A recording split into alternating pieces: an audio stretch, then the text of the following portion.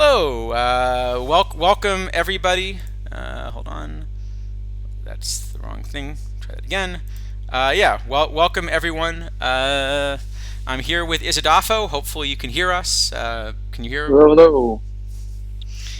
We might Hopefully even the have sound fixed a is. few of the sound problems. Yeah, it Although, was decent last week, I guess. So hopefully that's continued because it was probably more luck than anything else. although every time I say we fix the sound problems, it seems like something pops up. But Yeah. sounds good. All right, sounds good then. Uh, Great. So yeah, we're kind of doing something a little bit different this week. So I think first we're gonna try to go through the new cards that came out and some of the new releases. We've got a little bit smaller batch this week than last week. I think we got, is it 13 total? Like the 12 and then one limited Yeah, edition? I believe it is 13. Yes. And also the PDCS cards, but we're not doing those this week.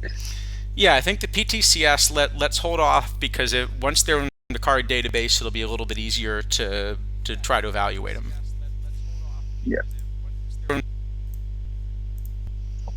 Yeah, I did the old hand entering, but I've made typos before doing that, so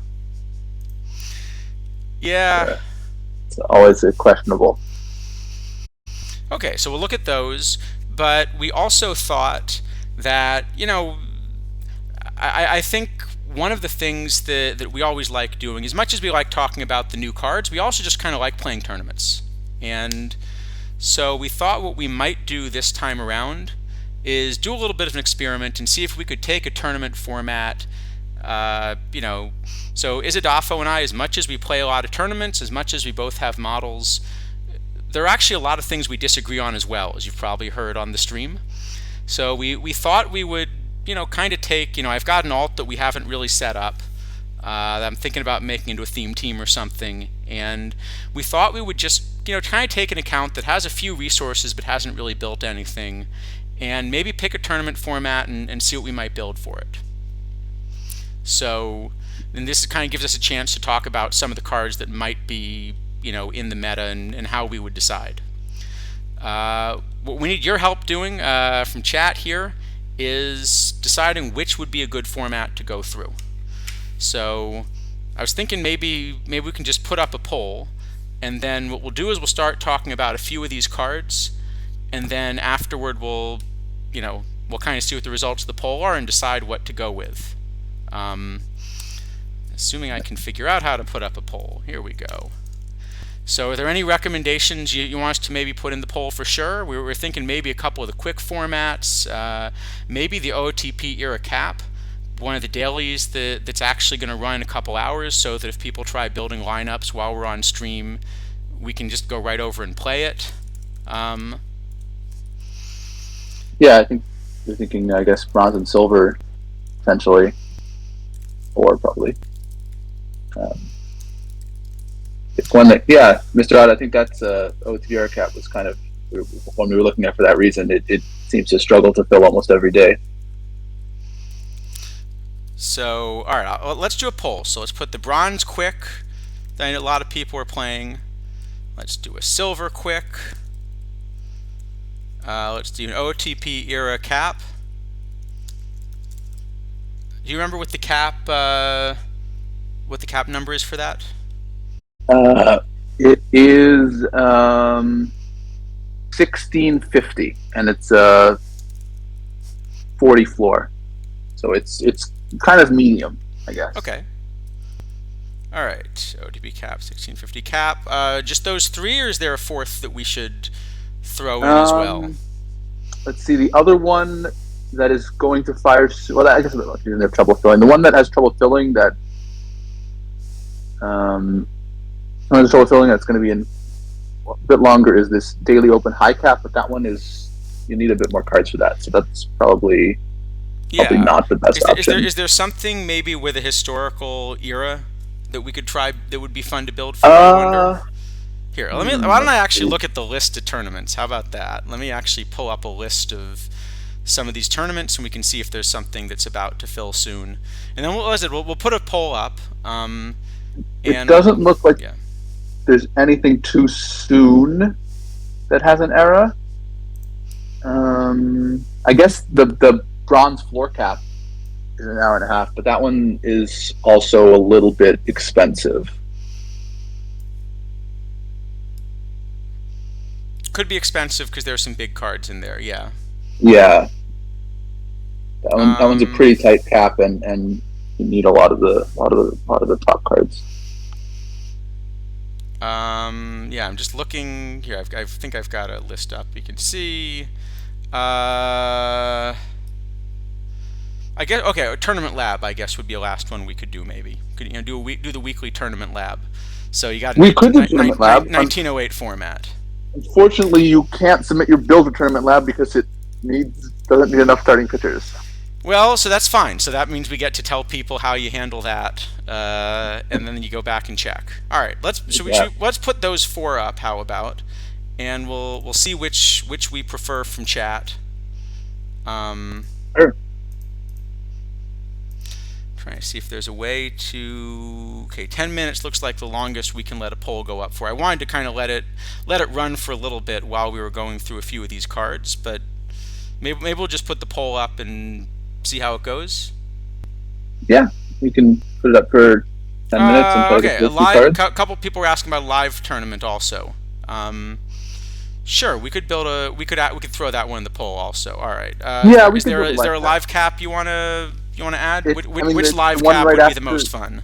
The next one is an 1825 live cap, which is it's not that far from an open, as I recall.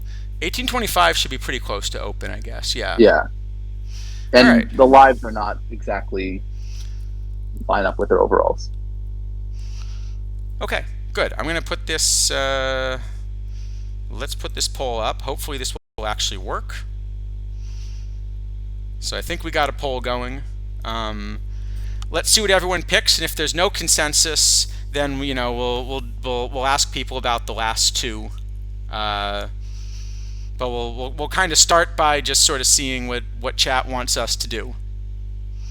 Sure.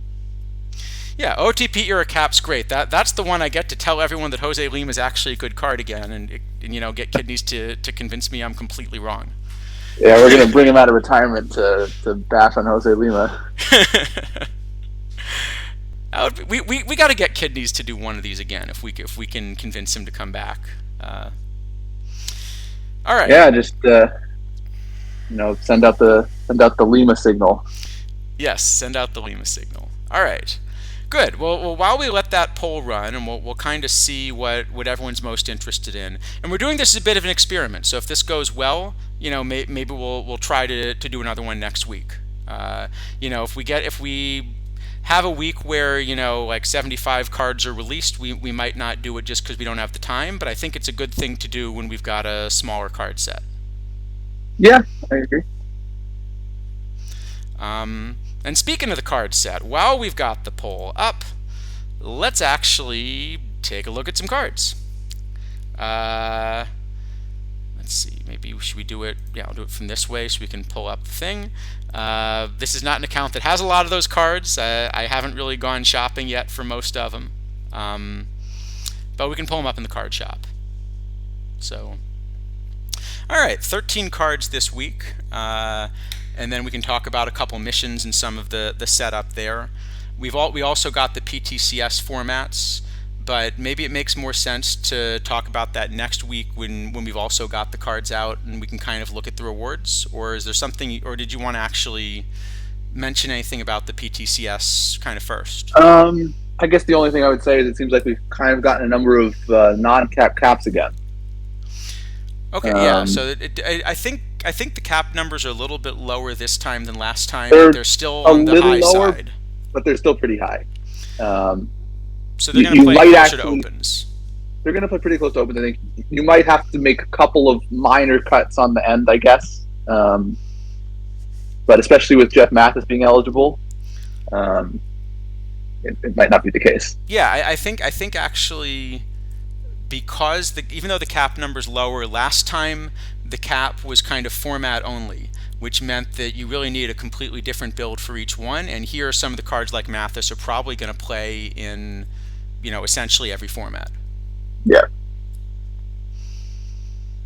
I mean, the funny thing is, I think Mathis is probably going to play in the Opens too. He might. I mean, the catcher fielding I think does take a little bit of a hit in that era. But yeah, I mean, I'm sure he'll still play on all kinds of stuff. Yeah, it'll be at least like quite close, I think. I mean, yeah, certainly in iron, bronze, and silver, I have to think he will play. I think so. Yeah. Least. Okay.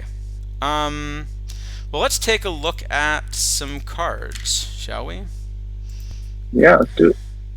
I was looking at Greinke before, but I guess this is also a good time to point out that all of the Topps cards will be eligible for the PTCS. Yeah, I think every single one is at least 1980 or later, right? The Nolan Ryan, I guess, could have been earlier, but it's an 83. Yeah, Sisler obviously isn't, but that Okay, yeah. Part of the concept. So all the Topps cards we're looking at are PTCS eligible, among other things. Yeah. So, all right. So let's start with Nolan Ryan. And this is actually, so I think the main thing I'm expecting this week, so overall I thought this was a really interesting set where, it's a lot of cards that really need some thought. The cards, and I think these are the cards I have the most fun with. As much as like S tier cards sound really cool, actually the thing about an S tier card is basically the only really difficult decision you have on an S tier card is how much you're willing to pay to acquire it. Because once you buy it, you just stick it in the lineup and you don't have to think about it. Yeah, I mean, some caps we have to choose between various S tier cards. Then it can be interesting. But for the most part, for open, yeah, you're just kind of sticking them in. Yeah, so I think actually the cards I have the most fun with are cards where there are reasons you get interested in them and also serious flaws. I mean, this is the same reason that I don't know if we've talked about this before. I think I've always said that the tournament format I enjoy the most is always just Iron. Because in Iron, every single card has a couple things they do well, and every single card has really serious flaws, which is why they're Iron. Except Jeff Mathis. Yeah, Jeff Mathis is kind of insanely good, yeah. Well, I mean, Jeff Mathis does have serious flaws. The thing is, the serious flaws just don't detract from like how insanely good that card is. Jeff Mathis is a hitter that has no power, very little BABIP, very low avoid K. He has some BABIP actually. It's not like zero. Not zero, yeah. It's really only the power. So there are a couple flaws in the card, but the thing is, the things that card does well are like walks and insanely good defense, and those strengths are so good for a catcher that I'm willing to forgive all of the flaws, not just at Iron but several levels higher. Yes. Now, D. Dempsey points out he also can't run. Yeah, that really kills him. That's true. He can't run. But that's what I'm saying. I mean, there are reasons that the card is flawed, but if he didn't have those flaws, you wouldn't get him for 50 points in all these caps. You'd be getting him for 100 points in all these caps. Yeah. So actually, to me, the cards I have the most fun with are the ones that we're rating like sort of like A or B ish, and we're trying to figure out exactly what to do with them. Yeah, no, I mean, I definitely agree. I think the set actually has a lot of those. So I think this is. I think this is overall probably the set I've enjoyed most this year. I don't think it's going to be the set I play most this year. Like, I think Future Legends 1 certainly I'm getting more play out of, but as far as figuring out like what to do with cards, I think this is the set that I've had the most fun with so far this year. Yeah, probably. I mean, I'm trying to think if there are other ones that have been similar, but yeah, this one is really good, I guess. So, I mean, I guess some of the Jackie sets, the Jackie were kind of interesting. Some of them, yeah, for that's the true. Lower level ones. But yeah, but I think I like that. For something like the Garrigs, for example, great cards. Like, clearly, you're going to play all those cards in the formats where they're eligible. But actually, the cards were so overpowered that actually I don't have to think much about. I just just put Gehrig's name in the lineup and move on, basically. Right. Yeah. Pay for it and then pick which Gehrig you want to put in, basically. Yeah. So I think the really fun thing about this set is I guess we're going to talk about like 12 of these new releases plus a limited edition, and I think I could make an argument that I'm going to end up really playing anywhere between like about 2 and like 8 or 9 of these, and I'm just not quite sure where I'm going to end up.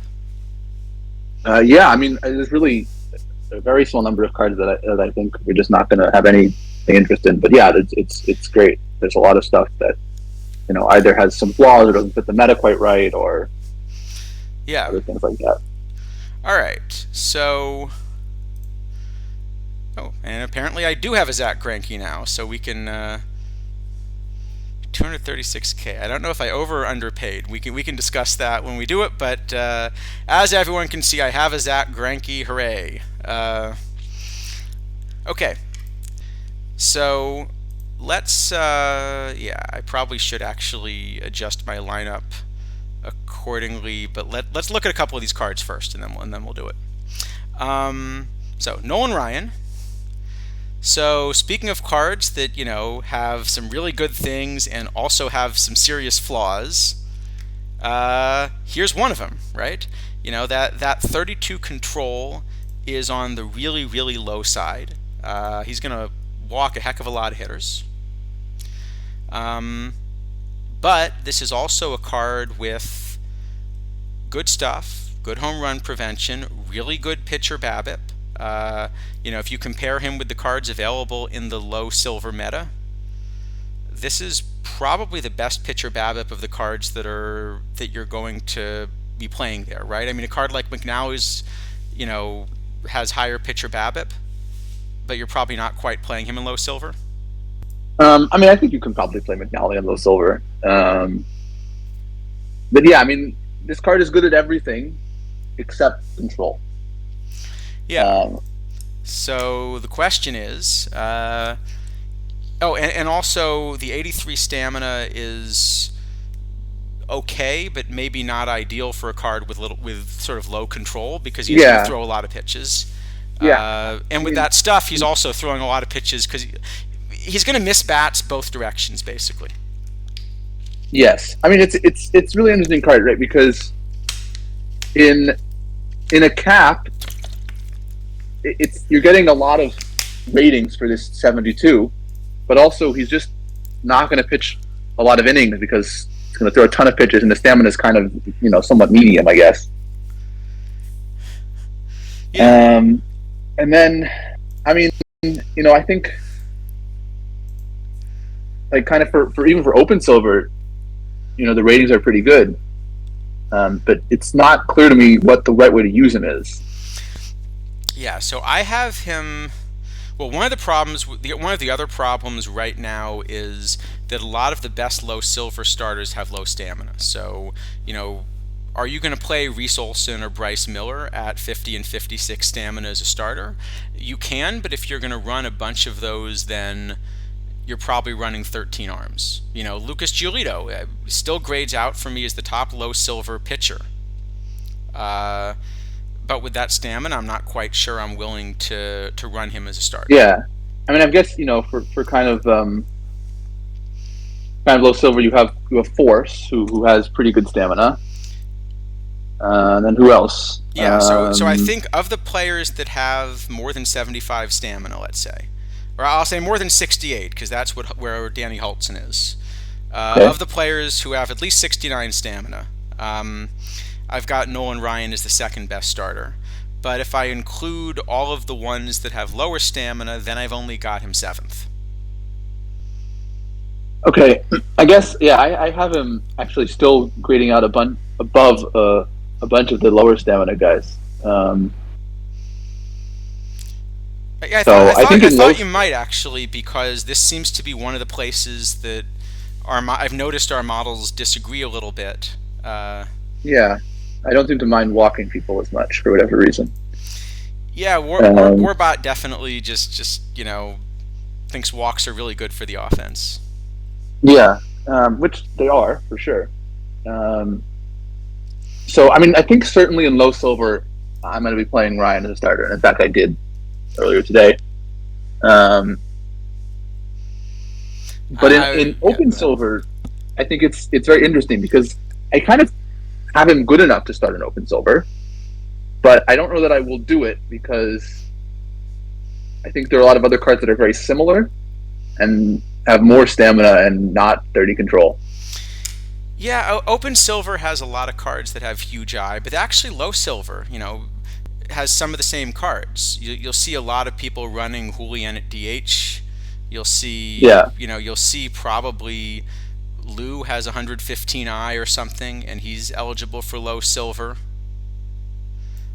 yeah, I've actually seen people running Jeremy Giambi and his, 114 or something eye in low silver. yeah. I guess you could do that. I mean, Sizemore. Yeah, Sizemore's got a lot of eye. Walker has a lot of eye. Carbo has a lot of eye. So there are a lot of these cards that you can. Right. I mean, I guess the thing is that a lot of those eye cards also have very low void Ks. Yes. Um, so sometimes Ryan will just strike everyone out. Especially if you're going to run Ryan with Mathis. Yes, which you probably will. Yeah. Especially with Drew Romo not eligible. Pretty sure they made a movie about walks being good. Yep. Pucks are good. Yeah. um, Big news here. So yeah, I mean, I kind of think it's going to be a card that I'm going to want to play certainly as a starter in low silver, and I think probably I'll play him in open silver too. But I think most likely out of the bullpen, where he will actually get a pretty nice stuff boost. yeah, I guess that's what I see with this card is he has only 3 pitches, but the best 2 of them are just so good.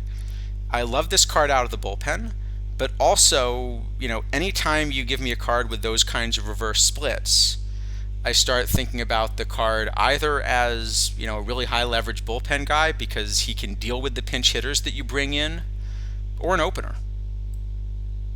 Yeah, it could be an interesting opener. I mean, also, you could let him even kind of pitch more than the usual kind of 3 batters. He could face 7 or 8 batters or something.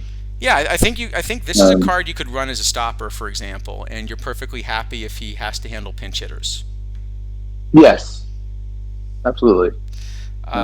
So I think this is a card that, I mean, it's tough because once you get into full silver, there are just so many other options that I'm not quite sure this card doesn't get squeezed out in the end, but he does enough unique things that at least for low silver, I'm going to want him somewhere for sure. Yeah, I mean, he also, he's the kind of card that is going to get a lot worse as you go back in eras because the stuff is going to stop doing much and the control will really hurt. Yeah, I think he really has to be a modern era card. So the low silver, I guess before that was an early era thing. But right, where he would not modern. have even been close to playing. Yeah. So yeah, I think the card ends up being pretty good. I guess I think I'm probably going to be a bit higher on this card than you will, but I think I'd actually probably give this an A. I guess. I'm trying to figure. To figure out. All right, if anyone Nightbot apparently is going crazy. Does anyone know how to? Let me see if I can figure out. All right, I'm going to learn how to use Nightbot. 1 second. Does anyone actually know how to tell Nightbot to be a little bit less? Yeah,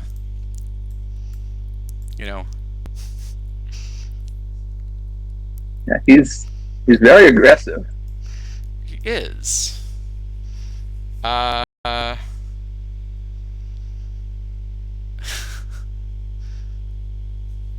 right, let me. All right, I'll work on this in the background while we do it. As for the card, All right. Yeah, I think I'm kind of torn on this one, which is exactly what makes it fun.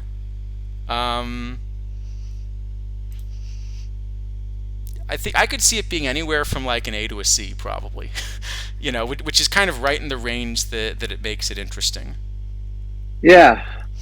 All right. What do I have to do to get Nightbot to be less restrictive? Does anyone know what I actually have to do? I have no idea. Oh, it's still going. Stop posting links. Ask ChatGPT. You know what the problem is that Grabster was nice enough to post the link to tell me how to make Nightbot less restrictive, and so Nightbot therefore blocked the link. Yeah, some dystopian something. All right, I go to Nightbot spam protection, and then excess emotes I can just turn off. So turn off the excess emotes. Is that what I need? I have no idea. All right, I think I might have done that. We can try that again.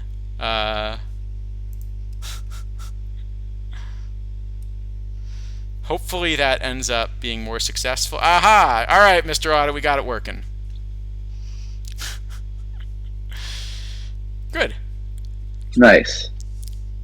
We have successfully beaten back the evil Nightbot. Oh, never mind. It's back. No, that's probably a different thing that I have to turn off. Oh, it's a different one. Okay. Oh yeah, stop spamming caps. Yep. That was another one. And how do I untime somebody out? This is an X. Oh, I think. Wait, Kidneys did this the other day. I think you have to time it out for like 1 second or something, and then it overrides the first timeout. All right, let me try timeout Mr. Audit 1 second. Let's see if that works.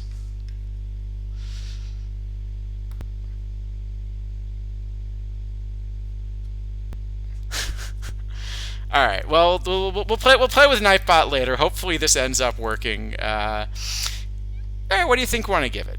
You want to push for an A, B? I mean, I'd give it an A. I think a B is also probably fine. I think it's better than a C though.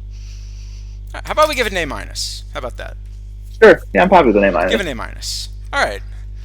And to me, that like these kinds of cards are actually the most fun. Yeah, I'm. This is a really, really interesting card.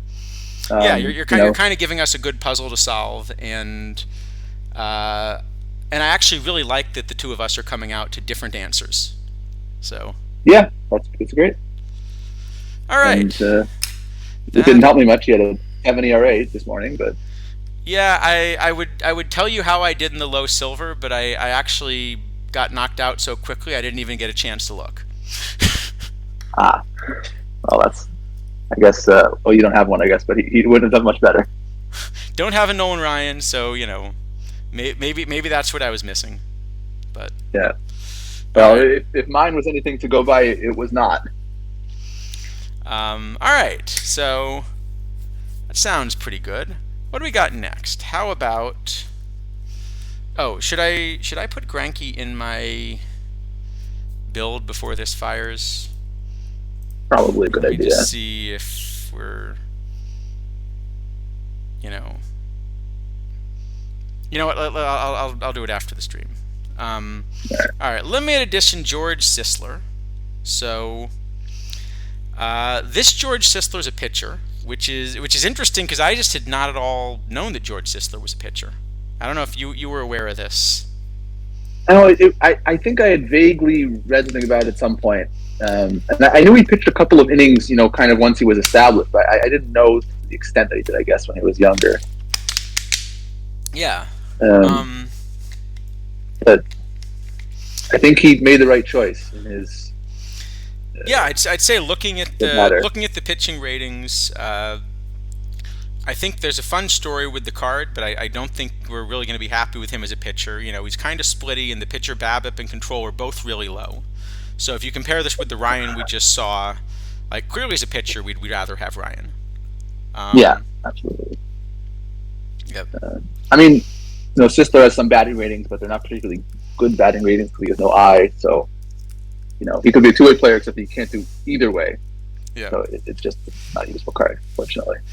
Yeah. So I think just as a pitcher, you'd much rather have Ryan or something, right?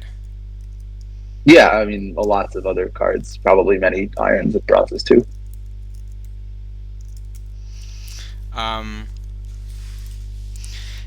This. I think one thing to look at is is this an interesting two-way player? The thing about him as a two-way player, I guess I can't show you the full batting ratings because I don't have the card, but that 28i is going to be a big problem with the bat. Yeah, I mean the thing is that, let me see here. Yeah, I have a number of like 50 overall cards rated higher than him. Is a bat, yeah, because of that eye. No, as a pitcher even, and probably as a bat too. But I haven't gone down far enough. But also from this recent Negro League set, like this Luther Farrell, for example, is a really good two-way player that's also eligible for low silver. Yeah. I think we liked him better as an outfielder than a pitcher, but he's a viable outfielder who can pitch, and I think you'd much rather this card than Sisler. Yeah, I mean, even I think as a two-way player, Brooks Kieschnick is even better than this Luther Farrell. Yeah, or at least a different combination. Yeah. Yeah. So I think the Sisler is a nice story and kind of a cool card. I don't think he's going to play, but actually, like, to me, again, this is sort of a good choice where you're releasing an LE that's going to be fun for theme teams. You know, he fits not just teams, but also kind of the two-way player theme. There's a good story. And you're kind of releasing a number of these cards, which lets everyone who wants him for a theme team kind of get something fun, but isn't like meta destroying. So I think it's pretty well balanced. Probably the card is an F in terms of quality, but it, you know. Yeah, it's definitely an F in terms of its playability, but I think it's F for like just fine. Yeah, F for fun story.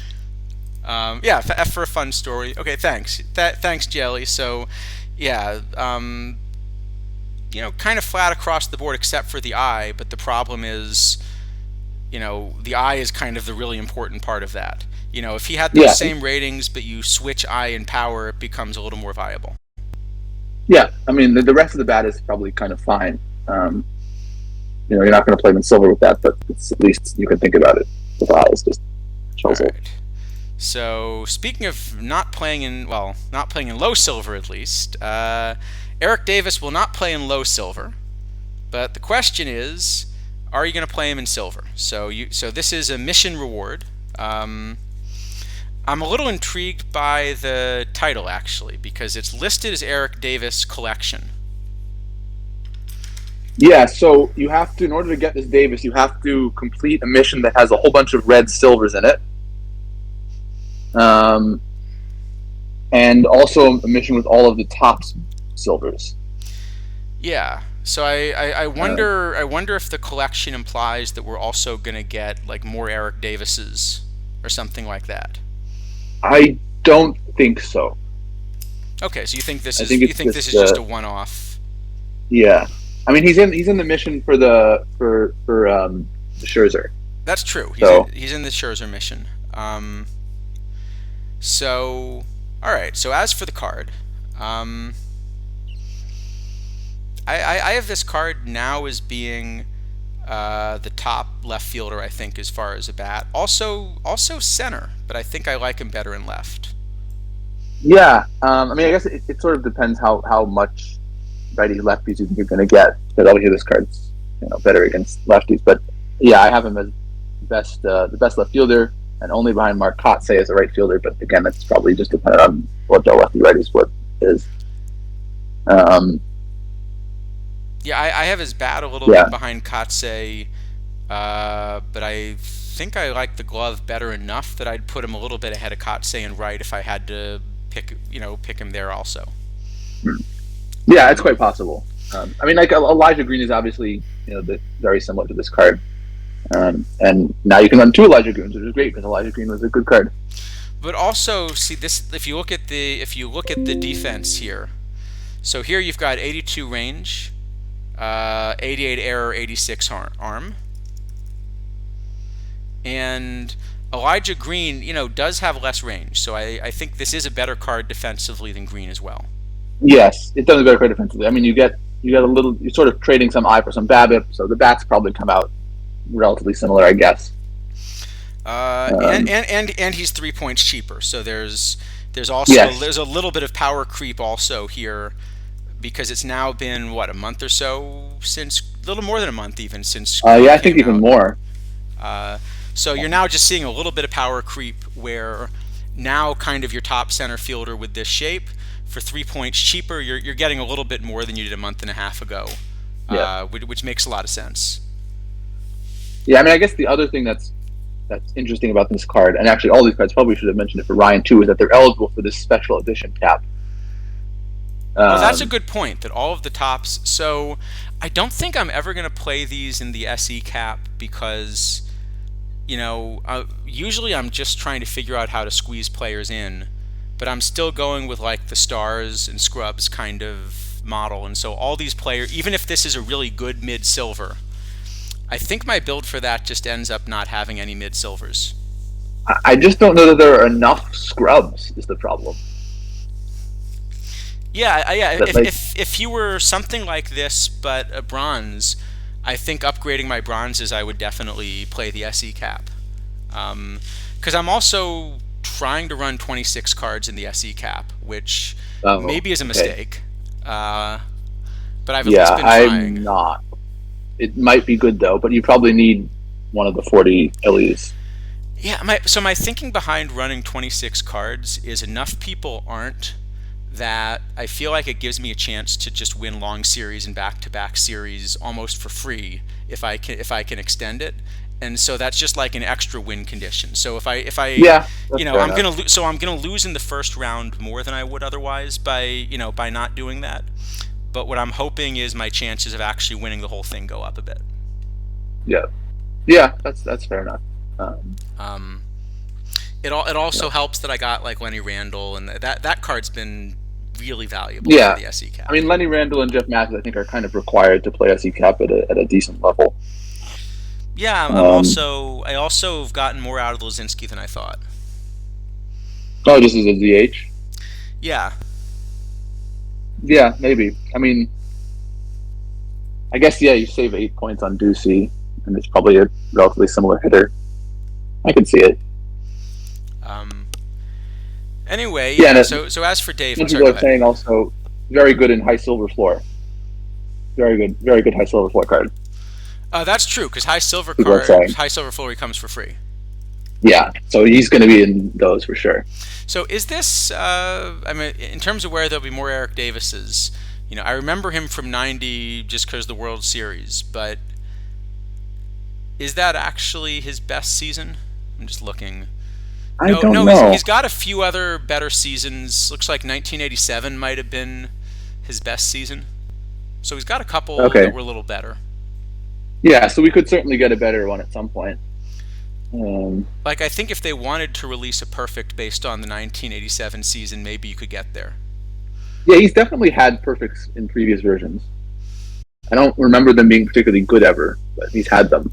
Yeah, so in principle you could have an Eric Davis, like you could turn an Eric Davis collection actually into several cards. Yeah, you could. Um, so yeah, so I think this is maybe at least relative to other silver things. I think this is stronger than we had before. Partly it sort of hits the meta. I mean, the funny thing is, in open silver, I think I've been playing. Yeah, I've been playing sort of low bronzes in both left field and center field as my starters. They're playing Elijah. Oh, they're playing Green Center, I guess. Then. No, I'm playing Fielder Jones in center. Hmm. uh, which is probably a little bit crazy. Yeah, I think in silver probably that's too much. Um, But I mean, you could find worse bronzes, so it can't be that bad, I guess. yeah, I mean, well, the problem is that there's been kind of this gap where all of the really good bats have awful gloves in center and left, because I've been playing Win in left for sort of the same reason. Um, because basically you've had a choice between awful glove with great bat or awful bat with great glove. Yeah. And Fielder Jones is an awful bat that has 97i Right. and a great glove.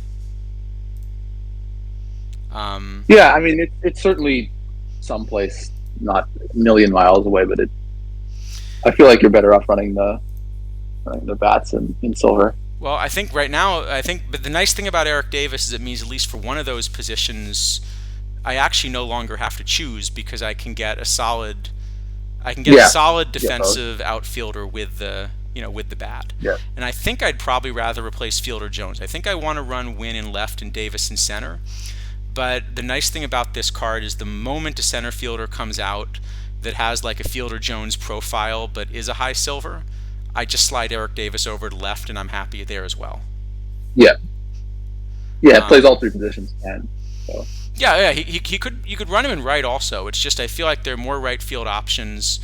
Kotsay, has to be a right fielder.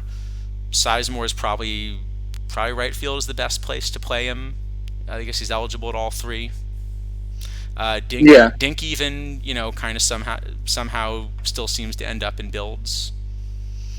Not Billy Hamilton. Which Billy Hamilton are you thinking of, Mr. Black? I think that's in reference to the bronze. That's like 100 range and no eye. I love the 101 range, but the eye is a little bit of a problem here. I think if you're going to play Billy Hamilton, you probably you're just supposed to play Jim Fogarty then. Well, Fogarty does play center field. Yeah. Yeah, okay, I agree. I think Gillenwater. I like Gillenwater the best of these bronze glove guys, but yeah, I don't have the difference. The reason I ended up with Fielder Jones is just because if you're going to play kind of up a level, then I kind of gets nerfed less than all these other things. Yeah, that's probably true. Yeah, like if you play Fielder Jones, in open, he's just not going to hit at all, but he's still going to walk. Mm-hmm. And he's still going to have 104 range.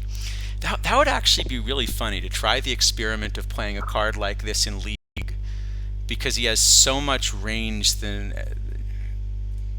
Well, except Ichiro and Griffey are going to break that experiment anyway, because you're basically going to get that with bats. Yeah. All right. So as for Eric Davis, what are you thinking here? I mean, I guess Eric Davis is at least an A, I think. I guess probably. Well, maybe. I mean, if we're saying he's just kind of the best silver at two different outfield positions, then probably he's an S. Yeah, I think we can give him an S for silver. Yeah. All right, let's give him an S. So sounds like you're saying you think it's definitely worth finishing the mission to get this card. Yes. I mean, you sort of get Nolan Ryan for free along with it. Also, you have to pay a lot for him, but excuse me. Yeah. Yeah, because I do notice that both Davis and Trout are all out of all missions.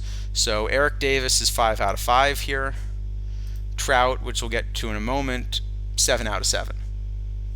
Yep. So they're not cheap. These Ryan was going for like 10 to 15K, and the two goals are both going for close to 20. I think.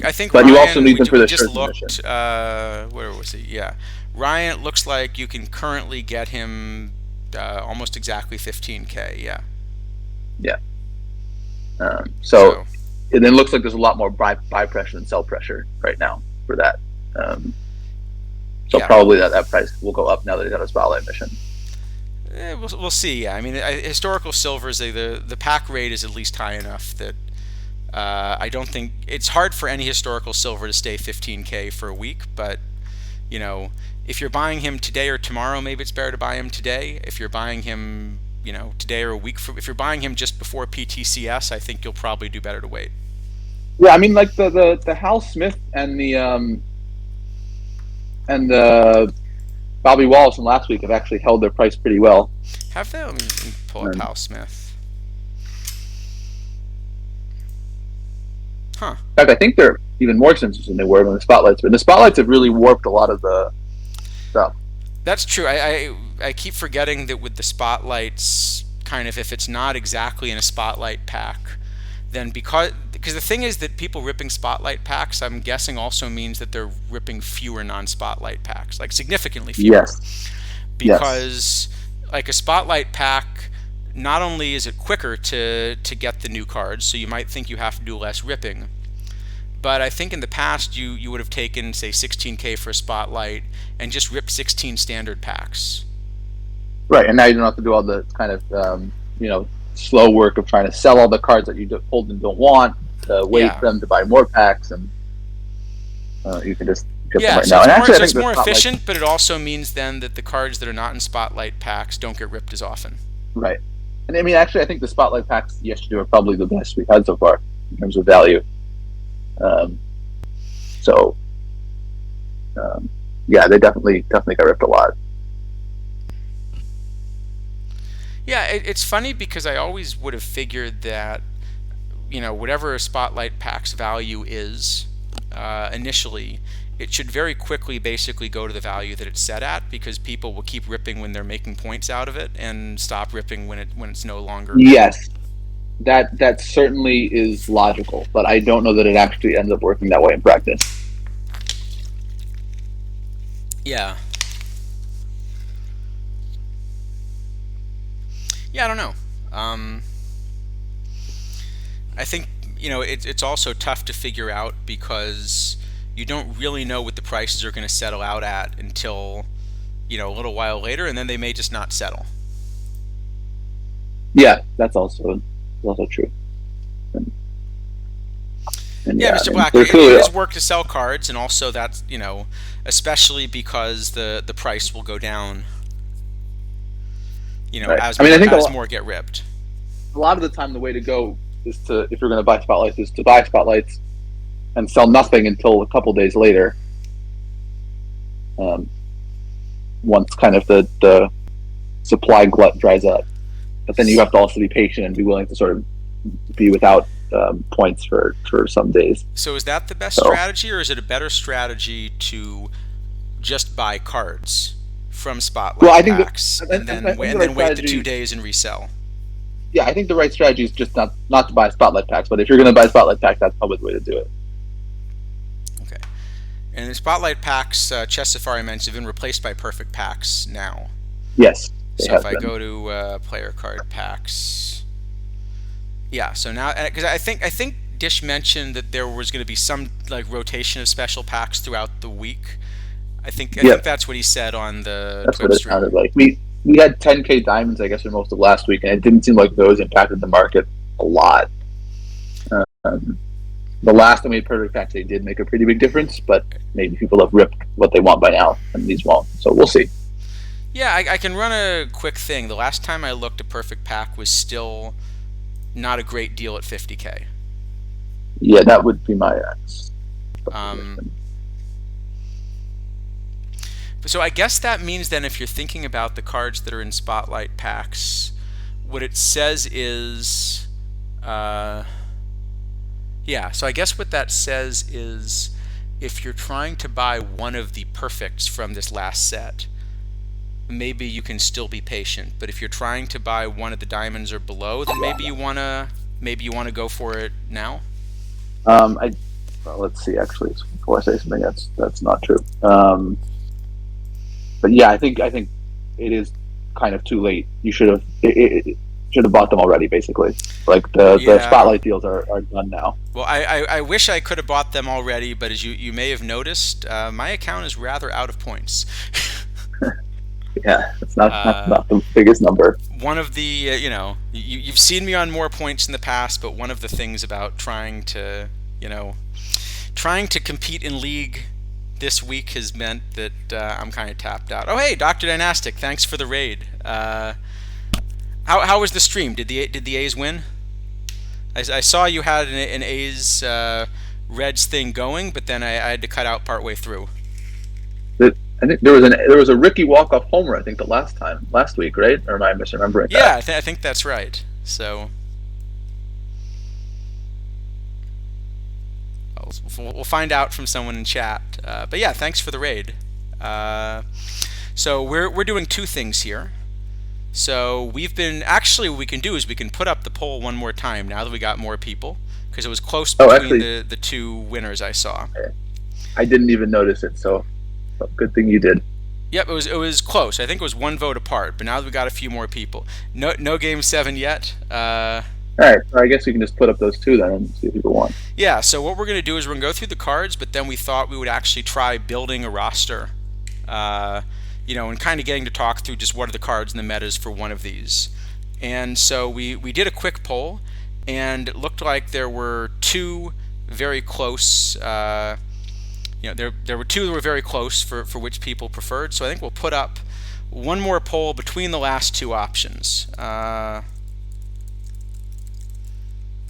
me put it up. So it was doing an instant runoff voting, or not instant runoff, ranked choice. Which one is it? Forget the name. One of those new voting systems. All right. So the two that people were interested in were the OOTP era cap and the live weekly, right? I think it's the live daily, I believe, the 1825. Sorry, that's right. The live daily 1820. So the OOTP era cap, that was the 1625. 16. I think 1650. 1650, yeah.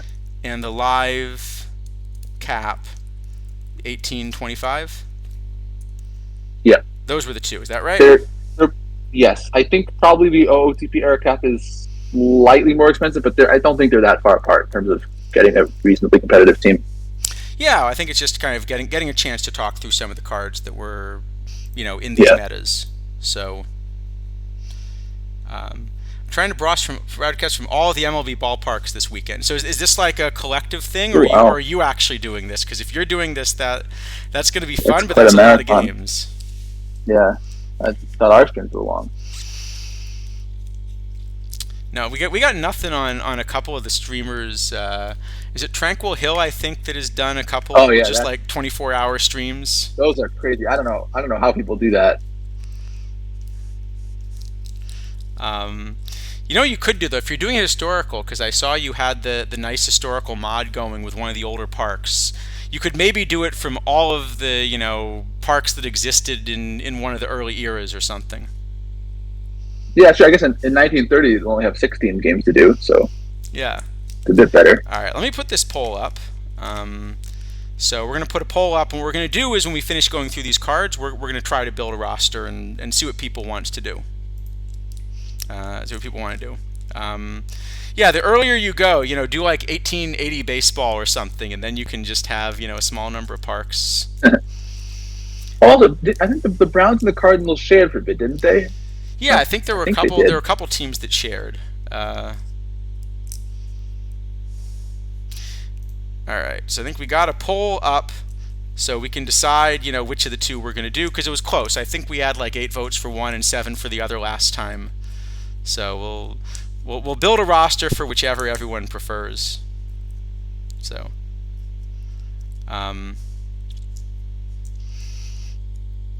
In the meantime, all right. So.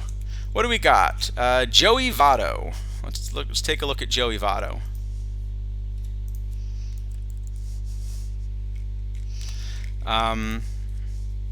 So he's eligible for low gold. Yes, we don't have that at this moment, but we probably will at some point. Yeah, and he's also he's a really, really good bat against righties, and especially that gap power that often kind of gets hidden.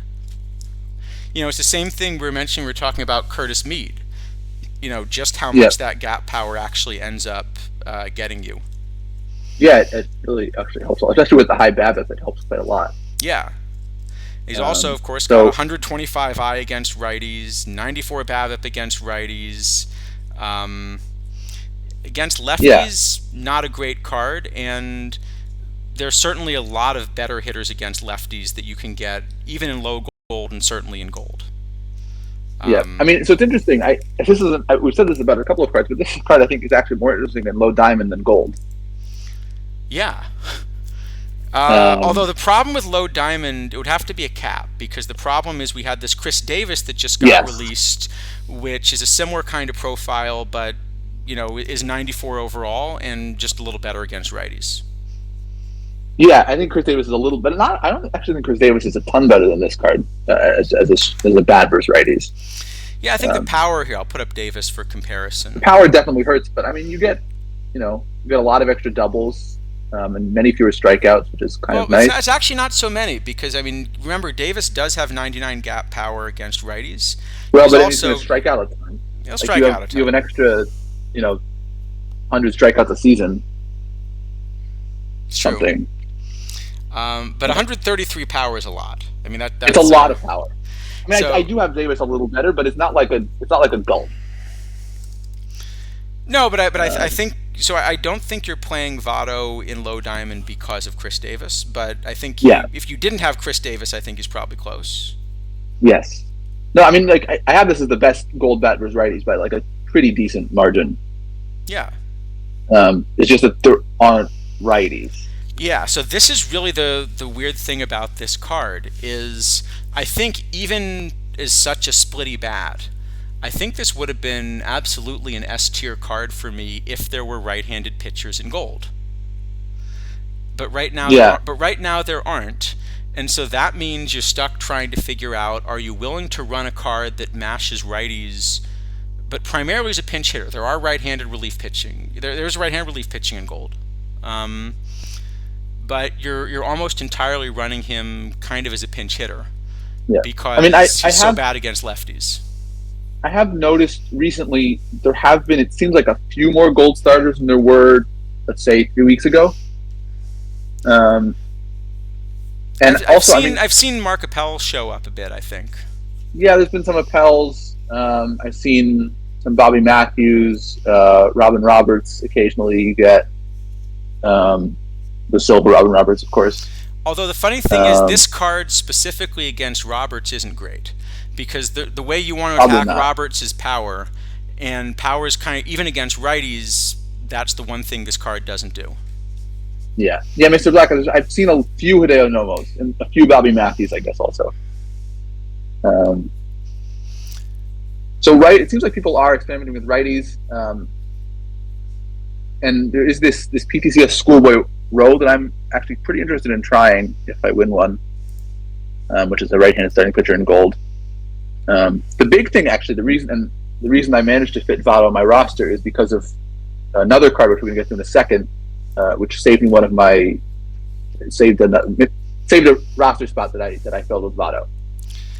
Yeah, so I mean, it's weird that this is almost an S tier card despite the splittiness, and yet I'm not sure I'm actually going to play him on a roster anytime soon.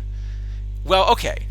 If we do talk about the OOTP era cap, that's actually a roster that now there are going to be some righties in, and I might play him. Yeah, there's going to be a lot of righties, actually. I mean, it's probably going to be there's Santana, but other than that, it's basically going to be probably pretty much all righties. Maybe Tiedemann. But it's a cap. You're probably not running Tiedemann with the low stamina. Yeah. Yeah, it's going to be a lot of righties. So actually, Votto is quite an interesting card. Yeah, so it's funny in that this is a gold card that currently may not play gold, but will suddenly play a lot of other formats. Yeah, so Mr. Black, Davis will crush Votto because the bat's better, but since it's a cap, you might decide that it's not worth the 10 extra points to upgrade to Davis. Well, and for example, it's actually interesting in the gold PTCS that's coming up, a lot of the good left-hand starting pitchers are ineligible. And so it actually turns out that in that, I think there are going to be a lot more right-hand starters, and then this card actually gets pretty interesting. Yeah, so I really don't know what to make of this card, which is again, I think, a sign that it's an interesting card. I mean, okay, I think if there were righties, this is kind of a very clear S. Yeah, I think, and if there were no formats but all lefties, this probably ends up just being like a D or something, just because you're never going to have a good chance to use him. Yes, the card itself is really good, and the way it interacts with the meta is really strange. Yeah, so I like to try to go. Reds fans have been polarized on Votto for years. Fair enough. So I really don't know where to put this card. Other than that, I kind of like that I have to think about it. It's interesting. So, I mean, given that I did manage to fit him on my gold roster, I think I would give him an A+. probably. I'm okay with But that. Yeah.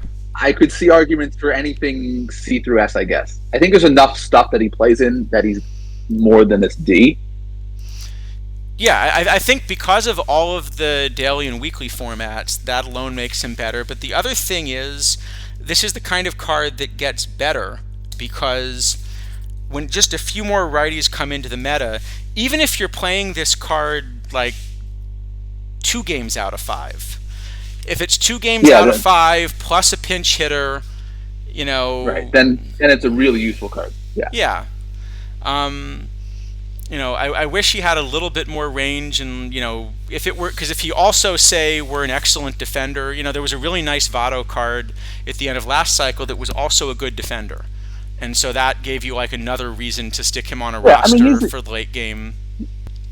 He's a decent defender. He's not terrible out there, but he's not going to give you huge value on defense. Just a reminder to chat, by the way, we're going to build a roster after this, so if you have a preferred format, you got a little bit more time to vote which format you'd like to see us build something for. Looks like OOTP air cap is pretty heavily in the lead at the moment. Heavily in the lead. We got a lot of people still not yet voting. So. Yep. Polls are not closed yet. Yep. Yeah, I think we could give it an A. It's a funny kind of A, and that makes it sort of interesting. Yeah. Right. It's a really interesting card. So I think that's a good fit. I do think it's a card I will eventually find a good reason to pick up. I'm not sure if I'm going to rush out to get him just kind of for, because everything's expensive right when it comes out, but. Yeah. But maybe I will. Maybe it turns out that actually it's sort of needed. Well, I think for PTCS picking up is pretty good, and then also for the mission. But I don't know that I would want to pick him right now just to play in gold VOD or gold best of 7 or something. Yeah. All right. So we'll give our Canadian first baseman an A. Yeah. Sure. Try that again. Canada Day. All right. Sounds good. How about let's see. How about Harold Baines? Can we just say Harold Baines is a good representation of a Hall of Fame player and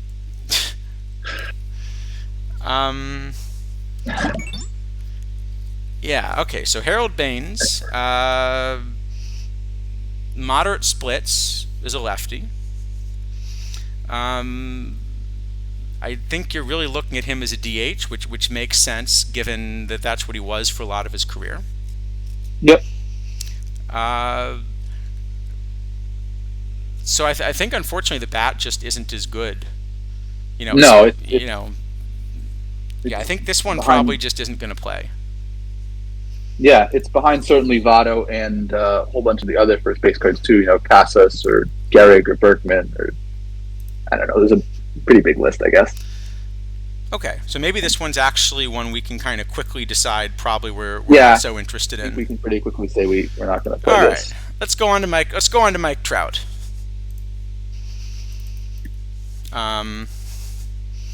And Baines is in the Trout collection, so he is a component for Trout. Not that Trout, yes. This Trout. You will have to get both Votto and Baines for Trout. So Trout's going to end up costing, and a bunch of Angels golds as well. So it's not a cheap mission at the moment. Yeah, I mean, you could always buy Trout directly too. Just because a mission card, I suspect there'll be a few out there. So Trout is kind of funny here. Right-handed hitter, but really strong reverse splits. Which is the opposite of what you want in the current meta. What I really want in the current meta is a righty that clobbers lefties. Yeah, I mean, this is an interesting card. So I think actually, I end up having his bat kind of coming out to be relatively similar both ways because he gets the the double split advantage versus lefties. So Normally I would have agreed with you, but in the current meta, a bunch of the lefties are still cards that actually have reverse splits as well. So the funny thing is, against a lefty, it's a lefty with a reverse split and Trout with a reverse split, and then he actually does come out significantly worse. Yeah, that's fair. I mean, I guess there's enough, at least in what people were playing, enough kind of, I guess, non-splitty lefties. Maybe some relievers or Gary Peters or something like that. Or I should say, non-reverse split lefties. I think he ends up coming out fine versus lefties too.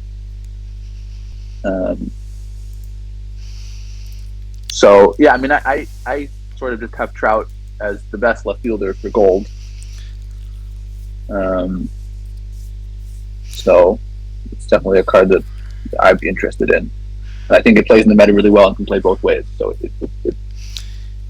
I'm very happy with it. I actually feel like it's a card which doesn't fit the meta so well, but I still also have as the top left fielder, which makes me think that if the meta evolves a little bit, this is another card that's just even going to get better.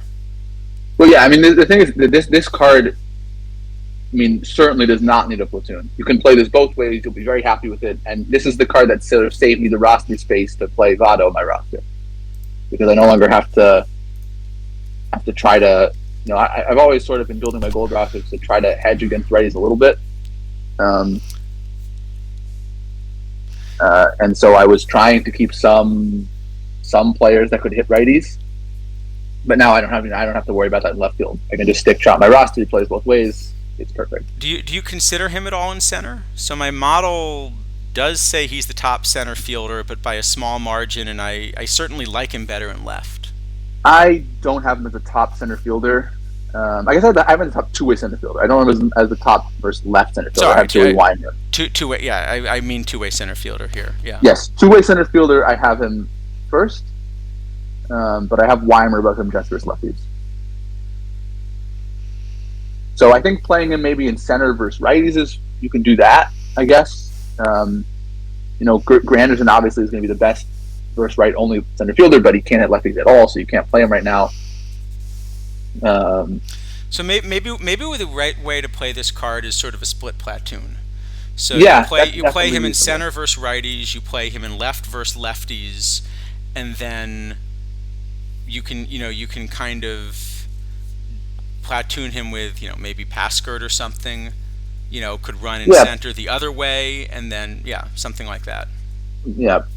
Some other cards, Paskert, Weimer, maybe Montalvo, which is a card that just doesn't fit the meta at all right now, but is really excellent when righties come in. Yeah. I mean, you can play also Sammy Strang. I've been giving a little bit of run because he does hit both sides pretty okay as a switch hitter.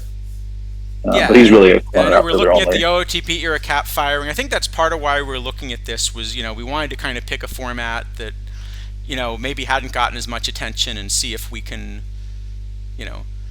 I hope you're unbanned, Mr. Audit. We weren't trying to ban you. Well, Nightbot was. Nightbot, on the other hand, really does not like you. It was apparently a big priority of Nightbot to get rid of Mr. Audit. Yes.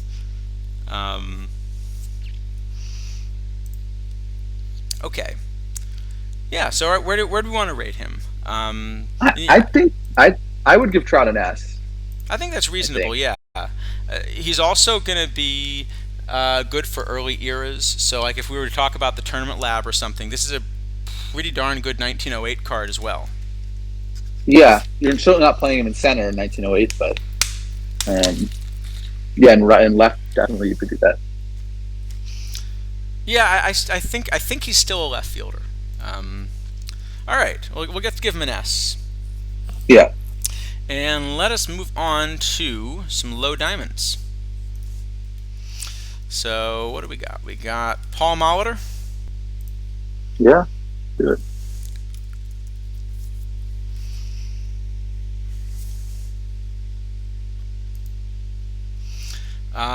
Another pretty heavily splitty card. Yeah, another big. These are really big reverse splits. Yeah. Um, Um, is that? I'm curious now. What did he actually hit that year? And I want to look up the 1987 Molitor uh, because I'm just curious, like what you have to do to get that big of a reverse split. Let me see if I can find that. So, 1987, is that it? so it is, yes. Well, it's a peak, so it may not be just 1987. I don't quite understand exactly how these peaks are generated. So 1987 versus righties, 363, 443, 606. That's pretty good. Versus lefties, 331, 426, 476. That's also pretty good, but It's not also quite pretty good, but yeah, so definitely did have these enormous reverse splits. That's really funny. I wonder where that came from. Was there something funny about the park, or? Yeah, it's a good question. I mean, were they still playing? I don't know what the Milwaukee Park was at that time. I think it was different than it is now, but I don't remember what it was. Um, yeah, that's a good question. Uh, yeah, so it could be. I mean, it could be it's a year if there is going to be a peak card. That's possible. So this one says peak on it, but I'm a Oh, little it does say confused peak about how the peaks exactly are working this year, because some cards that look like they would have been peaks in previous years aren't now, and I don't quite understand that, but it is what it is. Okay, but big reverse splits, for sure. So this is kind of an interesting one for a couple reasons for me. Or I'll let you go first on this one, and then I'll. Yeah, I mean it's sort of a weird card. So I will say that I have him as a low diamond behind Jackson Merrill as a second baseman versus righties, and behind Brett Beatty as a third baseman versus righties, and a lot of cards at first base. He's not really close to first base. And then versus lefties is also behind some cards, but there's some other cards. It's like, Yes. Julio Franco or Gold Chipper Jones, or Jimmy Fox if you're playing him at third. But in the end, he comes out as a two-way player, like the best in both positions except for Fox. Okay, that's funny. So I don't have him quite as good as a two-way player. I agree with you on a lot of the other stuff. The place I have him best probably is at second base, which is funny because the shape of that glove is much more third base shape. But just in terms of the other players that are out there, because the other thing is that there are a couple options where you can just stick a bat at third base and hope. Like, I don't think it's completely crazy to run just like a Chris Davis, Jimmy Fox platoon at third base and hope nobody ever hits the ball there. Yes, I mean I have the top four gold two-way options for me at low diamond are pretty far above the rest. Are Fox, Molitor, Davis, and Chipper Jones. And Chipper, yeah. So okay, you could run Chipper there also. Yeah, so you've basically got three third basemen that really want to be DHs, and you can decide that you want to keep two of those three bats in the lineup at all times. So Davis and Chipper one way, Fox and Chipper the other way, or maybe you want Fox both ways, even in low diamond. Yeah, I mean you could also do like some kind of Brett Beatty, Randy Reddy platoon at third to get more defense, but then you have super big splits. Yeah. So I think I like Molitor better as a second baseman if you're gonna try to run him. Yeah, I mean the card that I'm sort of interested in comparing him to as a second baseman is Julio Franco, who's kind of a similar tape card, but the splits go the other way. Yeah. And I'm not entirely sure which one I'd prefer. So of the two, I think I prefer Franco because the eligibility to be a bad backup shortstop I think is more important than the sort of second and third base combination. I think it's easier to find players, especially because your DH probably plays third base right now. I think the third base eligibility isn't as important as the shortstop. Yeah, that's a good point. So probably if you're picking one, you're picking Franco, unless you have. I guess depends on doing a shortstop then. Yeah. Some So kind of Mr. cap. Black's also making a good point that the AI manager doesn't seem to do very well with reverse splits. Yeah, that's definitely true. So an AI manager will pinch hit Molitor against lefties. You can stop the AI manager from lifting him in the other side, because you can say don't pinch hit for him. But I'll admit I've run into trouble with this. So what I found you can recently, do that, go ahead, yeah. that pinch hit platoon usage slider, but I don't quite understand what that does. That slider. Yeah. Well, the other problem I've got, which maybe this is just my fighting the AI manager. I've got a couple guys. Let me see if I can find the game now. I've got a game. Where is it?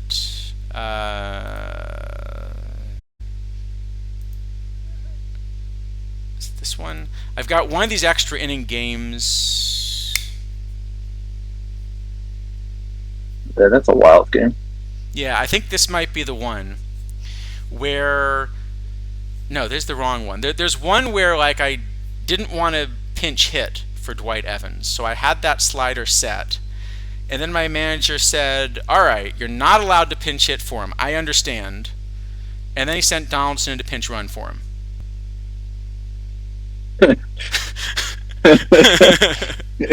It does its best. It really tries. So it's like, all right, fine. You tell me I can't pinch hit. I'll find another way to get him out of the game. But darn it, I want Donaldson in there instead. Yeah. So sometime, your manager just has to make the decision, right? Yep. Because and I don't think there's a slider for it.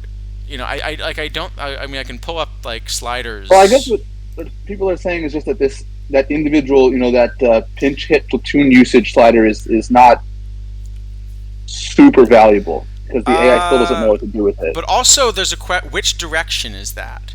Because yeah, I thought that the pinch hit platoon usage was, do I use Donaldson as a platoon guy when deciding whether to pinch hit him, not.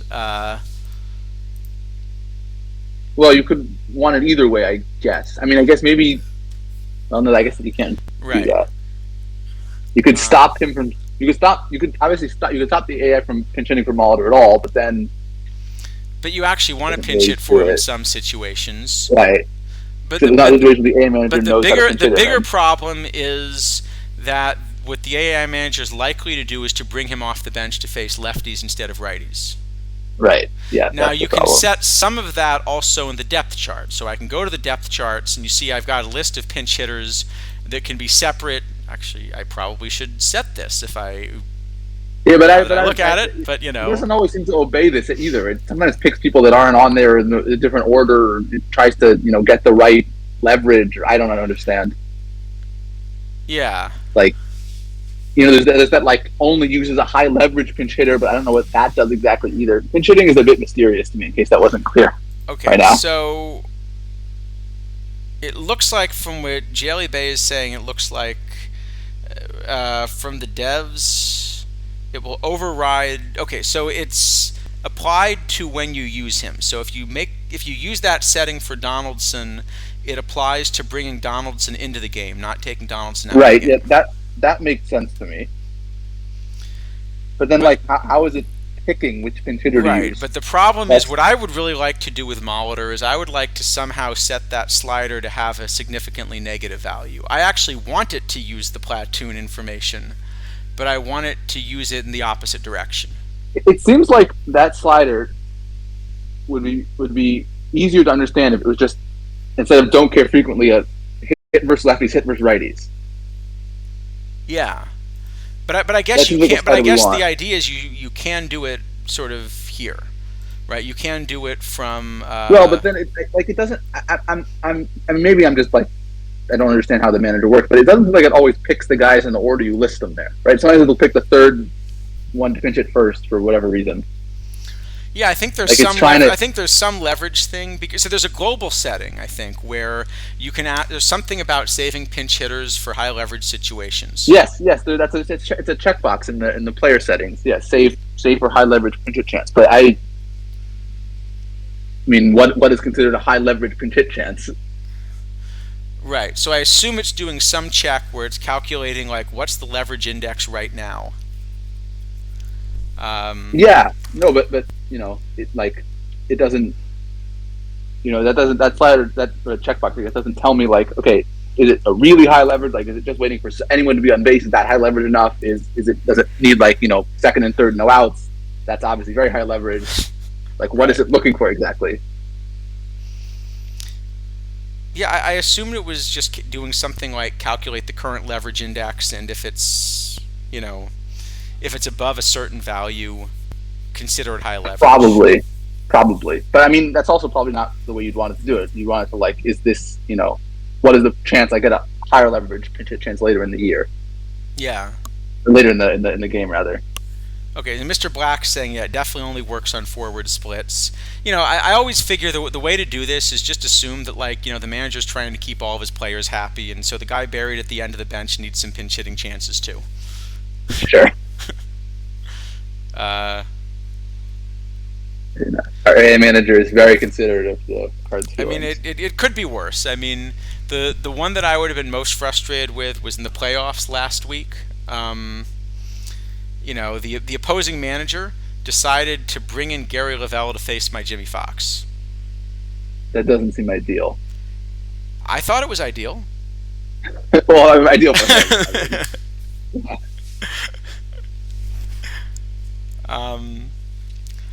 All right. Anyway, so as for Molitor, the point is, it's kind of a funny card because we're not completely sure how the card's going to end up really being run. Or I mean, even if it's going to run at all, I'm not even sure. Yeah, no, but I mean, like how the AI would use it, because that is something to think about for a splitty card. Yes. I do think if you're going to run it, second is where I'd be most interested in running him. Probably. I mean, maybe in some older era thing, he might be interesting at third because he does have a lot of BABIP, and the defense is going to be pretty nice. Maybe, yeah, because you do get the defense at third.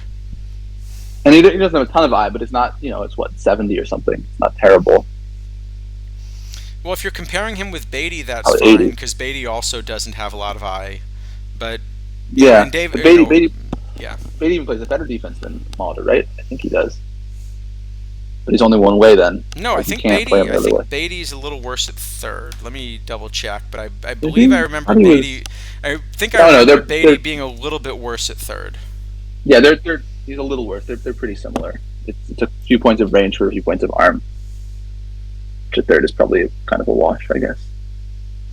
Okay.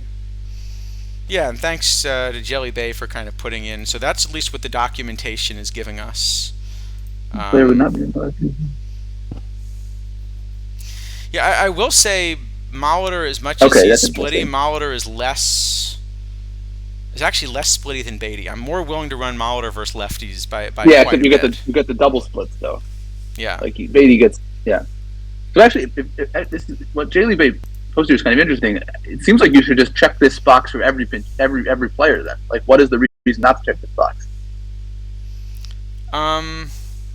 You don't want pinch hitters in no leverage situations anyway, generally.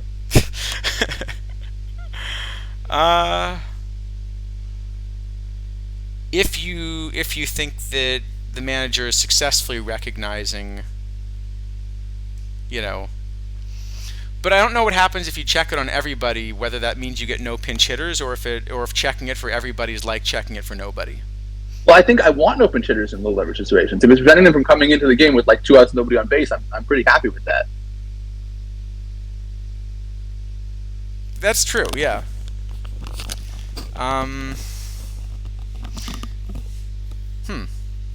So maybe that's just another like default checkbox, like the maybe no, this player's not allowed to play when play defense when tired.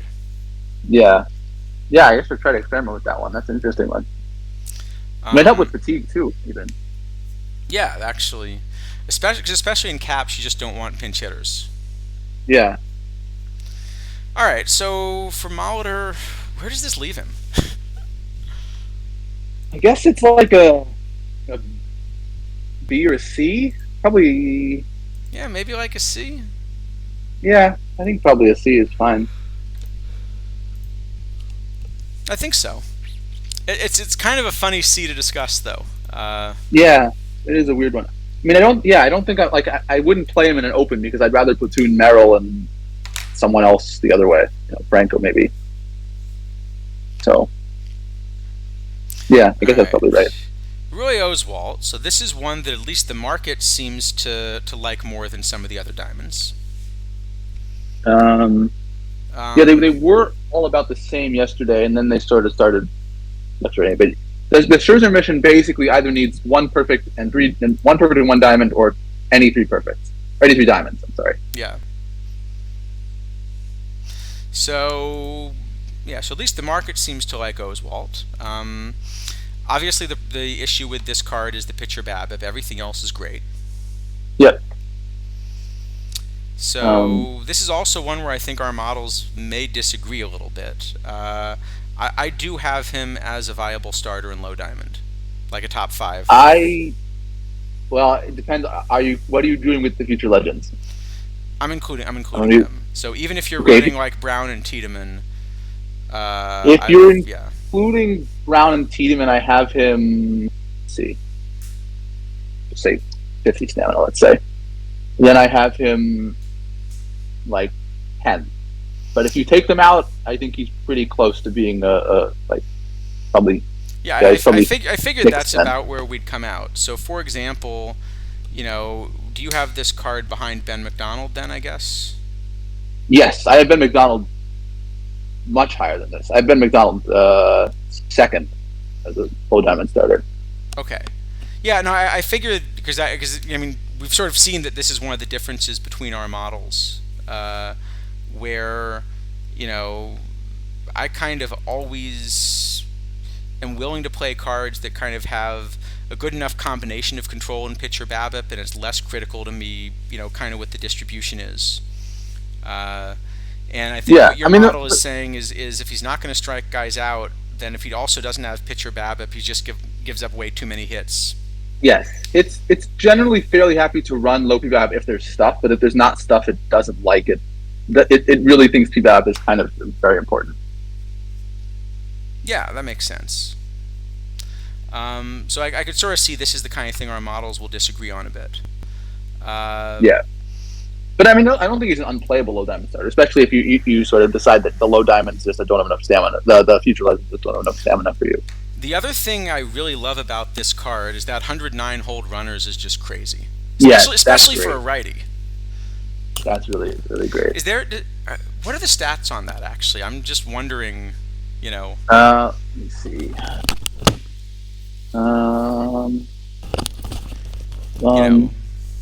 Because he's a starter, so there would have been a lot of opportunities for people to think about running on him. So it should be actually it shouldn't be one of these things where it's like a reliever and only 2 guys tried to run him on him all year or whatever. Yeah, let me see. My internet's been very slow, but maybe it'll come eventually here. Let's see. Does Fangraphs not have this? Fangraphs doesn't seem to have it anyplace. He is kind of on the splitty side. A lot of the righty starters aren't so splitty, and he is a little bit splitty. Yeah, there are fairly big splits. I mean, something like OOTP era, you might be more okay with that because I think there are a lot of righties in that. Could be, yeah. But yes, in low diamond there are, especially like something like Chris Davis. This is probably going to have a tough time. Maybe. I mean, he at least contains the things Davis does really well. I guess he doesn't strike him out, and he uses a lot. But Davis does have a lot of BABIP too. Yeah. But yeah, I mean, someone like like a Christian Yelich is probably gonna do really well against this. Definitely. Yeah. And I also think that this is a card that won't convert to the pen as well, partly because he's splitty, and also, you're still not picking up a really enormous amount of stuff. Dropping Yeah, the probably changeup's not. probably nice, but Yeah, it's probably not a huge amount. Yeah. Um, all right. So where do you have him? Well, I mean, I guess if we're kind of saying, I guess we're a little different, but we're both kind of saying he's a somewhat kind of fringe low diamond starter, I guess is sort of where we're coming down on him. So probably a C, I guess. Yeah, sounds about right. I think it's it's a more straightforward C than like where we came down on Molitor. I think Molitor is the kind of card that if you can figure out what to do with the sliders might be substantially better, and if you can't, might just be completely unusable. And I think this is kind of a card where we know what we're getting. Yep. It's we've seen cards like this before. We know what it's going to do. Okay. Josh Donaldson, which is actually fun. So yesterday on stream, I did this with Laptop Hound, and I think this was the card he was most interested in. And he opened one Spotlight pack and pulled him. Yeah, that was pretty funny. So I guess that's buy a Spotlight pack and I guess you can't now, but wish for a Granky or Yount instead. Yeah, I should have said that's what I wanted. Yeah. So this is the Dave Kingman shape, but just kind of better because he's a full diamond. But it is sort of a power and eye, better versus righties, really solid defensive card, and you're not getting so much from the bat apart from that. Although the 98 gap power versus lefties is probably worth a little something. It is, except he has very little BABIP, so he's just not going to have a lot of hits that turn into doubles. Yeah. So I think it's going to be another card probably where we disagree because I don't really see much place I'm going to play this in the end. I don't really care about third base defense particularly much, and this bat just kind of looks like Gold Chipper Jones. I think the Gold Chipper Jones bat's probably a decent amount better than this, though. Yes, and given that I don't care about third base defense, I have them about the same in the end, versus lefties only, and Chipper better versus righties. So I just don't think I'm going to ever play this. So I do think the third base defense is going to be worth something. If not, you can also just run Fox. Especially part of the problem is as a righty, he is kind of having to deal with Fox as well. Yeah, but even someone like Tony Perez, I think I might play over this. Yeah, Perez is not a bad combination. I think I would that's actually kind of funny. So I have this bat as a higher WOBA than Perez. Perez is higher, slugging and OPS. Yeah, maybe this is just another WOBA weights thing that we keep. Some point, maybe we should discuss. We should actually. We should discuss how we're doing this. Topic. So I think kind of using those WOBA weights, his bat comes out a bit ahead, and if his bat's ahead of Perez, then you're always playing him ahead of Perez. Yeah, I mean, yes, it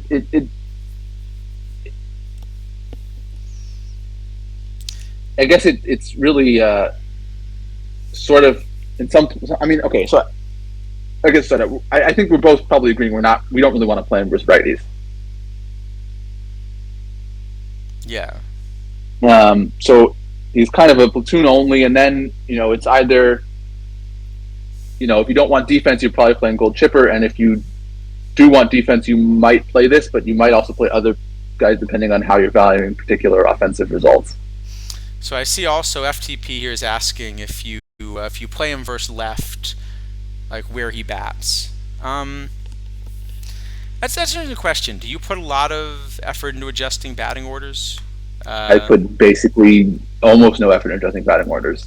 I mean, my understanding is that basically as long as you kind of put the hitters that are good somewhere close to the top and the hitters that are bad the bottom, it's all kind of about the same. Yeah, I think I kind of feel similarly. I did try to play around a little bit with the batting order this year in League, just because there was such a big gap between some of the good and bad bats.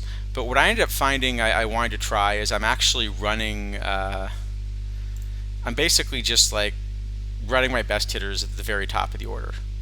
Yeah, that's definitely reasonable. I mean, okay, the only time I do care about it is setting opener lineup. Yeah. Then I actually do put some thought into what kinds of matchups I'm trying to get. Yeah, I think the best thing to do with openers usually is you just kind of stack the opposite split guys at the top of the order. Well, but I don't really always want to do that, because sometimes, then you're giving up. You might be giving up plate appearances from better hitters. But like Mantle is so great for this, because Mantle hits both sides. You could just pick him at the top for any opener, and you're happy with that either way. Right. Well, and technically I'm playing two switch hitters. Yeah. No, this Bancroft has been crazy. Yes, Bancroft he's hitting. He's basically hitting nothing. Yeah, he switches between getting out and making good defensive plays. But look at these fielding stats. Yeah, no, Bancroft is a very silly card. That it does in fact say 17.6 ZR through 2/3 of a season. Yeah, it's a good card. It's a good card. Yes. I'm trying to figure. I mean, if you were to add, like this card and Ichiro, and I just wonder what kind of ZR you could hit. Well, I think I have this thing. I think I had this projected for 3.5 wins per season of defense, and Ichiro 2. Yeah. So that's a lot of defense. I mean, it's going to depend, I guess, obviously, what kind of pitches you're playing and what your park is like. I guess part of the question is whether it stacks. In other words, if you could play a version of Bancroft at second as well, would you really get, Yeah, that's an interesting question, and I don't think we have the tools to evaluate that. Yeah. From the game. But actually, you can be closer if someone wanted to experiment. One of the things this year is a lot more of the shortstops have second base eligibility, where you actually do get to run these enormous range players at second. Like I was running Evers a lot of the year last year, like the tournament card, just because I wanted the range, and there was no one else with range at second basically in the meta. Yeah, it was Monty Ward, I guess, but that was such a strange card. So I wonder, yeah, that would be a good experiment. There was someone might have been Mr. Audit that had a theme team. I think it was a negative defense theme team, but there was also like a just all defense theme team, I think. Yes, I think Mr. Audit has both, if I'm not mistaken. So if that team has like a Bancroft, it's an expensive card for a theme team. Yeah. I mean, what is the best range that can play second? I guess you just want Jackie, probably, but... Yeah, but if you just want range... Is it... It's probably... Let's just sort everyone. Well, here, I think I can sort everybody by range here, can't I? Ferguson has 101. No, I cannot sort by range here, but I can sort in the card list. Yeah, I can find it. Let's see.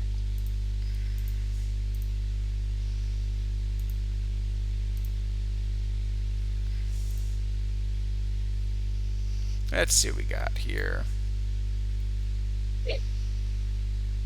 I would not have guessed this one.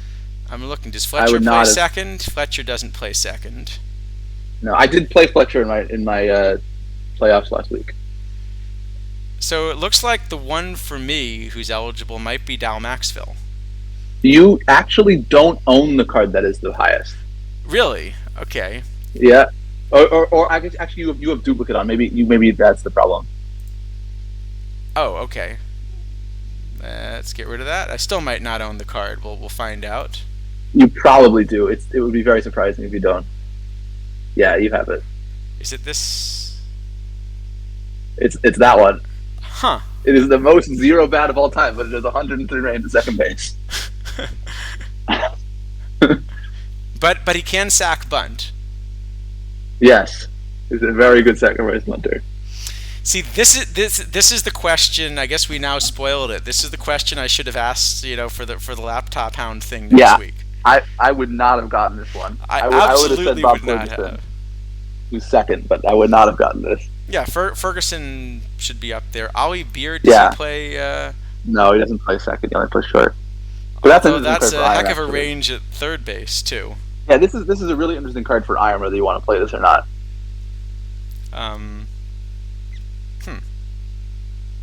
Okay. Yeah, that's a good one. All right. So as for Donaldson, so my model does really like him at third. Sounds like yours doesn't like him as much. No. I mean, I would give him an F if it were just me. Or maybe a D, but... And that's funny, because I have the card probably as closer to an A. Yeah, I guess that's good. Yeah, it's good. It means we have some interesting ones to discuss. Yeah. So maybe we should give him like a B or a C then. Yeah, it sounds like we have the bat kind of in a similar place, and we just disagree very heavily on how much defensive third matters. Yeah, it's basically, a lot of managers have just been punting third base defense, I think. And if you're punting third base defense, you're just never going to look at this card because the defense is a big part of the value. So otherwise, if you're going to punt defense, why run Donaldson? Why not run a bat? And there are definitely better bats that you can run. Yeah, Jordan Walker, as Larry points out, can play third. So I think he's better in the outfield probably. But a better bat, yeah. Yeah, definitely a better bat.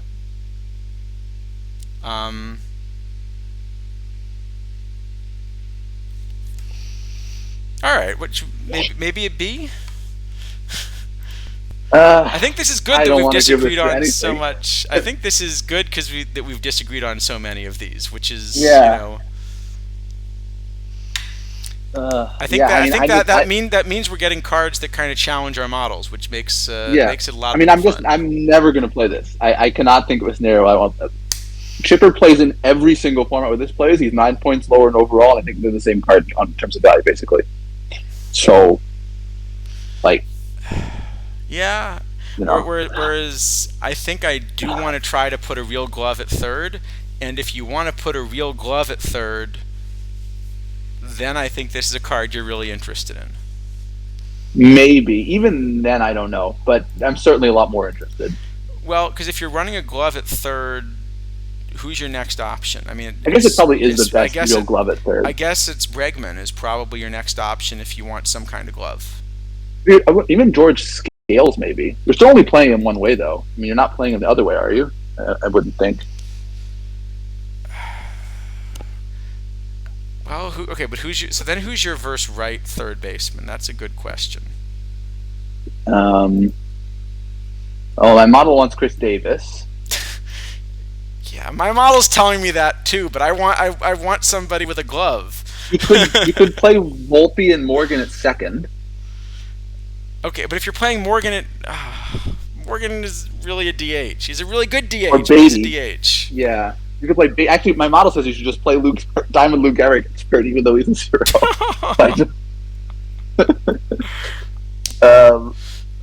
I mean, okay.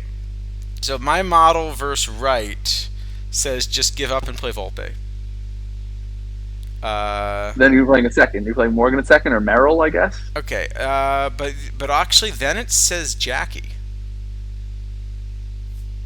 Yeah, I have Jackie kind of up there. I mean, it still wants Gehrig. It says just play Gehrig, and he's nothing. But, is Gehrig eligible? No. I think he's left-handed. This is in Diamond. I mean, for FTP. Yeah, So Gunnar and Eddie. Yeah, in Open, I think there are other third basemen you can No, run. no, in open, this is definitely not. I mean, certainly a 100 chipper is way better than But this. yeah, you could go Diamond Jackie for a glove. All right, so he's probably a platoon card. I still have him as a really good option because I want the glove. All right, Chad, I think we've pretty much named every rating from A through F at this point. Pretty much. So let's let chat decide, where they think we should put this one.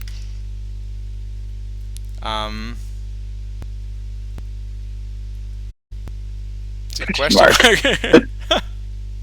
C for Canada? C for Okay. Canada. B for bench. I'm fine with C for Canada. C, B for bench.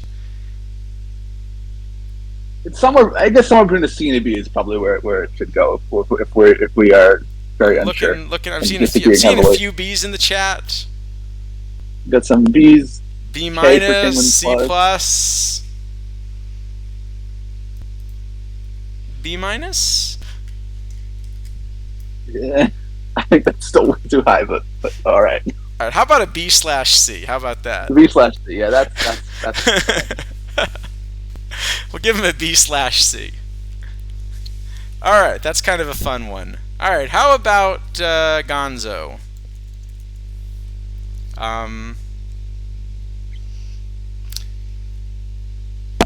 So I think this one's actually, for me at least, pretty easy.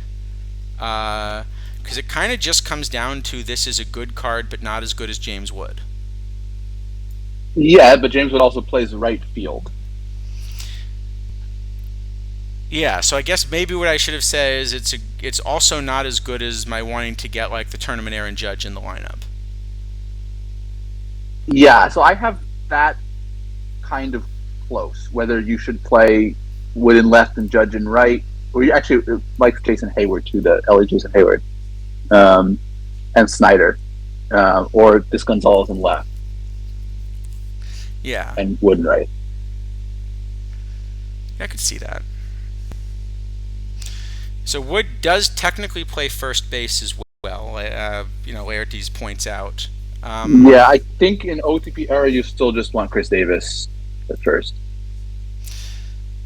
I think so, yeah.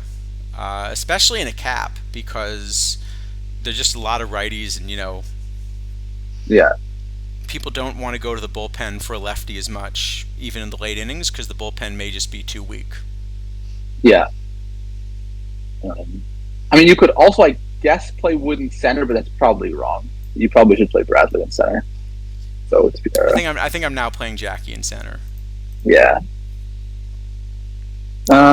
So I guess the thing is, it's a very narrow card, right? It only plays one way. It only plays one position. It's not really good enough back to DH. So if you're going to use it, it's like it has to be some very specific thing, probably. Yeah, I think I'm never quite going to find a way to use the card. Yeah, I have a feeling. I mean, okay, I would say I don't think the card is unplayable. Like, I think you can run this and play Wood and right, and it's kind of about the same as whatever other option you were going to do versus righties. Yeah. But it's a hard card to build it because there's only one way, one position. So, you can play it, but it's not a card that I think is like some important card for Diamond. No, I think maybe that sounds like about a D then. I mean, I think it's weaker than these last. I think these last three cards that we sort of ended up with a C or something in that range. They were all ones where there were situations where they sort of become an A, and situations where they're completely unplayable, and we just kind of split the difference. And I don't think there's any situation where this is an A. Basically, I think this is always just a little bit behind the top options. Yeah. Well, okay. I think I would actually take this over Donaldson because I just don't think Donaldson I ever want. But yeah, fair enough. Yeah.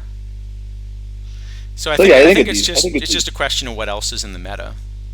So Herakatak thinks he's going to hit more homers than we're expecting. Okay. I mean, he's going to hit homers. Certainly going to hit homers. He will hit homers, but the problem is, this isn't actually that much power for sort of a full diamond card at this stage in the cycle. Yeah, I mean, you have what Garrick is 120 and Davis is 130, And the there's some card, other but ones even too. just if you look at the two cards that we were just talking about for comparison, here's James Wood. Here's James Wood. So a little more power, 111 versus righties, 109 overall power. And then if you're sort of thinking about is the comparison whether you run him or the tournament judge, again, Judge even versus righties has that reverse power split. So Judge is also going to have more power, and especially versus righties. So I think if you're Yeah. looking at him, just to kind of get dingers, Wood and Judge is still the better combination, probably. Just to hit the most home runs, yeah. Yeah, that's sure what I mean. Yeah, if that's kind of the, we could give him a D for dingers. How about that? Yeah, I think a D is the right waiting for him. Like I think if I pull one of these cards and I didn't have sort of Wood and Judge, I might find a way to use him. But at current prices, you're going to be paying more for this card than either Wood or Judge. Right, Wood or Judge, of course, don't help you with this mission, but yeah, so that's what I'm saying. I think you're buying him for mission value. I don't think. Yeah, basically. Yeah. Okay. Yeah. But you're probably buying the other three diamonds for that also, I guess, mostly. So. I still think Donaldson I'm going to consider running, and I still think Oswalt, if I had one, I'd probably try to work him into some builds. Yeah, I put him in a couple of things because I happened to get one, but yeah, he wasn't great. He did all right, I guess. I like it. Try to guess the power guy whose power is just barely enough to hit it over the fence. That way you're not wasting any none of this LE stuff where he wants to hit it 50 rows deep. Yeah. Well, it used to be a big problem. Is that actually it's become less of a problem now, but that excess power was detrimental. Actually, it seemed. Yeah. I mean, why? But just as long as you get over the fence, it's good. Save that power for the next swing. Yeah. All right, Robin Yount. I think I just put the wrong Robin Yount up. Let's put up this Robin Yount. Yes, that one. The silver one is slightly worse. This one's a bit better. Yeah. Yeah, so this is kind of another fun card. Yeah. I also want to go back and forth on a bit. I'll let you go first on this one. Okay, so I think this card is going to depend a lot on what sort of frame we're analyzing it in. If we're talking about this as a perfect league card, yeah, which is we with a lot of 100s, then I think this is pretty clearly worse than Bancroft. So I will kind of push back a little bit there. One of the big problems is it's very difficult to figure out how to evaluate the fielding metrics in league play right now. I think this is worse than Bancroft. I certainly am running Bancroft and really happy with it. But yeah. I don't think, for example, this WAR calculation that you're getting from Bancroft, where they say he's got 2.4 WAR despite a complete 0 as a bat. Oh no, I'm not. I'm using my own stuff. Yeah. That this number doesn't, especially because the game has a lot of issues with replacement level. It doesn't have a good calculation of what replacement level is, so the WAR gets really messed up, even if the components are good. So I think Bancroft's better, but yeah, I can tweak a model in a way that says that you should be running Wells or Yount instead as well. I could tweak a model and get it to say that.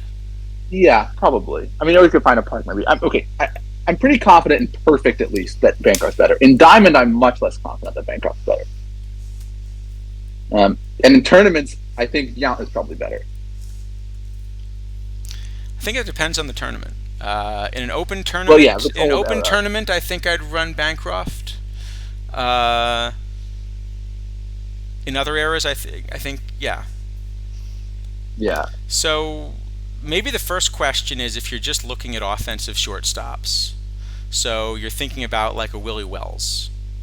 I now have Yount as being better than Wells. Is that where Yeah, you've got him as well? I have Yount as actually quite a bit better than Wells, both because I think the bat's better and he has 3 extra range, which is a pretty decent amount. Yeah, three range And some other, is fairly valuable here. yeah, and some other these other defensive ratings are better too, but those are not as consequential. Yeah. Um, Um, so yeah, I think this is my new top. I think this and Bancroft are definitely the top 2 shortstops in some order. It just kind of depends on what environment you're in, which one you want, I guess. The other thing is it's kind of a weird roster building card, and in some ways good as well, because in addition to looking at this as a shortstop, you can look at him as a center fielder. Actually, what is the range? Do you have the card yet? What is the range on? Yeah. What's the outfield range? Hold on. I'm guessing from kind of that center field rating, I'm guessing it's going to be high 80s maybe? 86 range, 105 error, 82 arm. Okay, so not a perfect shape for a center fielder, but at the same time, 86 range is enough that if you're trying to just use him as a backup center fielder, it's not a disaster. It's not a disastrous backup center fielder. The thing is that I don't know that any field is hurting for backup center fielders because pretty much everyone is playing Mantle in a corner. Well, Mantle in a corner, but also Donaldson has more range than that in center as well, and a lot of builds are going to, even if you're not using Donaldson for anything else as a hitter, just as a defensive option, it's not bad. Yeah, I mean, okay, I think if this Yount played a corner, I'd be quite interested in using him in that way. Like, play Wells at short one way, play Yount at short versus righties, and in the outfield versus lefties with Wells at shortstop versus lefties. Yeah, I mean, I do think actually that as soon as there are enough perfects in the game that the perfectos start running again for the draft, I think this becomes a card I'm really interested in drafting because of that center field eligibility. Probably, yeah. I mean, center field usually isn't a place, at least in previous years' perfectos, where you had a lot of trouble finding 2 players that played.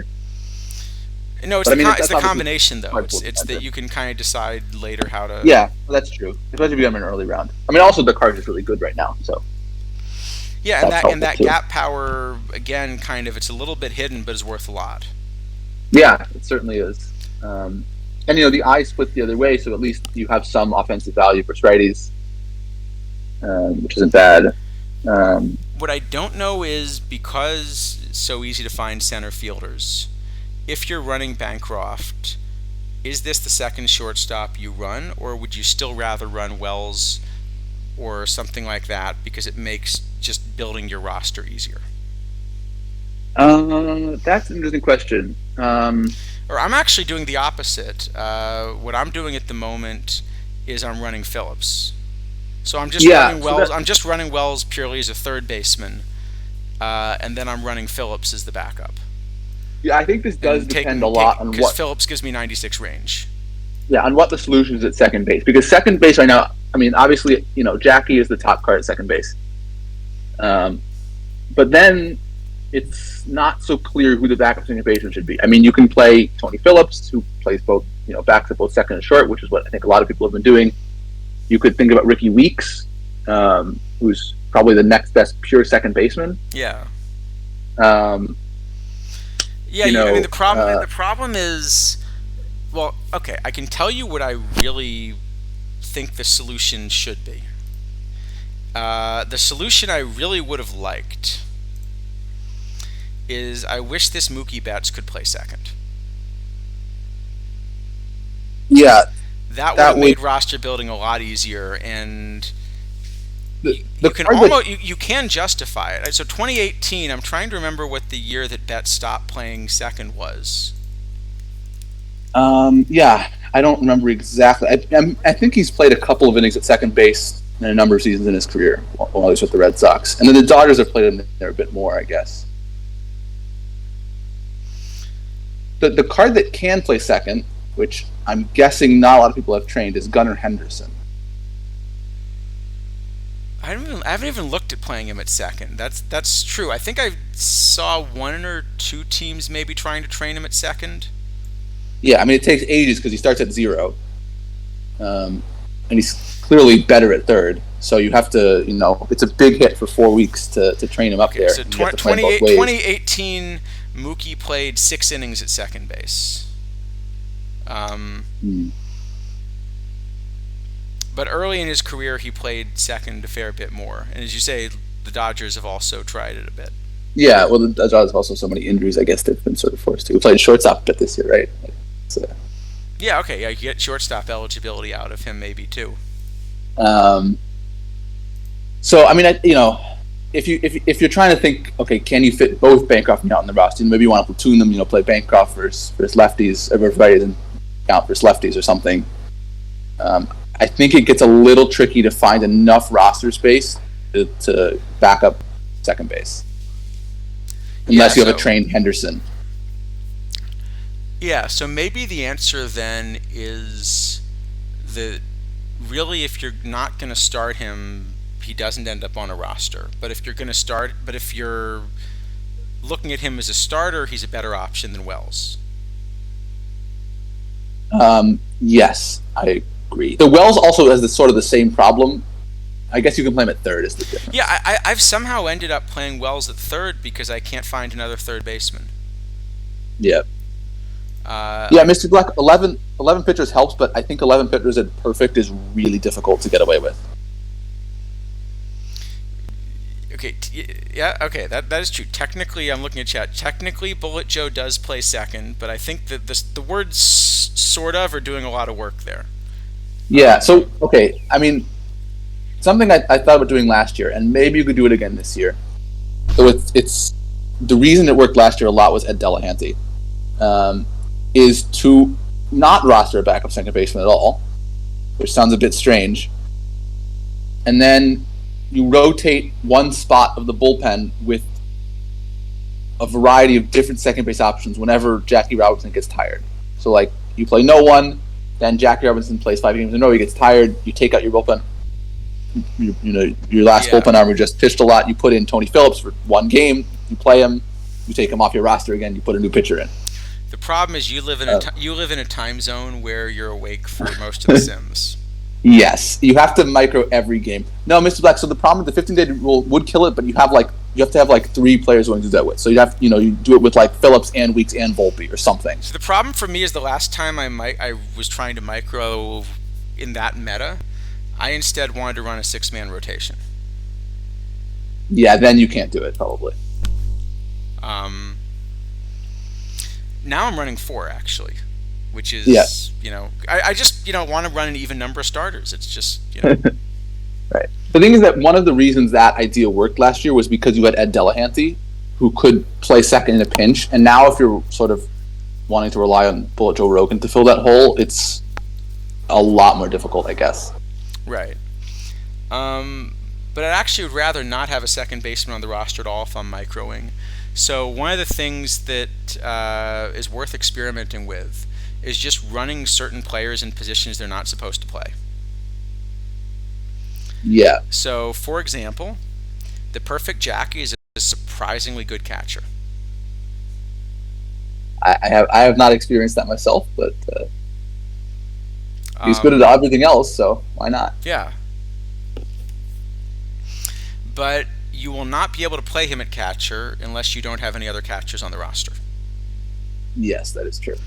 So one of the things that I've experimented with a little bit and had, I feel like, a lot more success than I expected to, is if you accidentally haven't picked a catcher and you've seen 9 of them in a perfect draft, rather than taking 1 catcher, you should actually take none.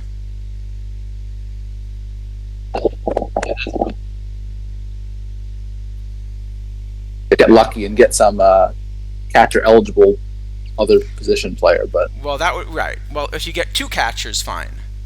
Yeah. But if you don't get 2 catchers, what's going to happen is if you only have 1 eligible catcher, no matter how tired he is, your manager will just send him out there every single day. Right. Yeah.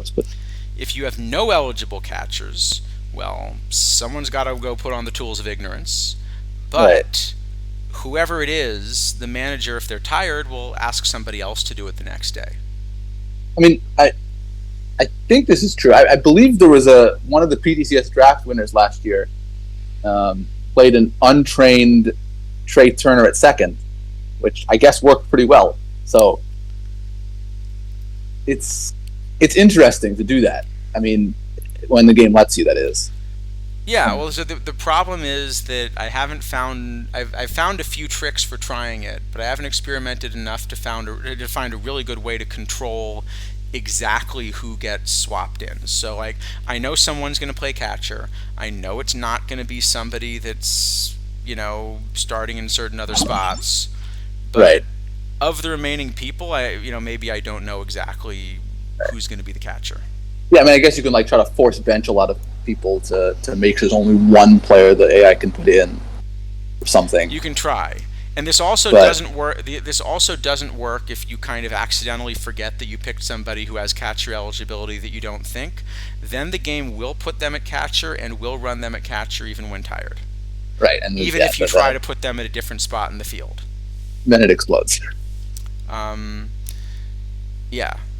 And I'm trying to remember who it was, but there was one two-way pitcher that randomly had catcher eligibility or something that messed us up for me once.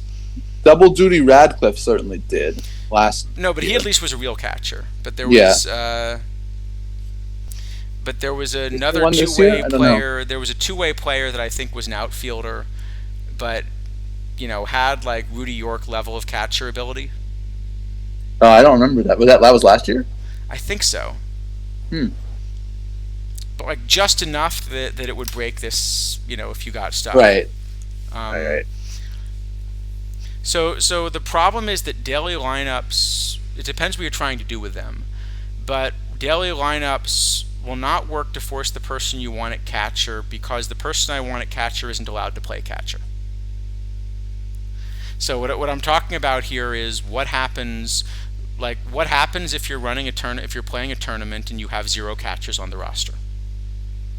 Somebody has to play catcher, but you don't have a good way of reliably forcing the manager to pick the person that you want to get thrown back there at catcher. But yeah, I think Jackie threw out more than half the runners that tried to run on him or something ridiculous. Amazing. Well, I guess that's probably just the tournament environment helping him a lot. But it might be the tournament environment. I mean, it might be managers, looking at that and it's wait a minute, they've got Jackie Robinson trying to play catcher, just everybody run. Yeah. And then discovering that actually that still didn't work. Maybe that's the way to go and just play guys with intentionally really low catcher arm. Rob Barajas is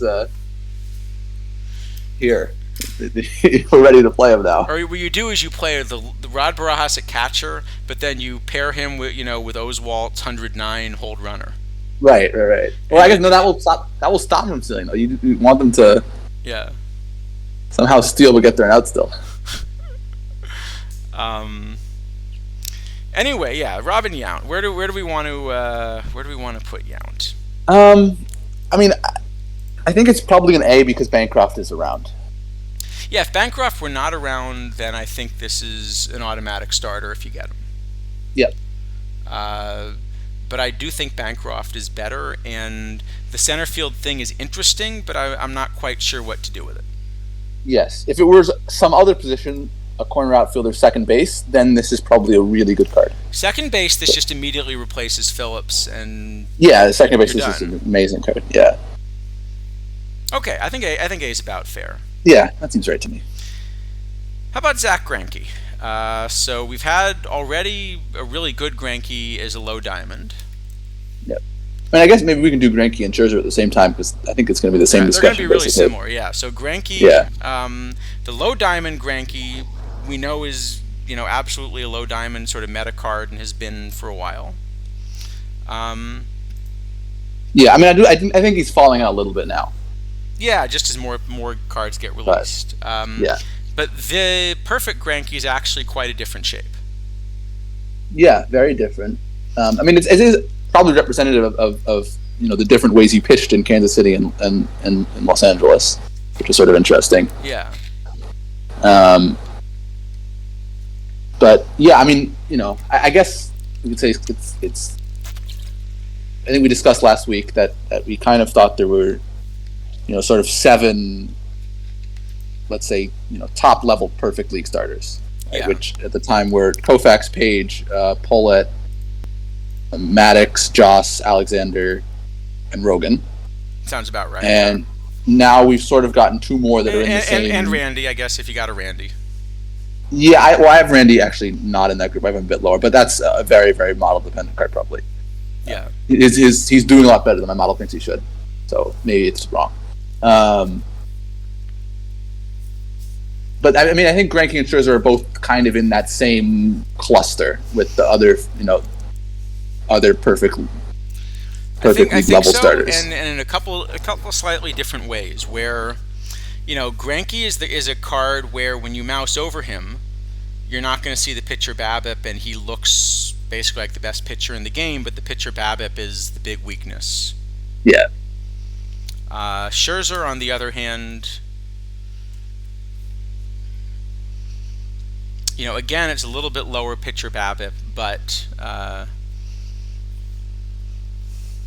yeah, the other again, and there's a big difference in the splits too. Scherzer has decent splits here, so but he's also righty that holds runners really well, but a little bit splitty. Greinke, on the other hand, actually has these reverse splits, so I think if I have to run one of them out of the pen, I'd much rather run Greinke out of the pen. Maybe just I think the splits. Scherzer may convert better. I think he converts better, but I think out of the pen they're both going to face lefties, and then I'd much rather run Greinke. That's probably true. Yeah, probably.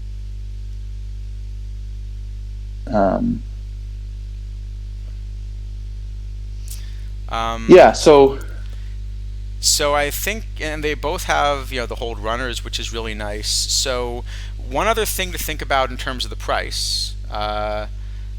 So right now the prices I think are comparable. Here I can try to pull up. Yep. Which I mean, given that we're saying they're pretty similar cards in terms of their actually, different shapes, but similar. Currently the sale prices are very nearly identical. If you were to just buy now, and the last 10 is also pretty similar. But I do think it's going to change a little bit because Greinke's packable and Scherzer's a mission card. So I think Scherzer will come down in price a lot quicker probably than Greinke. I agree.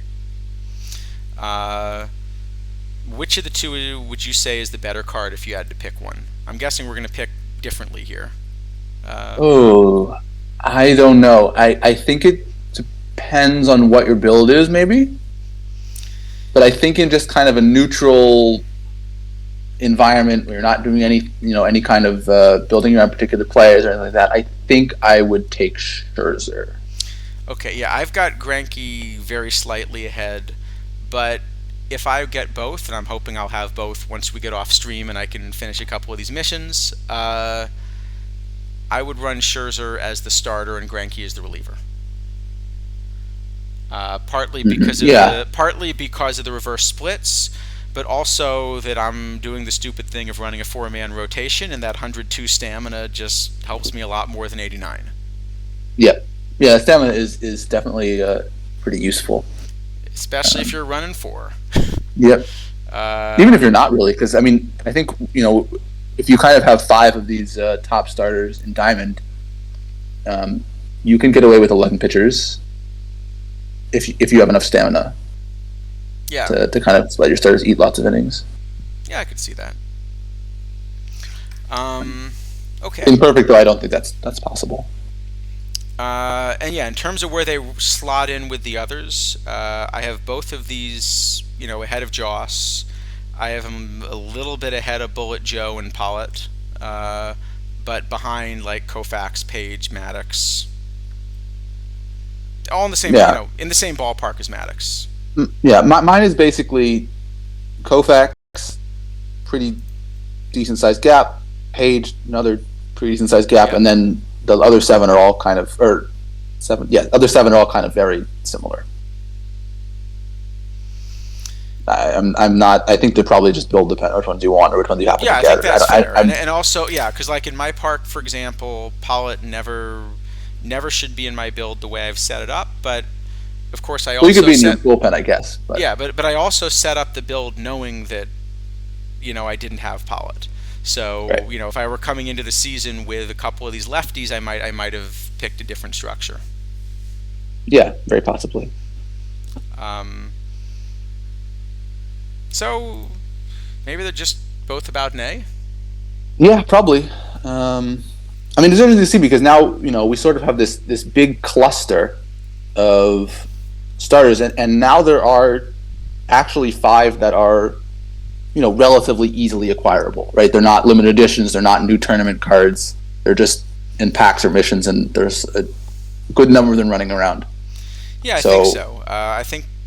I think it's worth noting also that the ones that are easiest to acquire are pretty much all righties. Yep. I mean, the only lefties are Koufax and Pollitt, and I guess Randy Johnson, depending on what you think of him. I think he's a lefty. Well, I do think he's a lefty. I think he's a good starter or not. I mean, I guess it's also Garland Braxton, but he's probably a bit below these guys. I think Braxton would be probably your next lefty option, but I do think there's a gap between him and the like Pollitt or Johnson. Completely agree. And I guess if you're running 5, then Tannehill, Hammaker, something like that. Yeah, even Lolish or Donaldson maybe. They're probably a little worse though.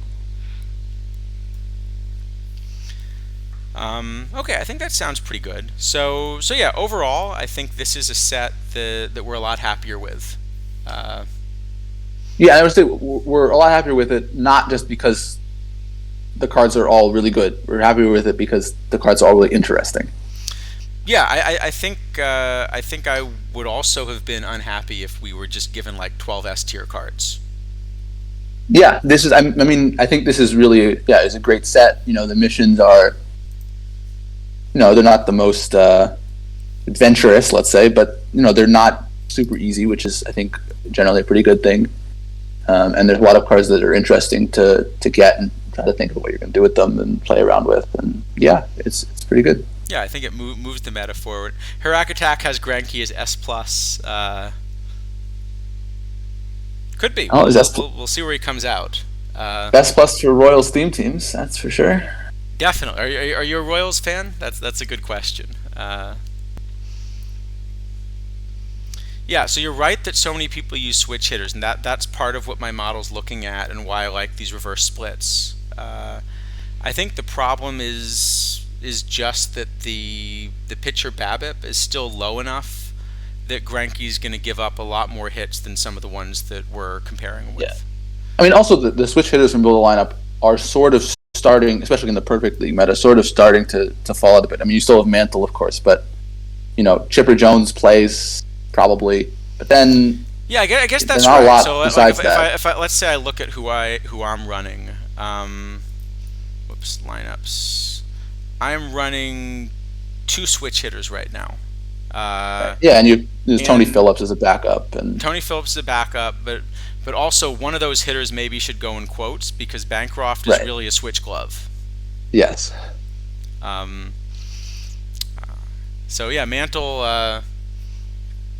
That's right. People were mentioning different Mantle stories. I guess some of the best ones are not good ones to mention on stream.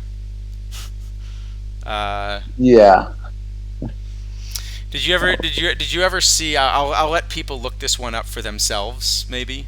But did you ever see they did a Yankee Stadium, like anniversary thing, and they asked all of these famous Yankees like, what are your best memories of Yankee Stadium?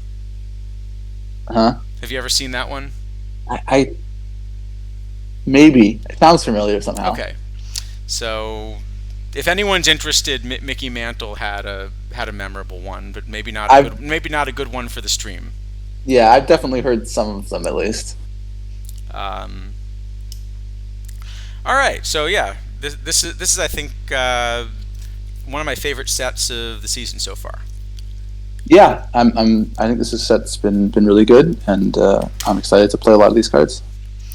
And speaking of playing, what we had said was we were going to take a shot at building an OOTP era thing. Now we have had the stream going for a little while, so we'll find out whether it filled. But it has not. There are 17 slots left. We're at 47 out of 64 right now. Okay. Oh, I can enter. So this team I can enter a draft on, but I think I'll pull up the alt and try try the other one because I don't have a slot here. It looks like. So that's fine. So we get to see what we can do, trying to build an OOTP era cap roster from a team that doesn't have a lot of options. Oh, we could do a TWIP draft too. Should we do a TWIP draft first, or should we do this first? If we can draft quickly, I mean, I would sign up for the tournament now at least, so make sure you get a slot. Okay, OOTP era cap. All right, let's try to build this first, and then we'll do it. Sure. So here we go. I think this may be the first tournament that this alt has ever participated in. Wow, it's very exciting. So we might even get our first game win if we get lucky. Yeah, that'd be exciting. So, but yeah, we thought we would kind of do this to kind of try to go through the meta a little bit. See kind of what cards we like, and maybe even see if we could drum up a little bit of interest in a format that that hasn't quite filled. Yeah, and also, I mean, a lot of these new cards are going to play in this thing. Certainly the two starters and Trout or Votto. They may not play in this thing for this particular team, though. Yeah, they may be a little out of price range for this team. Well, I've got 300 packs to rip, apparently, so Okay. I think that would take a little longer than we wanted to do for the setup. Just see what we got, I guess, to start with. Sorry, it's being a little bit slow to click. All right, here we go. So, 1650 cap, 1999 and up. And I'm guessing we're going to have to buy most of the players we really want. So, let's see if we can come up with an affordable build. Yeah. I mean, if the thing fires, we can definitely take a look at. I'm also entering this, so we can take a look at my build, which is relatively complete. I'm going to guess your build's a little bit deeper than what we'll come up with here, but that's fine. What we're going to do is we're going to see, can we get a low budget team to cash in one of these things? What can we build? So, all right, let's maybe begin with the pitching. So I'll just pull up my model for is this modern era? It is modern. Up? Modern era 1999 up. Okay. So let's see. First off, my top couple pitchers for this as starters probably would be the Greinke and Scherzer we just talked about. Yep. I don't think either of those is going to be in our price range. I don't believe so. I mean, it would be the entirety of the price range. Would be the entirety of the price range. All right. After that, so my number 3 starter would probably be Yuri Perez. Yes, I agree. I'm still not sure we want to blow half of our budget on one player. I don't think that's worth it either. So we're going to try to see if we can get by. All right, next I've got the Santana from the missions. Now, I don't think I've actually done any missions on this account yet, I'm afraid. Well, that one's probably 20K anyway, so that one is probably worth buying if you're just trying to compete in this. I think we could just buy Santana, and I can always just quick sell later and get the value back if we want. I'm just curious if I'm anywhere close. Actually, how far away am I from Santana? Is it reasonably quick to try to just buy everything or not? Probably, yeah. It's mostly. I mean, it's gonna be a ton of clicking on buy now on irons, but. Well, because I've got some of these complete. I don't want to spend a lot of time on stream clicking, but if it's quick, how many live cards away are we? Yeah, it's a lot. It's a lot of clicking, isn't it? You could just buy the Santana now, do the clicking later, and resell the duplicate. I think that sounds smarter. Although we're actually close to having completed all these missions. Yeah, I mean this is not going to cost a lot. It's just going to cost a lot of clicking. All right. 33K is a lot for that card. There was a 27 and someone just bought it. What? There was a 27 and someone just bought it. Someone just bought it. Someone listed Santana. Does anyone feel like selling us a Santana? Okay, well maybe we can pencil Santana in and come back. Oh, hold on. You know what? Let me just click through a lot. Let me see how bad it is to click through all of these missions. Is this going to actually take forever? Because we've ripped enough packs that we've got a lot of cards. Is this actually going to take me forever? This is actually going to take me forever, isn't it? Well, you also have to go buy like 30 or 5 irons or something. Well, the big I got to click through all these missions because you have to like do the. Kazkin, that's a good tip. Change the card preview to text only. That's very smart. Aha, that's a good call. All right. See, people have done speed runs for these, right? Yes. So someone should know how to. I think someone did it in like an hour or so. They said they did at least on Discord the other day. That was also like having to sell and do all these things. Where do I click? I think it might be in the mission screen itself. Oh, is it? Yeah, card preview. Yeah. No, if you go back to the mission screen. Yeah. Card preview, text only. Okay. It is much faster. Okay. All right. Let's see. I think we can finish. Besides, actually, several of the cards we want, I think, come out of these missions. Oh, that's a good point. Yeah, we probably will want some of these. All right. So while I'm doing a bunch of rapid clicking. I guess we can just talk over the clicking a little bit. Yeah. Some other pictures you might want. Sure. So I think Santana. I think pretty clearly that's going to be our ace. So maybe overall, actually. So we've got $16.50 to spend, right? Yep. So if we start at 1040, that gives us another 610 points. Every perfect is going to cost us 60.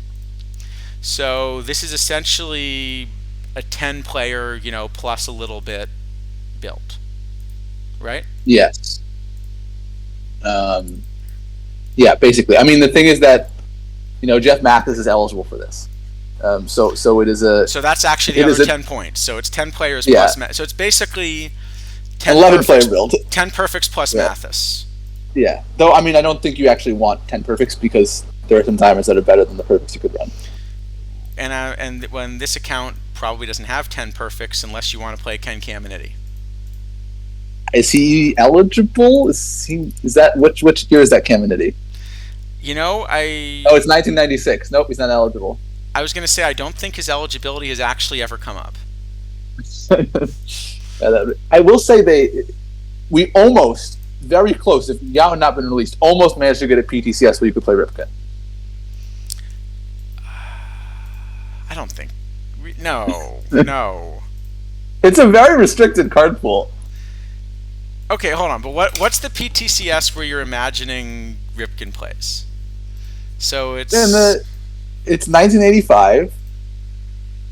Yeah, but it's hold on. Only 1980 cards and up. 1980 and up. Second base. Short. Sorry, short. Because Phillips is the better one, but he can play second. I mean, it's still not good, but it's as close as we're gonna get, I think. Wait, wouldn't you just play like the tournament A-Rod? I think that his defense is too bad. Ripken's or A-Rod's? Ripken's defense is also awful. No, Ripken has 90 range. But he doesn't have a bat. Well, that's a minor issue. It is, I think, as close as we will get to a Ripken playable format. Okay, all right. Now you're going to make me run a model, aren't you? I have Ripken 8th. Yeah, that's not bad. 8th. And if you're playing him only one way, he's probably better than 8th.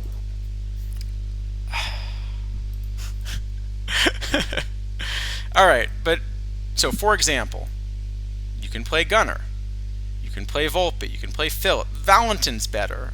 The build-up lineup's okay. The build-up line is Zobrist. How about that? He plays short. I'm not saying he's good, but it's. You play Jordan Lawler. You can play Bregman. It's as close as we will get. Mr. Black, I think you play Yount if you have Yount, and if not, you play Tony Phillips for the PTCS probably. All right. How many? All right, we do have to buy some cards, but let's just do this as quickly as possible, I guess. Is that the way to do it?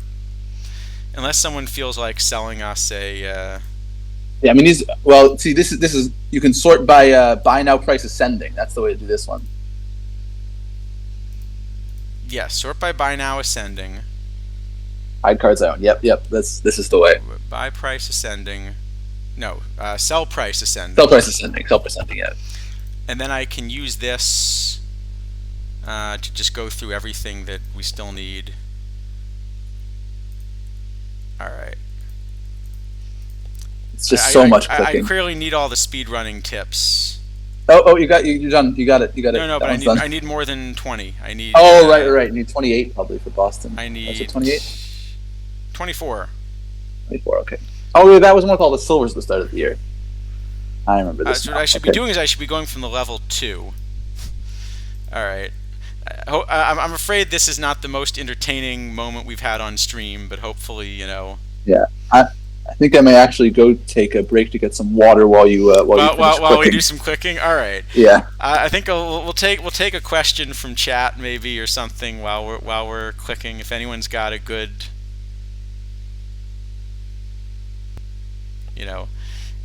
clearly I am not an experienced speedrunner.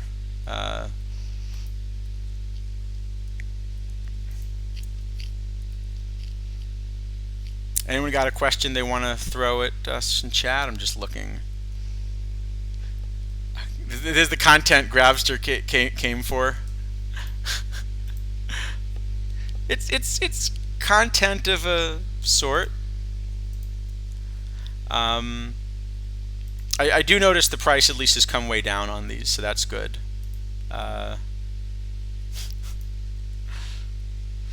If I were really smart, what I would do is, try to get exactly the right live series ones for PT Live or whatever while I'm doing this, but no such luck. That's what we need. We need something where you can just check a bunch of things and then buy all of these now. Something like that.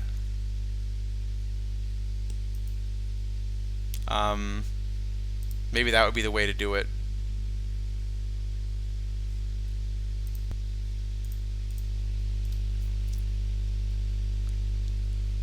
So, yeah, this is this Austin Rattlesnakes one that I. Okay, here we go. Good question about Ichiro. So, in tournaments, the way it works is if you have a team. If you have a player who is, whoops, the wrong thing. If you have a player who is partially trained at a position, then if you want him to be trained in league, you have to actually go ahead and give him time at that position and train him. But if you put him in a tournament, then he automatically behaves as if he's fully trained, as long as he has even a little bit of training. So a player that simply says he is eligible at a position, but has a rating of 0 there, that player will behave as if they're entirely untrained. But a player who has at least a little bit of training at a position will behave as fully trained when you put him in a tournament lineup. Wow, there's actually a card in here. There's a live Michael Bush has no sell orders up. Why is that also 300 L10? I don't know, but why? Oh, it's a silver. It's a silver. I thought it was no, it's a silver, but I'm trying to understand. Just because live cards pull so often. Yeah, pretty much every single one is a. Is there something? Something. No, and it's a card. It's not going to be a spec card. No, I don't think so. So, yeah, it's strange. But I think someone must have just gone through and bought up all of the Michael Bushes. Well, maybe someone is speccing it. That could be, I guess. Okay, but well, okay. He at least has gone down so far. I guess that I'd have to look at how he's doing. It's certainly not a player I remember off the top of my head as being one who's had a very good month.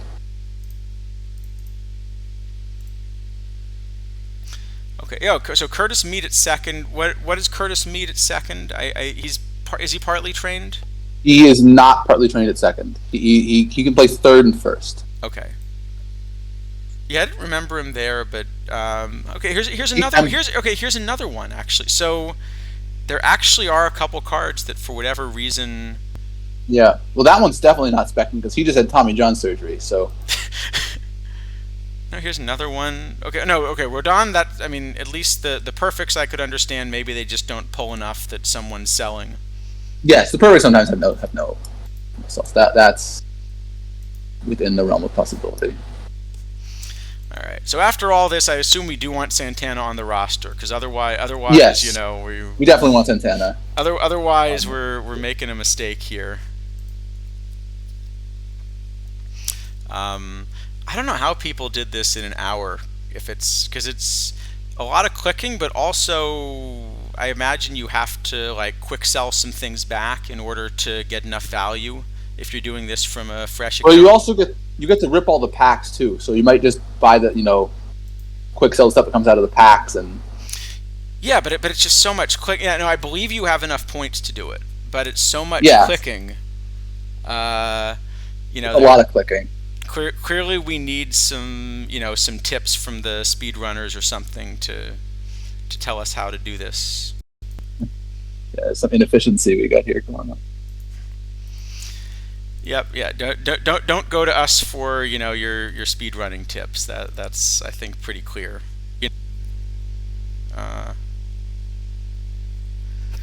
You would have opened all the see, I could have opened all the packs first, and that would have probably got all these cards. But then we'd be ripping like 300 packs, and that also I felt would have been really slow on stream. Yeah, that would definitely be a little slow. Because they're actually that would be a nice one to look at for like one of these just UI upgrades. So just as there's kind of a like only wait to flip over cards if it's high value, but otherwise just show them immediately. Yep. I feel like it would actually be kind of popular if somebody did, if someone added a feature where it was like, just rip as many packs as I've got until you get a diamond or whatever you want to stop on. So just show the highlights of the pack ripping. I think that would actually get people to rip more packs. Yeah, I think that would be actually something that would get people to rip a lot. So like just or like rip until I get the next whatever card I've said. Yeah, rip until I get a perfect Lou Gehrig.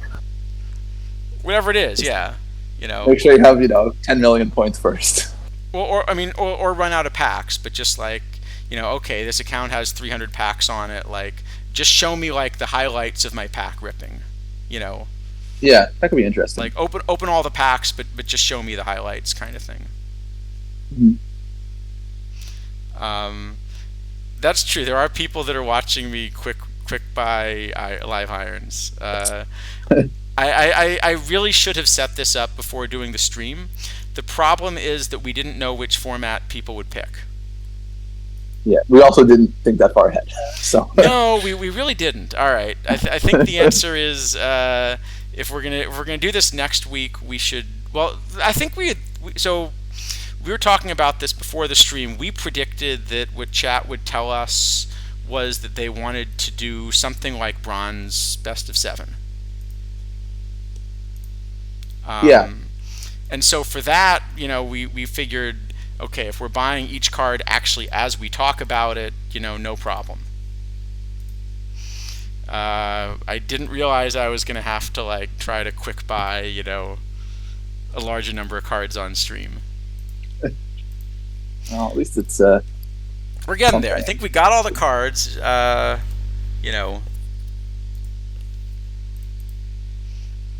But I guess because they have a checkbox in here, I still have to click through every one, right? There's no shortcut where I can just tell it, go ahead and lock everything? I think, I don't know. I don't, sometimes it seems to work when you just hit submit without opening it, sometimes it doesn't. And I don't understand why it does. Sometimes why it doesn't other times. I think it's because there's a selection in there. So like if there's a checkbox, then it wants me to confirm that I'm willing to lock everything that it thought I should lock by default.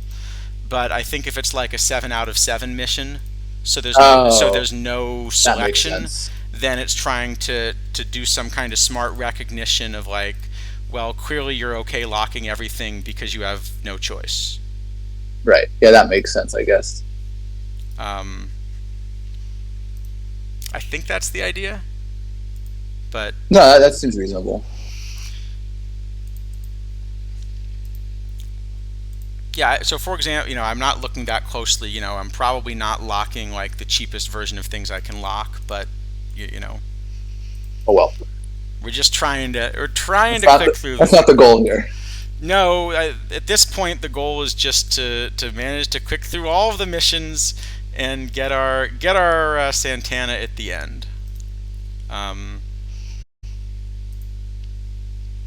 Hopefully before the tournament fires.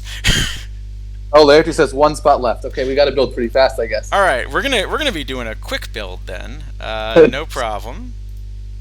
Okay. Well, no, but you also get, I think, a half hour after it fires, right? Yes, you get the half hour after it fires. No problem. Which is still a fast build for an account with very few cards. But on the other hand, then we get to know who the lucky winner is that faces us in round 1. That's true.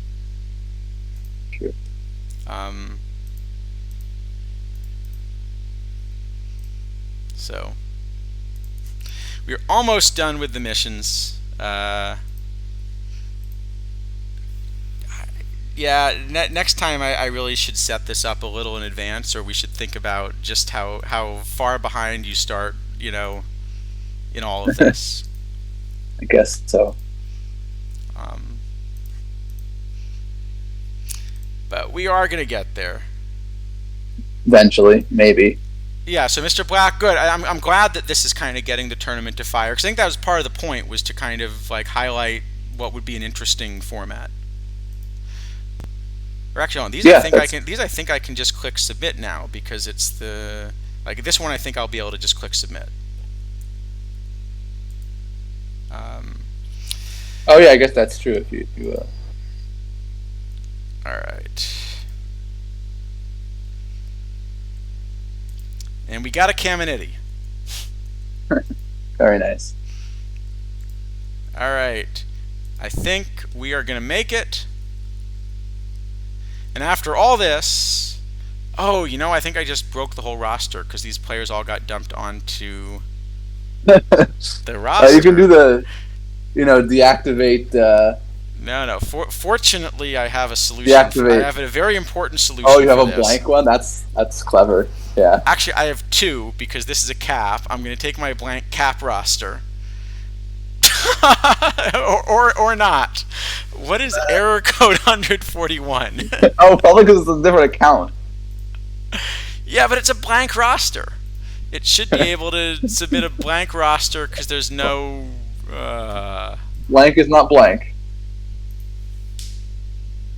Okay, wait, hold on. I've got a solution to this one too. This is going to backfire as well somehow.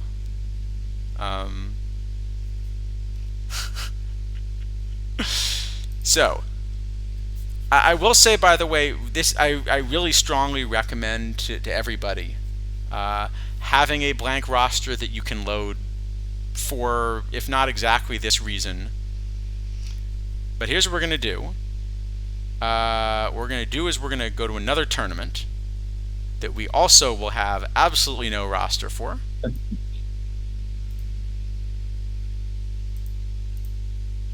Load into that, export our blank roster, and then we've got a blank roster.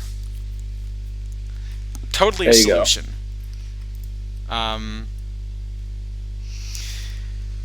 Although I do kind of wonder about, what error 141 is. I'm guessing there's something to do with it being the wrong account, but yeah, it's a bit weird. But because I thought the errors usually are if a card is supposed to exist and doesn't, but if there's no card on the roster, then I would blank is thought supposed it to would be exist fine. and doesn't. Maybe it's the wrong gym unknown. I don't know.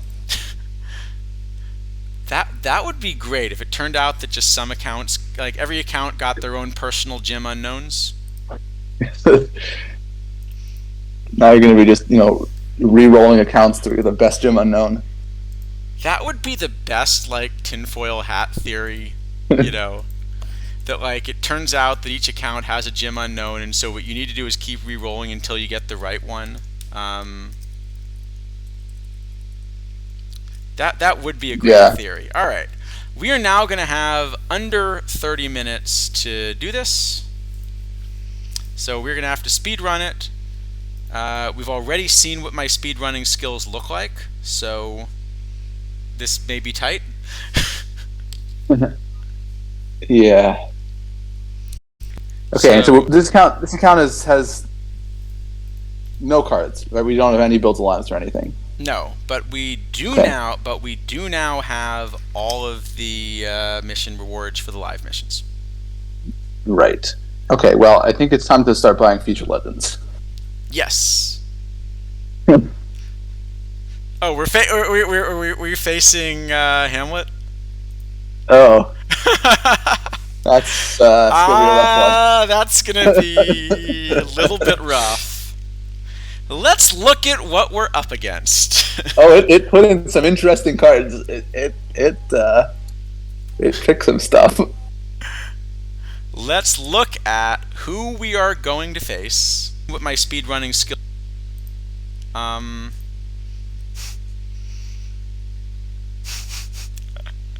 we speedrun the Jeff Mathis mission? Not yet, but I think we probably will need to try to get a Mathis. All right, so if we're facing the Crescents, that's always a really tough opponent, no matter what build you've got.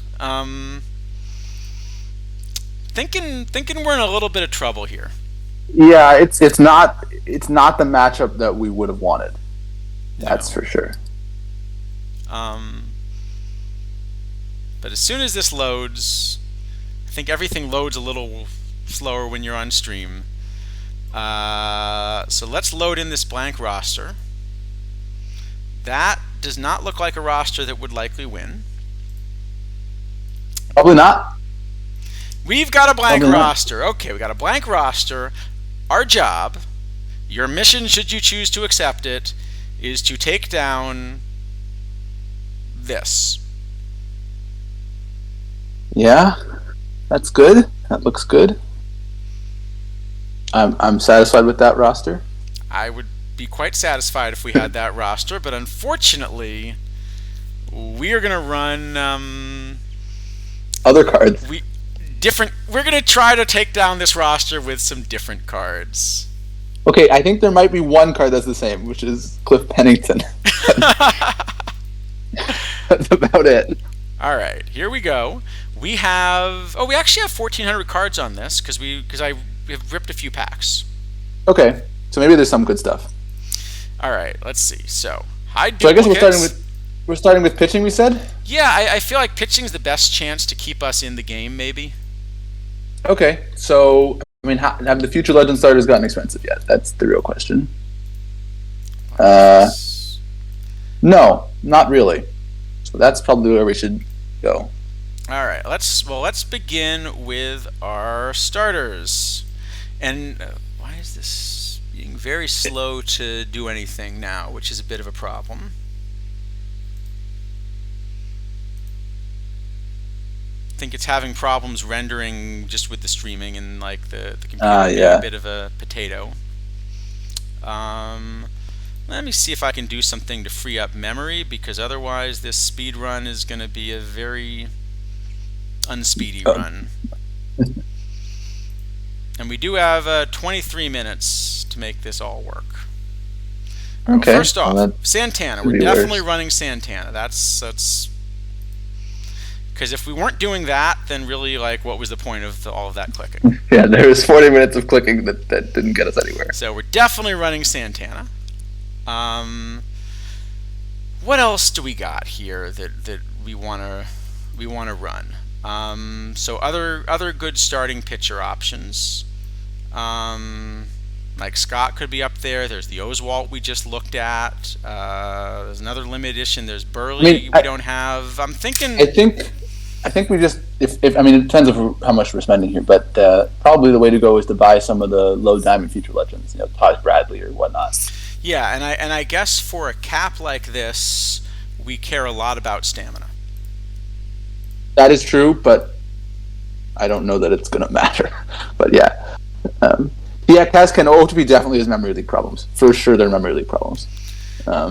So Bradley and Fought, I think, are fine because they got stamina. Yeah. So let's at least buy those two. Yeah, I'm a little scared of Brown and Tiedemann. And probably also, I don't know that we want 5 starters that are that expensive anyway. Okay. Well, let's see what we got. So Taj. All right. I think we're going with Taj for sure. Yeah, for sure, Taj. And Fought, I think, as well. Yep. I don't suppose anyone feels like selling him for closer to last 10. I mean, maybe we could do it without Fought? Probably. We could do without Fought. Okay, I mean, I think the next. How about Ben McDonald? I don't think he's eligible. I'm pretty sure he's like mid-90s. Hold on. Oh, wait a sec. Do I own one? Oh, I do own one. I don't think it's eligible though, unfortunately. Eligible. Yeah, 93. I think I ripped a spotlight pack on my top stream, and I think that was the card I got. Okay, so I mean, I think continuing on Future Legends, Tanner Bybee has stamina and is a gold and is fine. I think that's a good call. 2,000 points or something. Oh yeah, that's a really solid option. Let's go with Tanner. And then probably also Matthew Liberatore we can play. I think Liberatore we definitely want somewhere. Yeah, let me see what else we've got here. So we're thinking we're going to need to save a few points for hitters as well. So yeah. I'm happy kind of trying to run. Let's see. Actually, you know what we could run? We could run the Diamond Granky as well. Yes, Diamond Granky. I mean, also it's kind of low stamina, but yeah, we could run him. How much does a Mathis? Okay, you can't buy Mathises. You can't even get one right now. That's very sad. We really want a Mathis. There isn't one for sale, and it would cost right now. You can't even do it actually. No, you could do it. If you could do it, if you bought Mathis for $735K. Okay, Liberatore. Let's get Liberatore. Hold on, we have one. Perfect. All right, don't need to buy him. All right. This is not going to be the best roster I've ever built, I'd say. Okay, the bronze Lucas Giolito is also kind of low stamina, but that is a really, really good bronze and probably a fine fit starter. Yeah, I don't mind running him out of the pen either. I'd like a little more out of a starter if we could find one. Are we getting to 5 games? We're making it to 5. How about Appel?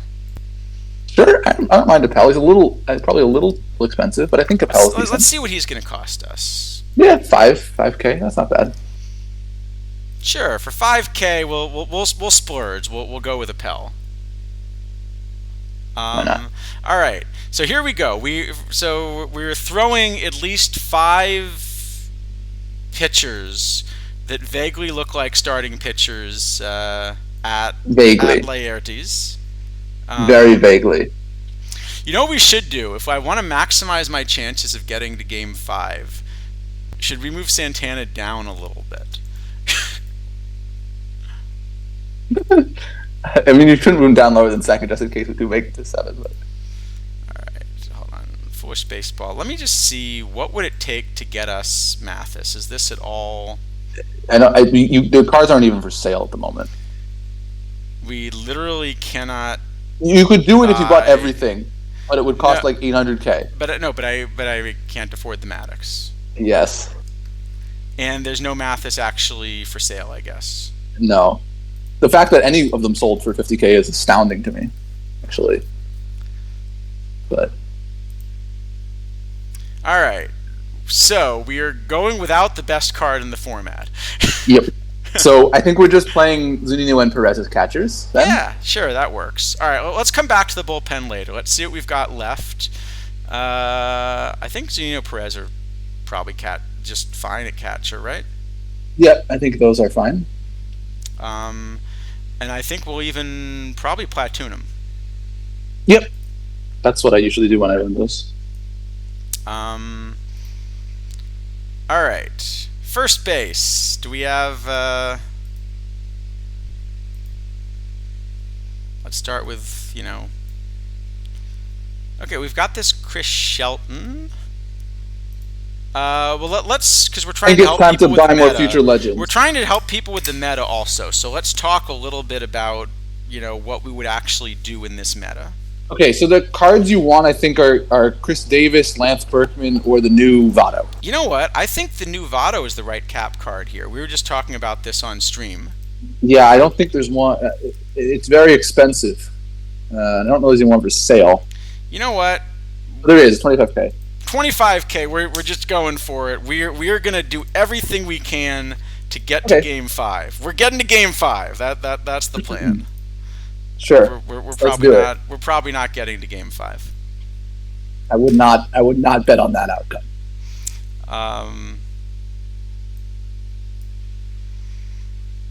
Hey, if we get good RNG, you never know. You never know. Never know. So I think those are probably good options. There's like a Seth Beer, there's a Tournament Edition Helton, there's Casas.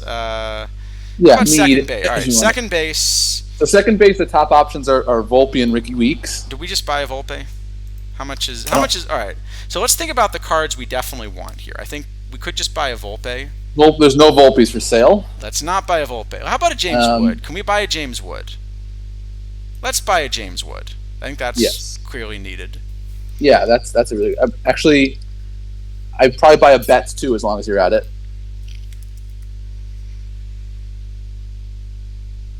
All right, we're making progress here. This is going to be great. We're gonna end up spending 250,000 points to try to beat Laertes in the first round and get swept. Yeah. Well, you can probably we haven't really bought anything that's out of line, so these should be resellable. I think so.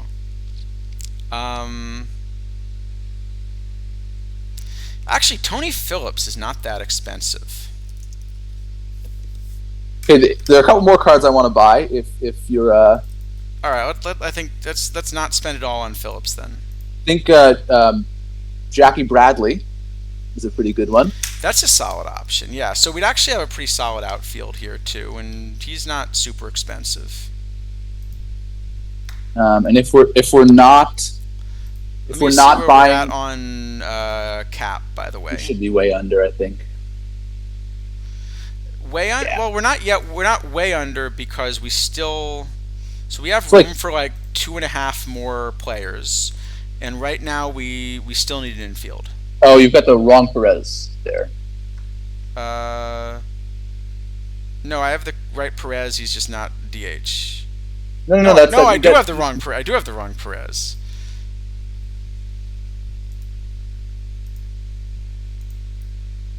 Very important to get Roberto.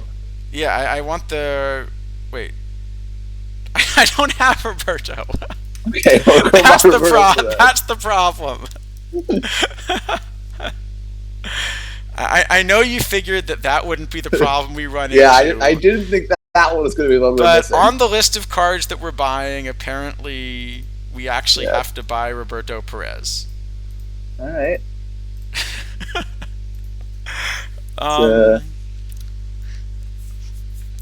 This is going to be even worse than the TWIP drafts we try to do. Yeah, which are actually we do have one of those to do. We do. I guess also. But let's finish this and then we'll. All right. So we need some infielders.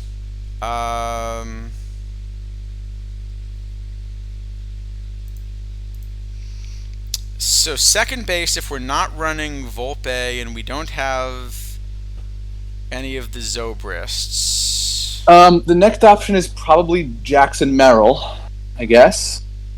But I think we could go by some, Jonathan VR is going to be pretty cheap, and I think VR is a pretty efficient option. Yeah. Yeah, I'm pretty happy with VR. That one makes sense to me. That looks pretty good. At third is actually a really nice option. Blauser's eligible, I think. Let me check. I would buy Brett Beatty for $12K. Is Blauser's not eligible? Oh yeah, let's go with Beatty, and that's also gonna kind of. Let's go with Beatty. Yeah, fill out the cap a little bit. Hopefully Laertes isn't listening and doesn't decide that like left-handed starters exist. Well, he's playing Greinke and Scherzer, so this is the idea. That's right. We know what he's playing, so we've now got our starters. I think we need a shortstop still and a DH. Unless you want to put VR at second. Yeah. Well, I do want to put VR at second. I think the shortstop we probably want is Cliff Pennington. 47. I can see that. Yeah. Because this is actually now getting a little tight on cap, and then we need to find a DH. We're gonna buy ourselves a Cliff Pennington. Great. That one shouldn't break the bank. I hope not.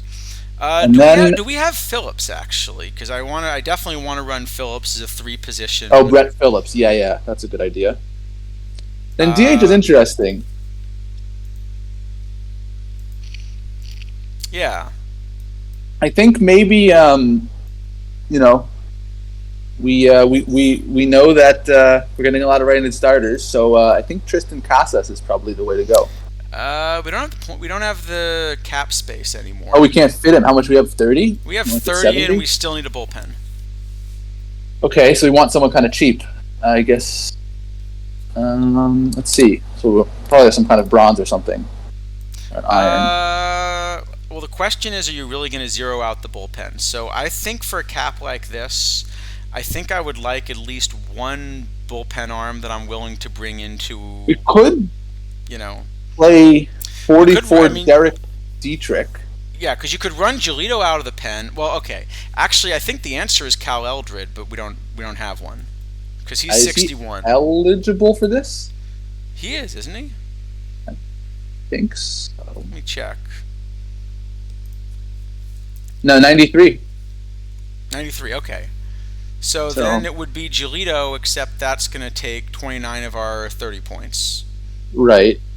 Edward Julian, that's a great DH option. He's going to put us a little over the cap, but I think he's a good enough bat.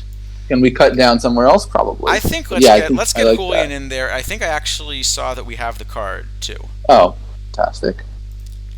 I think I like that a lot. Let's run Julian as the DH. So we're 4 points over the cap right now. So who is our least efficient? Probably Mark Appel. I'm thinking it's the bat that we want to take from because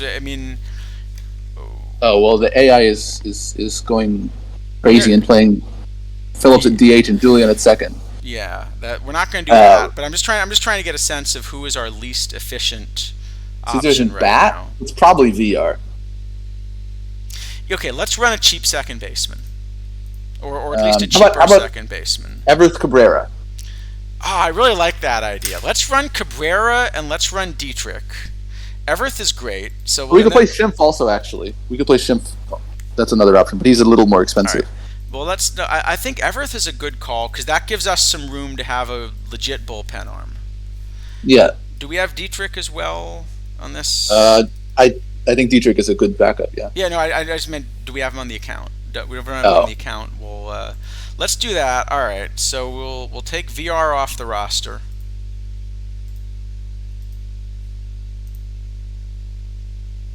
It's totally going to work. Billy Hamilton. Billy Hamilton's a little expensive, though, right? Yeah, I think that's too expensive. I'd just rather play like Brett Phillips if we're going to do that as a starter. I think so. I actually don't even think Brett Phillips is much worse. No, than but now we kind of have made this work. So we've got 12 here. How many points are left enough now? 29, and we've got to build a bullpen. Okay, well that's Giolito and then all 40s if we want it. I could see that. I mean, normally, so I think normally the advice I'd give people is at least run 1.5 bullpen arms. So that if you did this, like what I might run is the 63 Kenley and try to run one more bullpen arm. But we're in a little bit of a special situation, which is we are not likely to have a lot of high leverage bullpen options, like situations, right? Well, if you're losing, yeah, you don't get to have your bullpen. Yeah. So I think if we're going to be playing a lot of blowouts, maybe we do just run Giolito. Yeah, I think that's fine.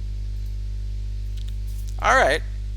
Let's run Giolito, and we're going to run a bunch of 40s. And fortunately, we've just bought all the 40s we need, I think. Great. So who are our favorite 40s for getting absolutely smashed? CJ Nitkowski. Hold on. I'm trying to, again, it's being slow just clicking the...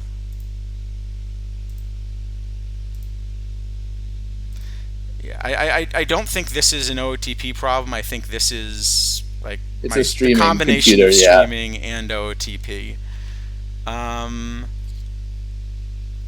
Let's buy a CJ Nitkowski. I like that call. Great. All right, now we get everybody's favorite 40 overall. I love everyone's teaming up against Laertes here. We're definitely okay for chat suggestions. No, McNally's the wrong era is the problem. Yeah, unfortunately. We're still gonna get smashed, but I think let's put we'll just see. I don't remember how to do as a channel point thing yet, but I'll just ask: how many games does this build gonna win?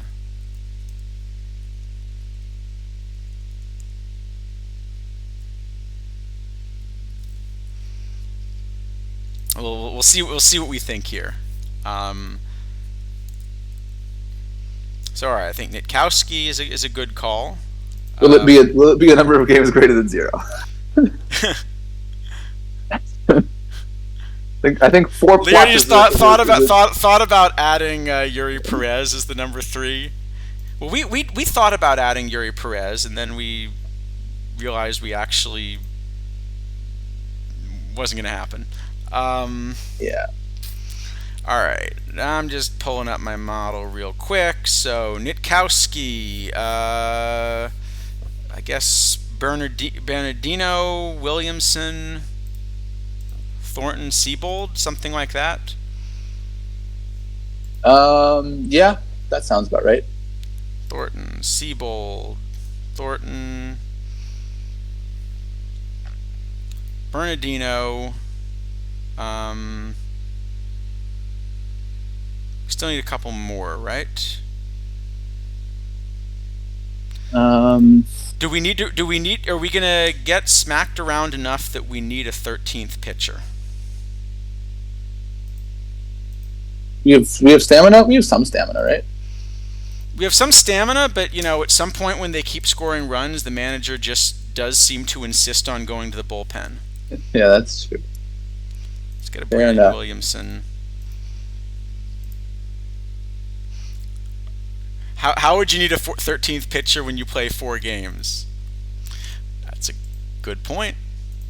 I think Mr. Black is correct there. It is probably, yes, the accurate observation. Maybe Assad is number 12 then, and then let's get a couple batters, and then we've got to get this thing submitted, and then the fun begins for our opponents. Opponent. I don't know that we're gonna have 4 opponents. What do we like here? I'm thinking Maggie's is a good option since we don't have like a Randall or anything, and maybe Luke's. What do you think? Luke's, I think for sure. It just depends what positions we need. I don't know. I don't remember off the top of my head which ones. Infielder of some sort. I was thinking Maggie for 3 positions. Another one you like? Yeah, we could do Maggie. It has to be a 40, right? Has to be. Luke Williams plays every position, so he's sometimes nice. All right. Let's start by Well, Marquinhos also decent. Marquinhos probably fine too. So let's start with this. Probably want Zunino against the righties, Perez against the lefties. Is that the... Yeah, I think that's the way to do it. So we technically even get to platoon a little bit. Go us. Look at this. We got a bullpen. I'll start by seeing what they recommend. But I think Giolito also... I like 8th or later closer here, given the big gap. And I think everybody else is just avoid high leverage. Yeah, you could play with some use less off and some avoid high leverage if you want to be fancy, but probably, yeah. I don't think we're going to be short on avoid high leverage innings. That is probably true. Here you go. Nitkowski can be a specialist. That's sure. the plan. Nitkowski's a good specialist. And then he is middle. All right. And finally, let's go with. Let's just see if that'll work. Okay. So there are a couple other things that I think I would normally want to do. We've got about a minute, so I think the most important, especially for a cap, but I do want to make sure we uncheck the pinch hit is tired for everybody. Yeah, that is a good one. That's maybe the most important of these tips. Not as diligent about doing that as I should be, I don't think. It is very good to do. All right, so, and let's see what the poll says. 40% think we win none. We've got 20% of our chat thinks that we are actually going to win a round in this tournament. No comment. Was that you? No, it wasn't me. I didn't vote on this one actually. I'm busy rebuilding my own OOTP team because it's all right. So I'm going to suggest what we do here. We'll let this thing start to fire, and we'll check in on just how badly it's going. Yeah, and in a little bit. But what I'm thinking is we could do the TWIP draft and then come back and check in, and then maybe we can do, now that we've made our, somewhat constrained choices, we can check in on what we think some of the full builds are and like what the meta looks like. Yeah, well, I have my hastily built thing that's probably bad because I just assume no one is playing any lefties at all. So we'll see what happens. Well, we are playing. If you face us, all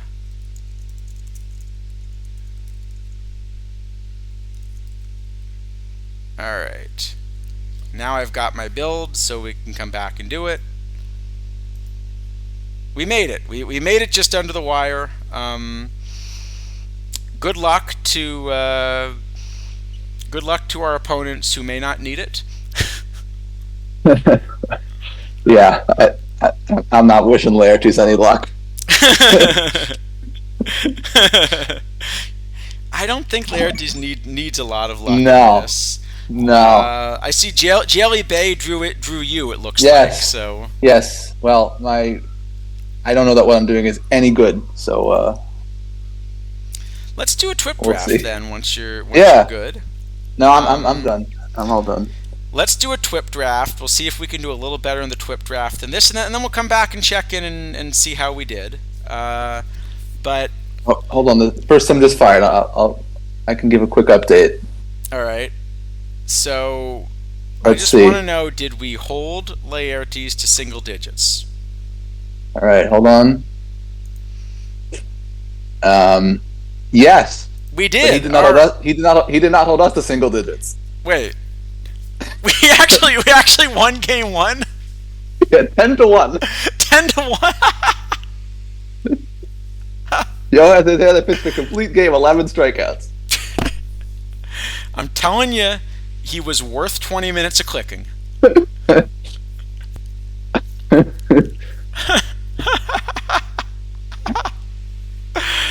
Well, so I will say, if we actually have any success with this, it just goes to show you should play these formats. Look, so as much as we're, we do have a much weaker build than Laertes. I think that's clear. But one of the things to keep in mind is that with these caps, if you do a recent job of putting a cap roster together, because it's not a full build, you still have to decide where to put your points in. We actually have a deeper roster than Laertes, I'm going to bet, because we didn't have all those perfects to go with like stars and scrubs. So we have a little bit deeper build. It's at least, useful in that sense. So you can actually, play a lot of these and feel like you have a shot. We're still going to lose the first round 4-1, but, Yeah. No, I mean, it's we're missing a couple of the really key cards, in particular Jeff Mathis. Mathis is a huge miss for this format. That's the card I really wanted to see if we could get, but... Yeah. All right. Let's do a TWIP draft. 1995, single elimination. And then we'll go back and look through. Here we go. Let's get a big first round. We've got... you have to pick two of these. Ooh, we have to pick two of these. Okay. Have to is really the critical word here. Okay, I guess it's Luque, probably. I think it's Dolphin Harper. I might take Reggie Smith over Harper. Harper's so bad on defense. Yeah, but Reggie Smith is not a great defensive option either.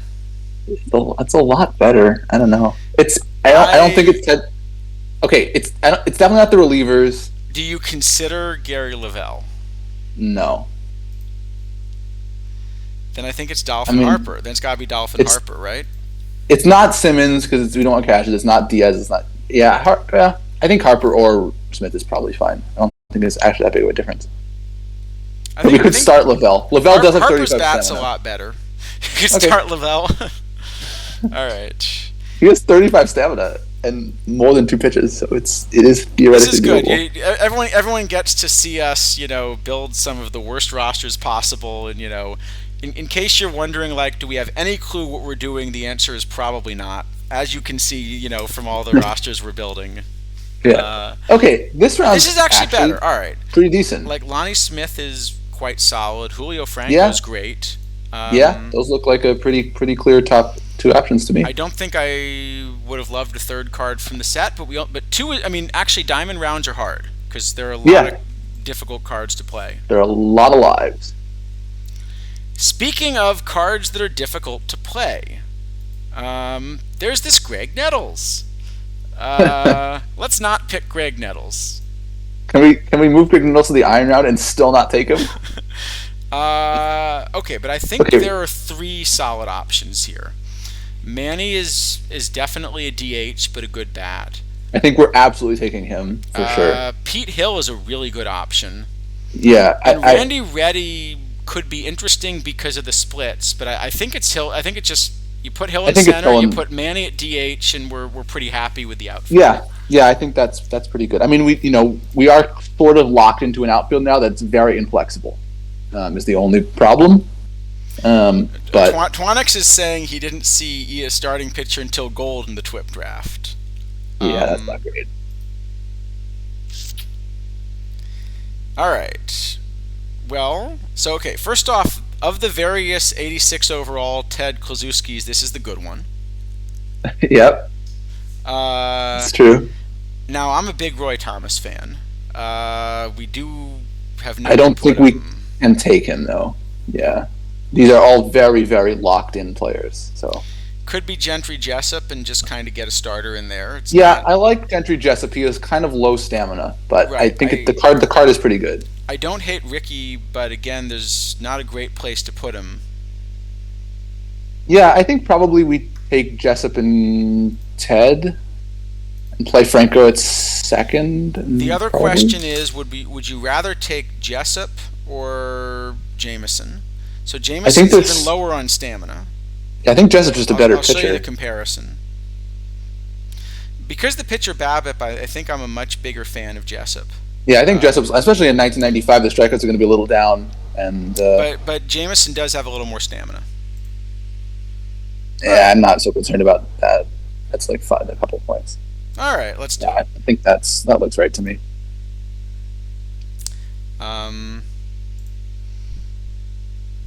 Well, We got the wrong Robin Roberts. wrong Robin Roberts, but still maybe playable. Gary Yeah. Peters is good.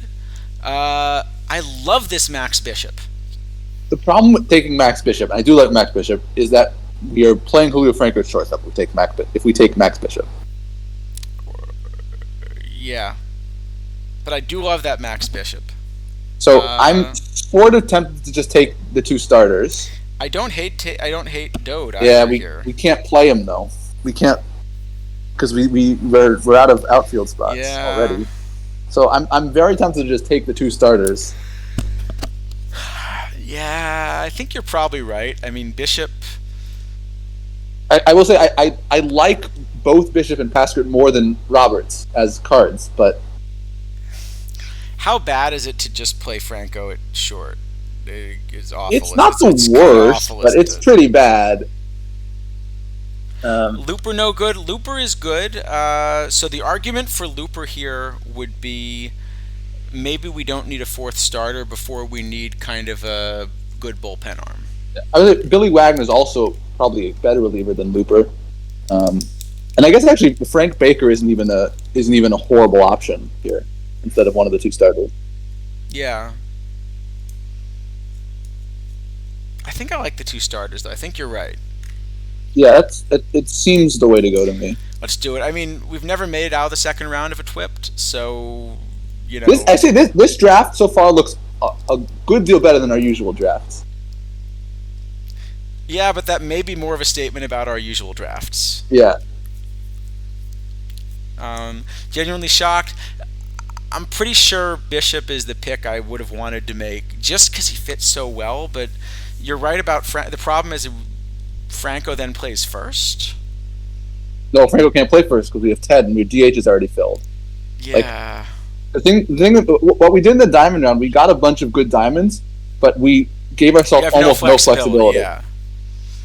Okay, so AJ Reed, I actually like the card. Yeah, we can't. I do too. We can't take him. Heron's an okay fifth starter. We could actually take either Guante or Putz or both here. I think it's at least one.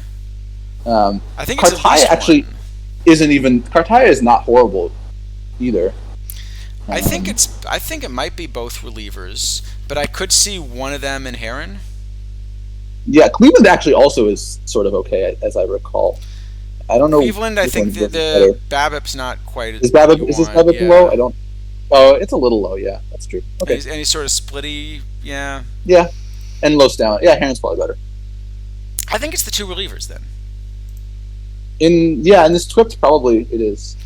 I mean, I could see taking Cartaya. I will say, but let's see. It's only our second catcher. We're gonna get a Mathis. Oh yeah, it's two catchers. We're getting a Mathis. Get a Mathis.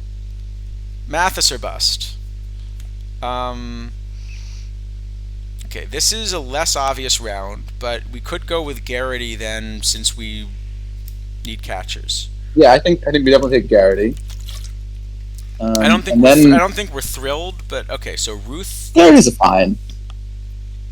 Ruth or Zito, I think are probably Murray Dixon's actually sort of decent and has a lot of stamina for a reliever. If he's a reliever, yeah. If you're running him as a starter, he doesn't work. We could take. Okay, No, he's not a starter. So take Dixon, put him in the pen. I guess the relief pitching is more important than our fifth starter. Yeah, I feel like we're actually leaning a bit towards a 4-man rotation at this point. I think I'm incredibly surprised you're thinking about a Game 5. All right, should we do this? Yeah, I think this is fine. Orta's not horrible either, but he's a one-position player, and yeah, we can't take him. No. At this point, all of our other outfielders, we need one more outfielder that's a multi-position one. All right. Blauser's always amazing. taking Blauser. But Blauser's playing third. I think probably. He's playing third, so I think I agree. We still want a shortstop. But Ronnie Mauricio's terrible. Is just not a shortstop for us. Yeah. Is it? I think it's Apodaca. Actually, I think it's just another good bullpen. We have 9 shortstop scenes so far, so it may end up as with Blauser and Franco at short, at least as a backup. I still think it's Apodaca here rather than Mauricio. It probably is still Apodaca. Mauricio is really bad. We do have 2 players that can play shortstop, so we're never going to have 0 and not enough. All right, let's do it. The only thing is that says that we should have taken Max Bishop. Probably, yeah. But, oh well. I knew we should have taken Bishop. All right. It was Eddie Taubensee. There we go. Card. Eddie Taubensee. So,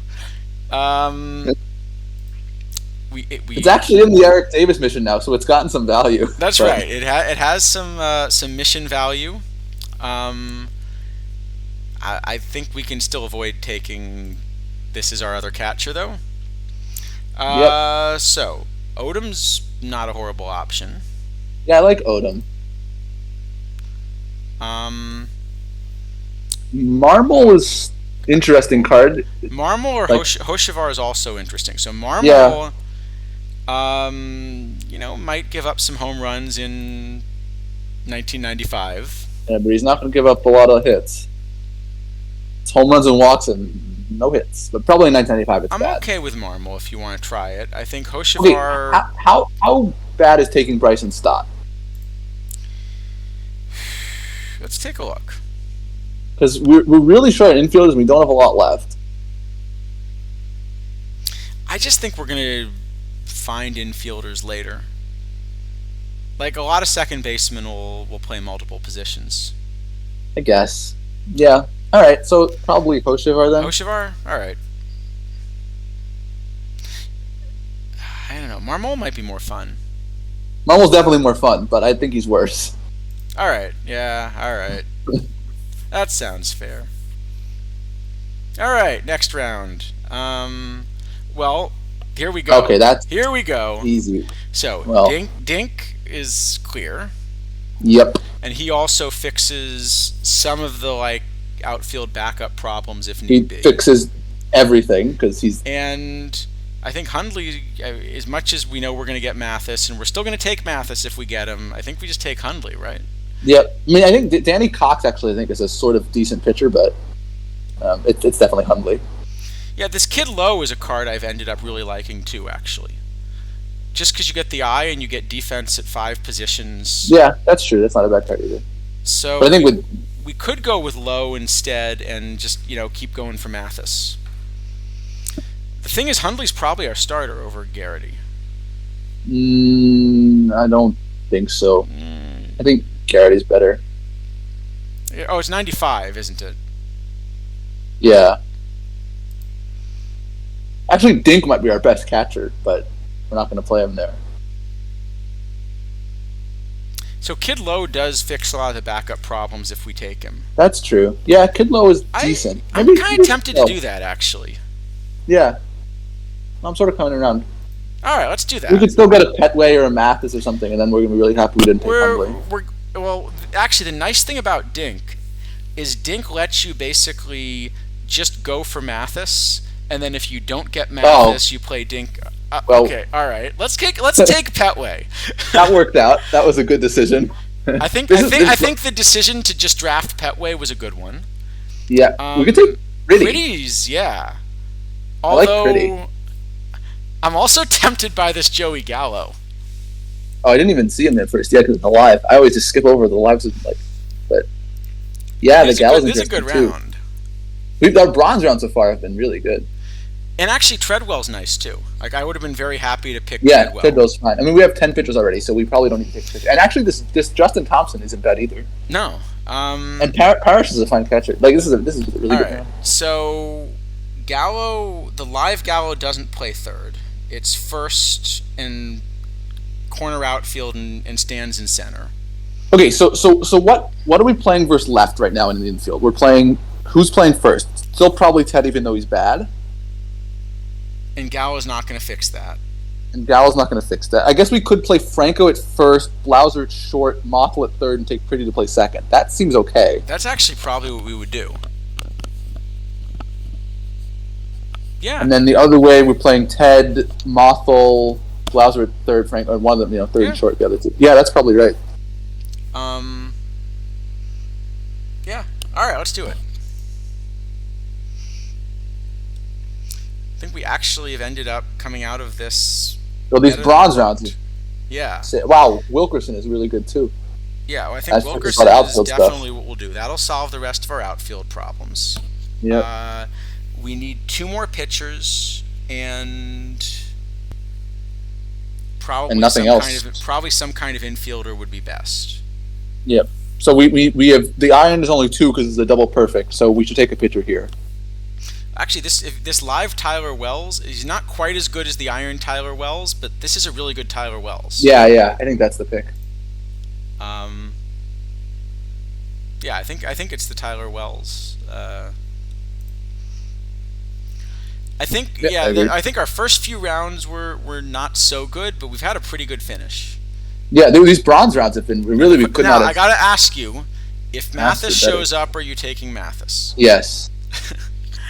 Answer is always yes. Oh, we got Dunn though. Dunn is great. Dunn? Yeah, I think this draft is done. And then we need another pitcher, which is probably Bob Perky. Just to confirm, we have plenty of infielder position stuff. Yeah, we should be fine. Perky is almost our only option, so I don't remember the card at all, which is a bad sign for the BABIP. I don't think it's very good, but it's also not alive. Let's just check if either of the live cards, has a little bit of BABIP. Or there are three live cards. Okay, that 42 I've never even considered playing, I don't think, so it's probably not good. So Bristow actually has a little more pitcher BABIP. Yeah, he's plus minus 70 home run. I suspect Perky's better than that. I agree. That's no pitcher BABIP. Yep, okay, that explains that. It's insane. Usually when there are low live pitchers, I have seen them at some cap building, and I've never seen that one, so. All right, I think it's Perky. Yep. This is actually, I think, it's not the best statement I could make about it, but I think this is the best TWIP draft we've done. It's definitely the best one we've done. The bronze really saved it. It was sort of mediocre until the bronze, I think, and then the bronze was just amazing. All right, let me first off, I'll throw in a cap strategy because we know now we do have an interesting decision whether we want to do 4 or 5 starters, because our 5th starter is probably Blue Moon Odom, which is not amazing. Okay, let's start by seeing what they gave us.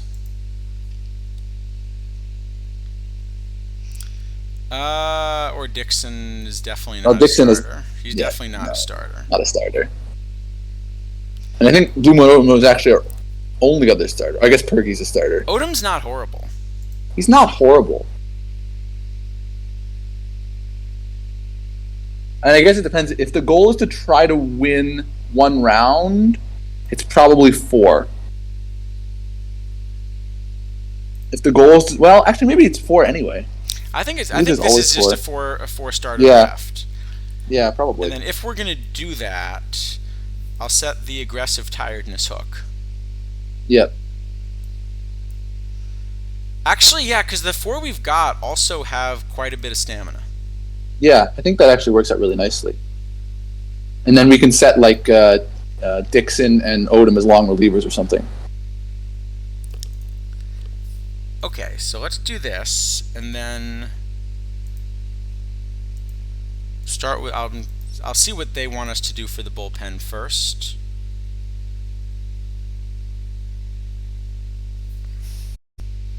So I think Dixon is your other setup guy. So usually setup is most important because that's where you get the highest leverage here. I think Guante and Putza are two big ones, and then we want Odom and Dixon as long relievers.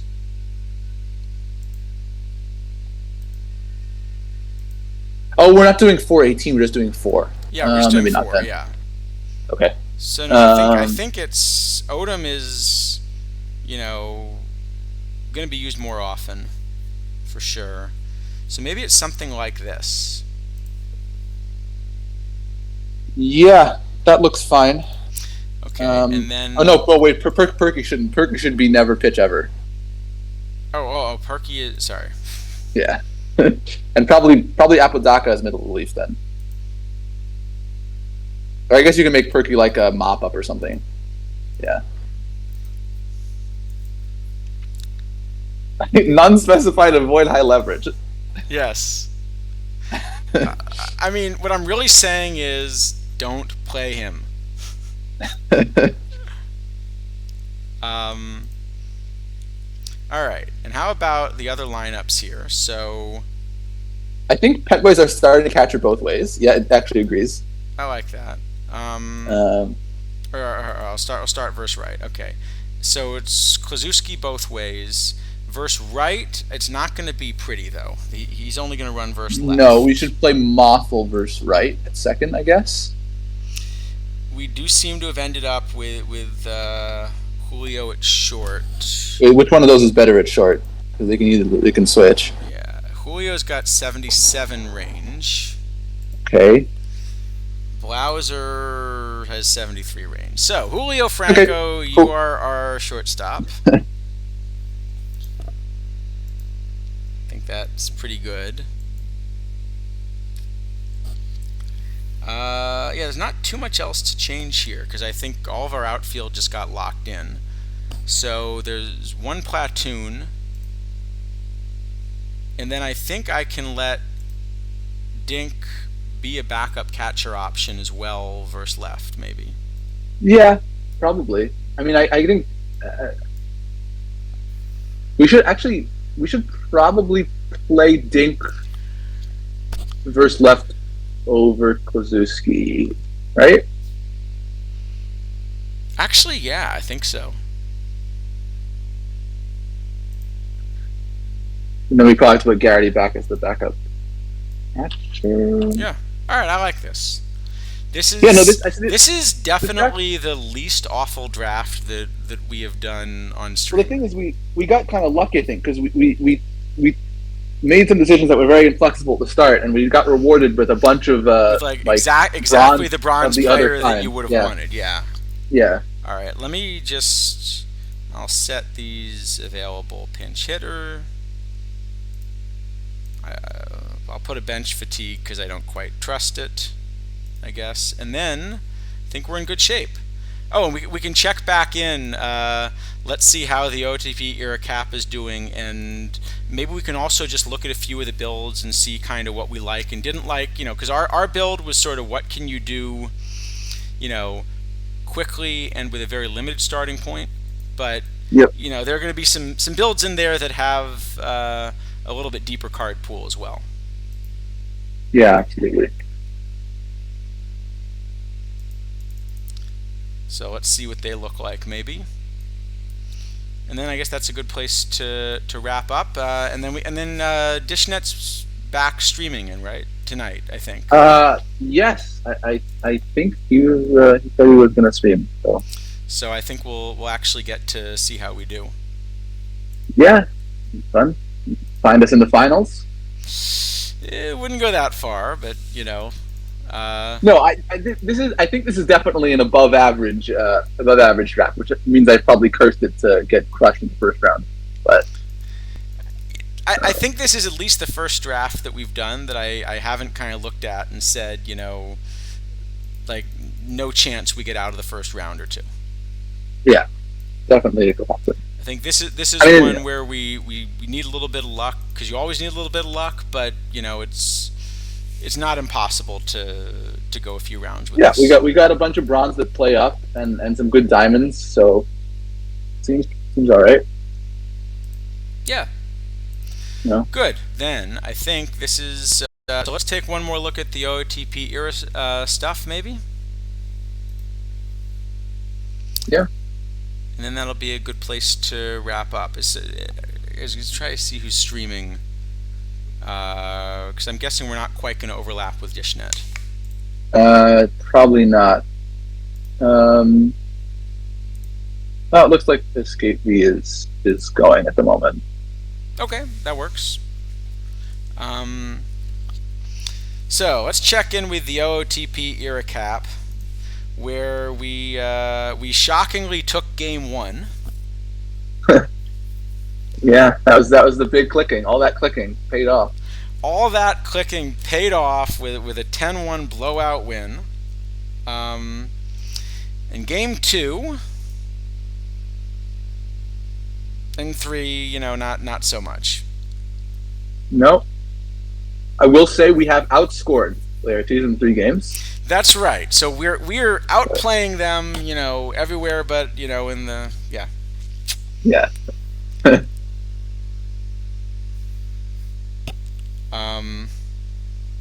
Could be worse. Could be worse, and we haven't blown out our bullpen yet, so that's a good sign. And we got Tanner Bibby against Tanner Bibby in game 4, so I think we can hold our own on the pitching side. Yeah.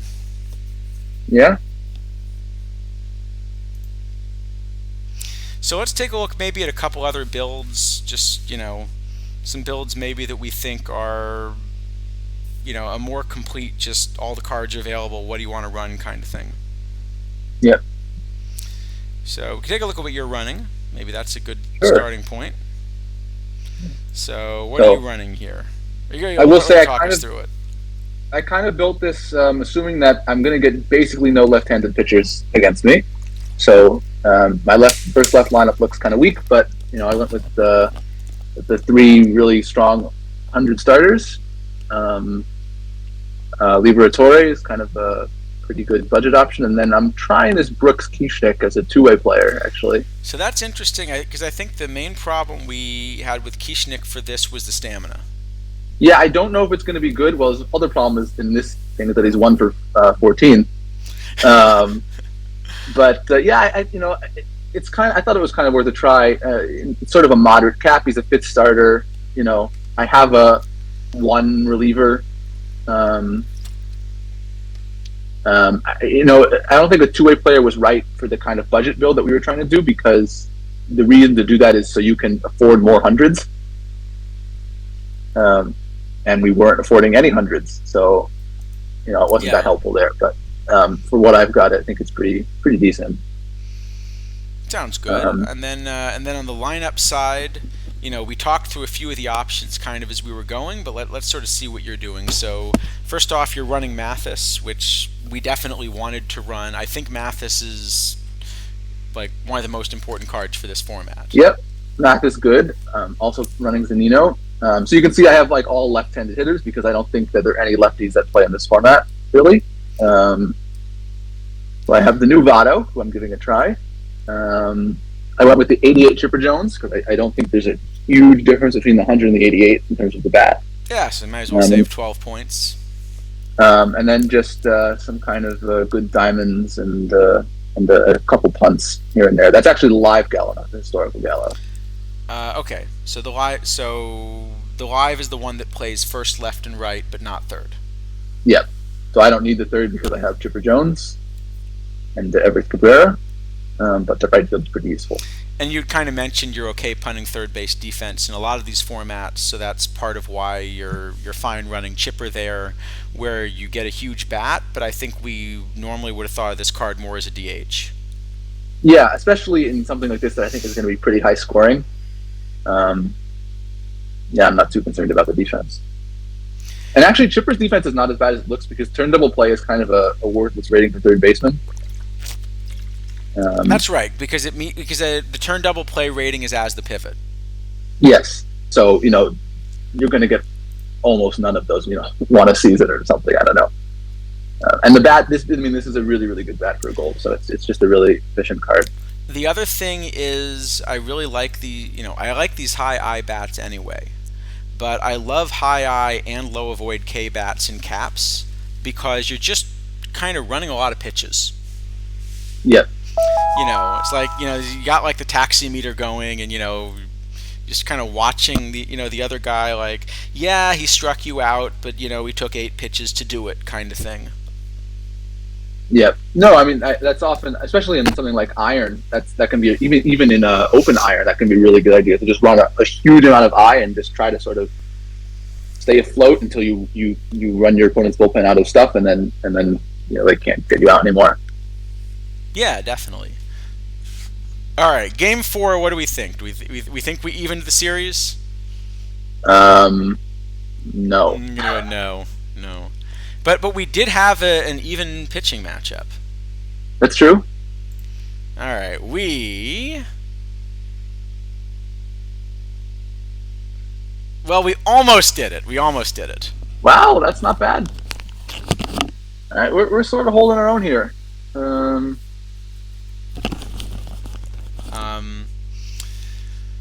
So we actually got out bullpenned. Oh, well, actually, see, it was the whole taximeter thing. See, they managed to get 9 2/3 out of Tanner. Yeah, and we got 6, and so that meant that the back end of the bullpen. Oh, but Angelito, who we actually spent on, was actually the one that gave him up. As it usually is. So, all right, let's look at 1 or 2 more builds maybe, and then that might be a good place to wrap up. And I guess we can check Laertes since we're playing him. That's probably another. Sure. I think we're getting a pretty good look at a solid build here. So also running Schertzer and Greinke. Yep. So he's running Brendan McKay. So that's interesting. So McKay is a two-way player. But I think we felt that you were giving up a little bit to kind of go from, some of the better perfects down to McKay. Yeah, so I think running McKay and Keith at the same time is a bit tricky. Maybe you can get it to work, but if I'm going to pick one, I'd rather run Kieschnick. I think part of what you're thinking about, I mean, for me, it depends a lot on how big the cap is. So in a very low cap, sacrificing a little bit on the pitching side to go from, kind of your third best perfect option down to McKay, like Yuri Perez for you, for example. In a very low cap, that's probably worth it because you're going to be able to get the extra hitter.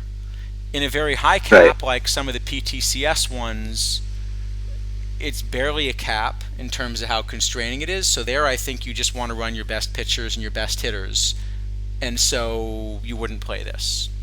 Yeah, I mean, two-way players are always interesting because you just get sort of some free stuff sometimes. So I think McKay is worth a try. I don't think this is like a horrible thing to do by any means.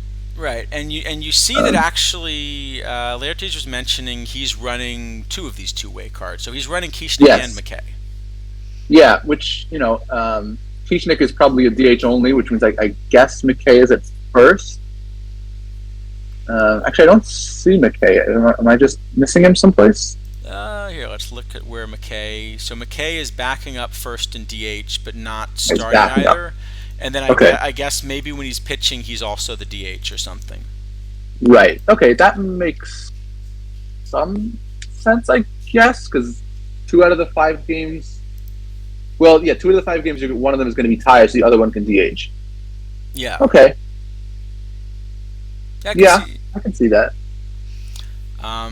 So again, you see a lot of sort of the same names we talked about. So Pennington seems to be a card almost everybody's running here. Yeah. Everett Cabrera and some of the back end of this. I see they went with Dyson as kind of the replacement for what we were doing with Phillips. So Dyson's 3 points cheaper than Phillips, and you're getting better defense and less of a bat. Yeah, I mean, I think the card that sort of is interesting to me is Carlos Santana, because that's not really a card I've ever thought about running as a backup catcher. Yeah, I guess you're saving a point over Well, both Zeno and Perez are 44s now, right? Is Perez a 45? I know Zunino's a 44 at least, so one of them. Yeah. Okay. So Santana is the backup catcher. So you can see kind of what's in the meta here. Let's see who else would be good to look at. Well, Astor always has a really strong build.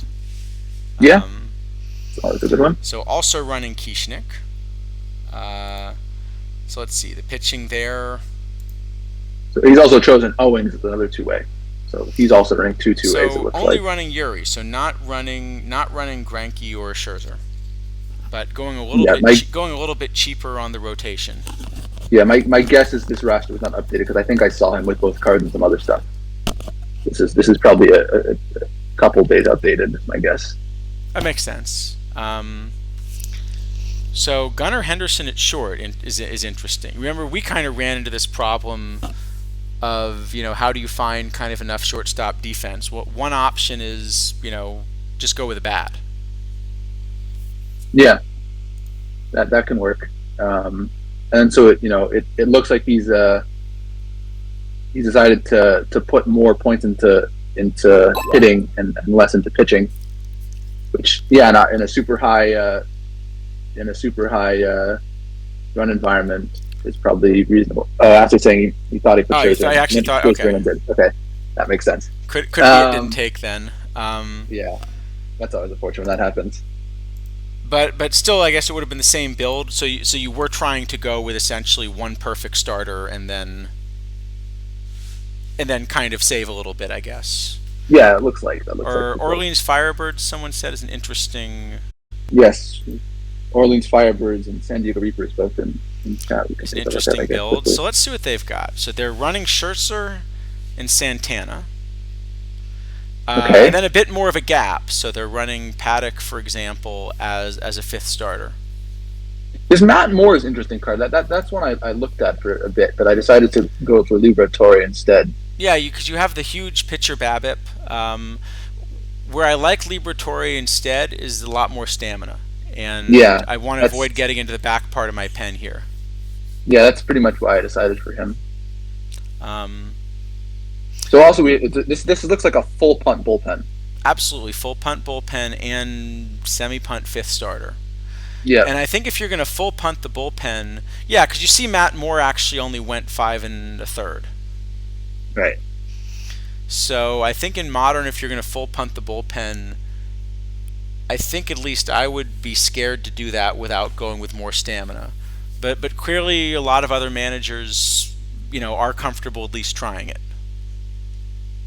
Yeah. And after all, I think all those other managers are going to go further than we are in this tournament. Probably. We may be in this tournament about another 3 to 4 seconds, plus however long it takes for the sim to come in.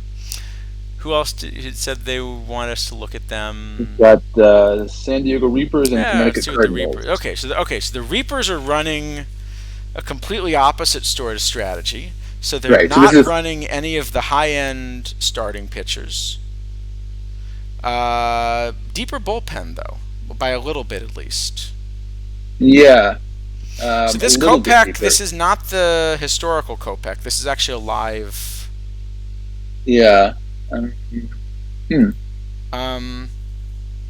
There's all those pitchers I think have relatively low stamina. That looks like kind of a build that's intended to kind of have the starters go 5 innings and then it looks like the intent of this build is not sort of any of the really high-end cards, but rather trying to spread it out, have a deeper bench, win a long series kind of thing. Right. Well, this is just put as many points into offense as possible. But points into offense, but even with the offense, instead of the stars and scrubs, it's kind of a lot more of these mid-tier cards, and then there's an attempt to, kind of not run, so for example, if you look at the roster that we had, probably not the best roster to judge from, but, you see kind of we're running a few high-end cards, or the highest end cards we had, and then we're running a lot of just really cheap cards to make up for it, right? Right. The other thing I think is interesting about that build is it looks like it's more targeting left-handed pitchers. Yeah. And a lot of the other builds seem to have been targeting right-handed pitchers more heavily. Right. Yeah. So that makes sense. We've got our game 5 in, so we're going to see if all that faith that the chat had in us was justified. Because we actually had a number of people think we were going to get more than one win in this tournament. One was better than I think we should have been expected to do, so I'll take it. Well, let's take a look at game 5 then. Did I just click something that made it reload the team graphics? I don't know. Sometimes it does that right after Sim comes in. I'm not quite sure why. Let's take a look at game 5. We have survived to game 6. 10 runs again. Well, the offense is doing some work here.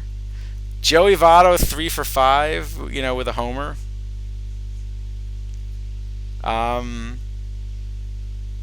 Yeah, very nice.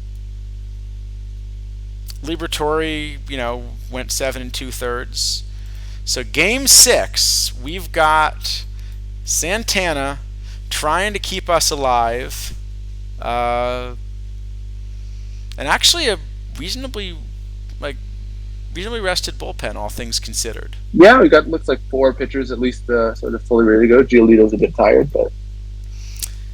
And they've got Scherzer, but also a rested bullpen. So we're still not, in great shape, but yep.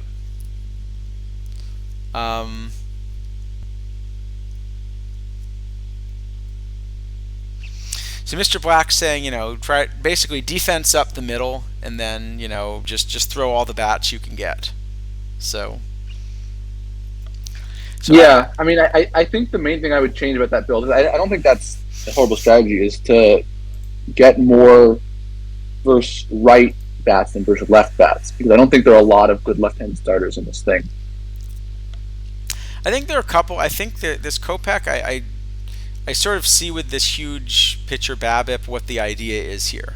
I think I would run Alfredo Aceves in that spot if I was going to do this kind of build.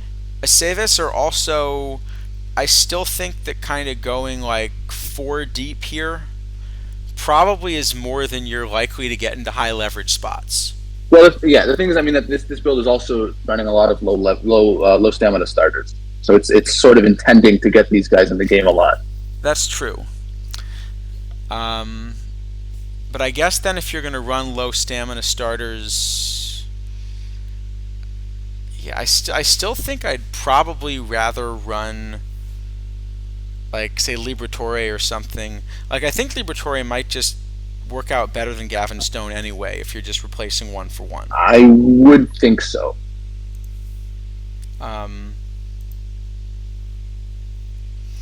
Maybe, I guess the idea is also trying to be very right-handed. Maybe is part of it. I don't know that you want. I don't really want to right-handed in this. You have.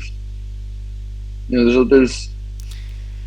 are some, Wood and now this new Votto that are very efficient cards for what they are and hit righties really, really well. Yeah, and also like Beatty, for example. There are just a few of these future legends that I think tend to want to hit righties. Yeah. So I think this is at least not the way I would have tried to build it. But on the other hand, in all fairness, this is a team that is in round 2, and my build is not likely to be in round 2.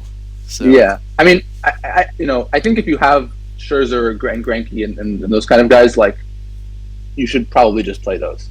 But if you don't, playing around with some weird stuff maybe is not so bad. Yeah, I wonder actually if part of our thinking should have been, instead of Appel, maybe run a lefty. Even if it's not quite an optimal lefty, just give ourselves a little more chance to catch, a team that, is just trying to hit righties.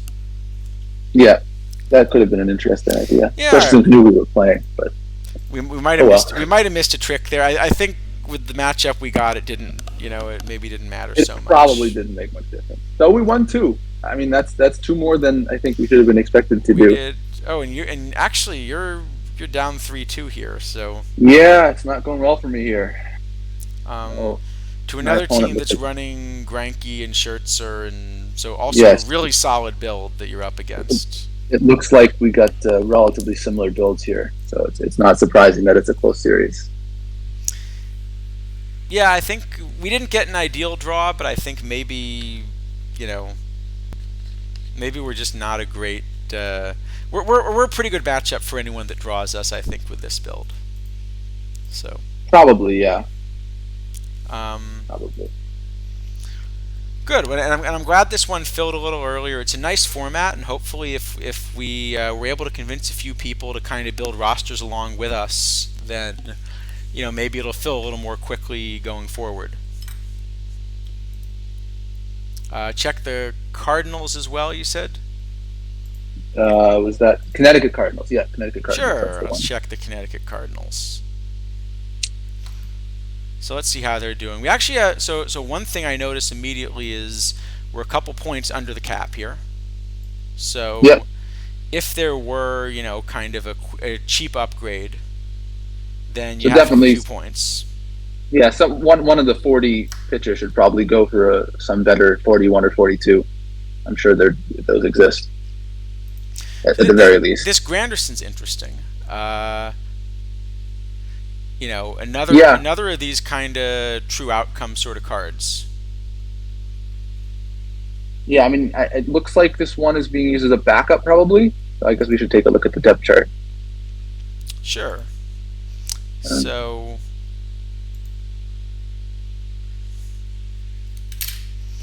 let's see what all they're right. running. There we go. Well, see Mathis. That's a good start.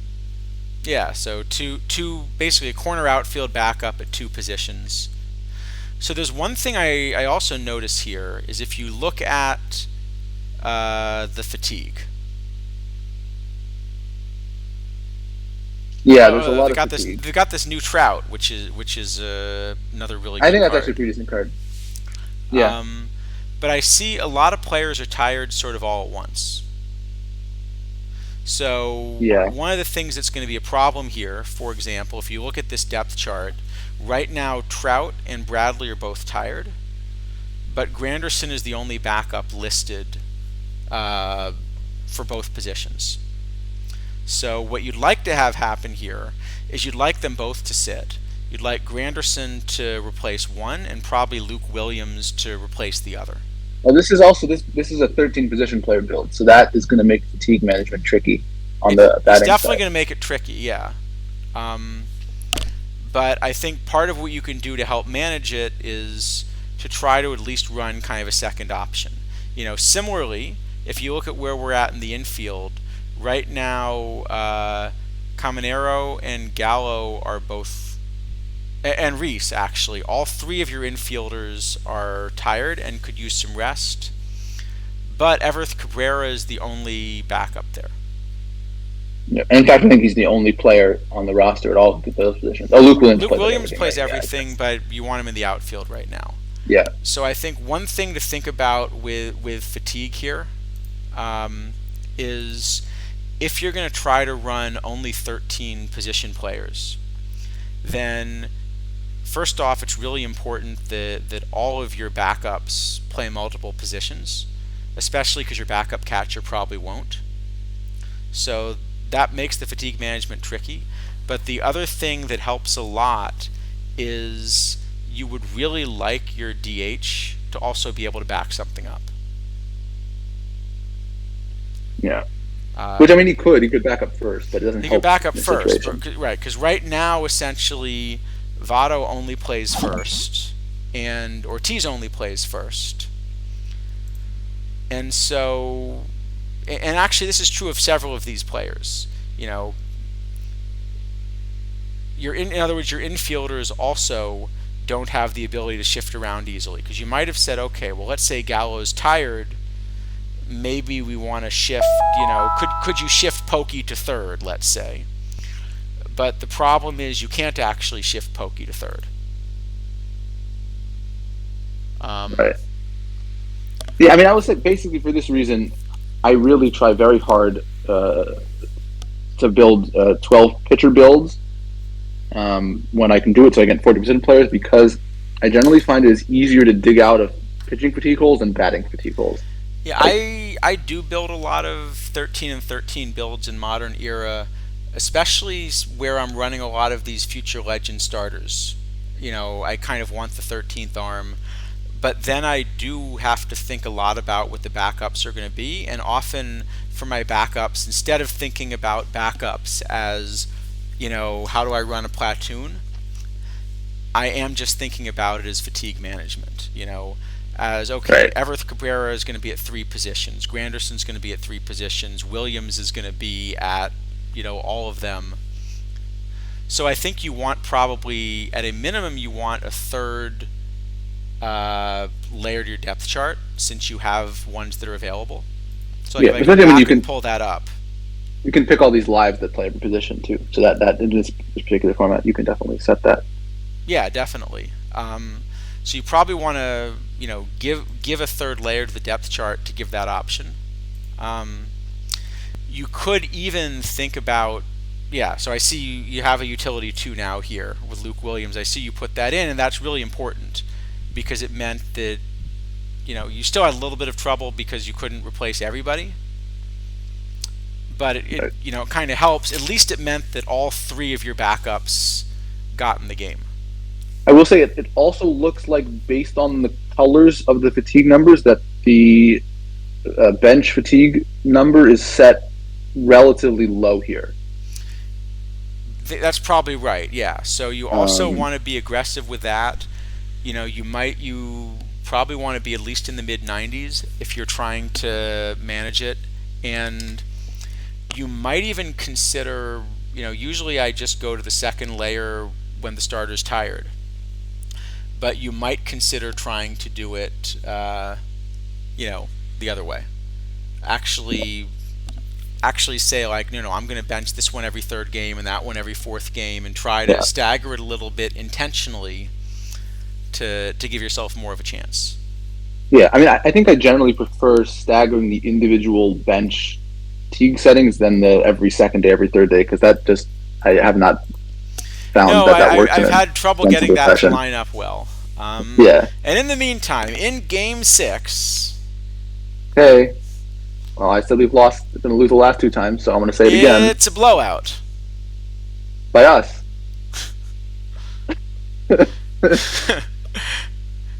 Apparently, Johan Santana just, said, Okay, I'm just better than Max Scherzer, and, Not only that, Nathan Lukes was 4 for 5 off of Scherzer, which is amazing. Yep. I mean, we're playing backups at every position.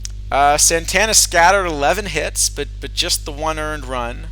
No walks. Yeah.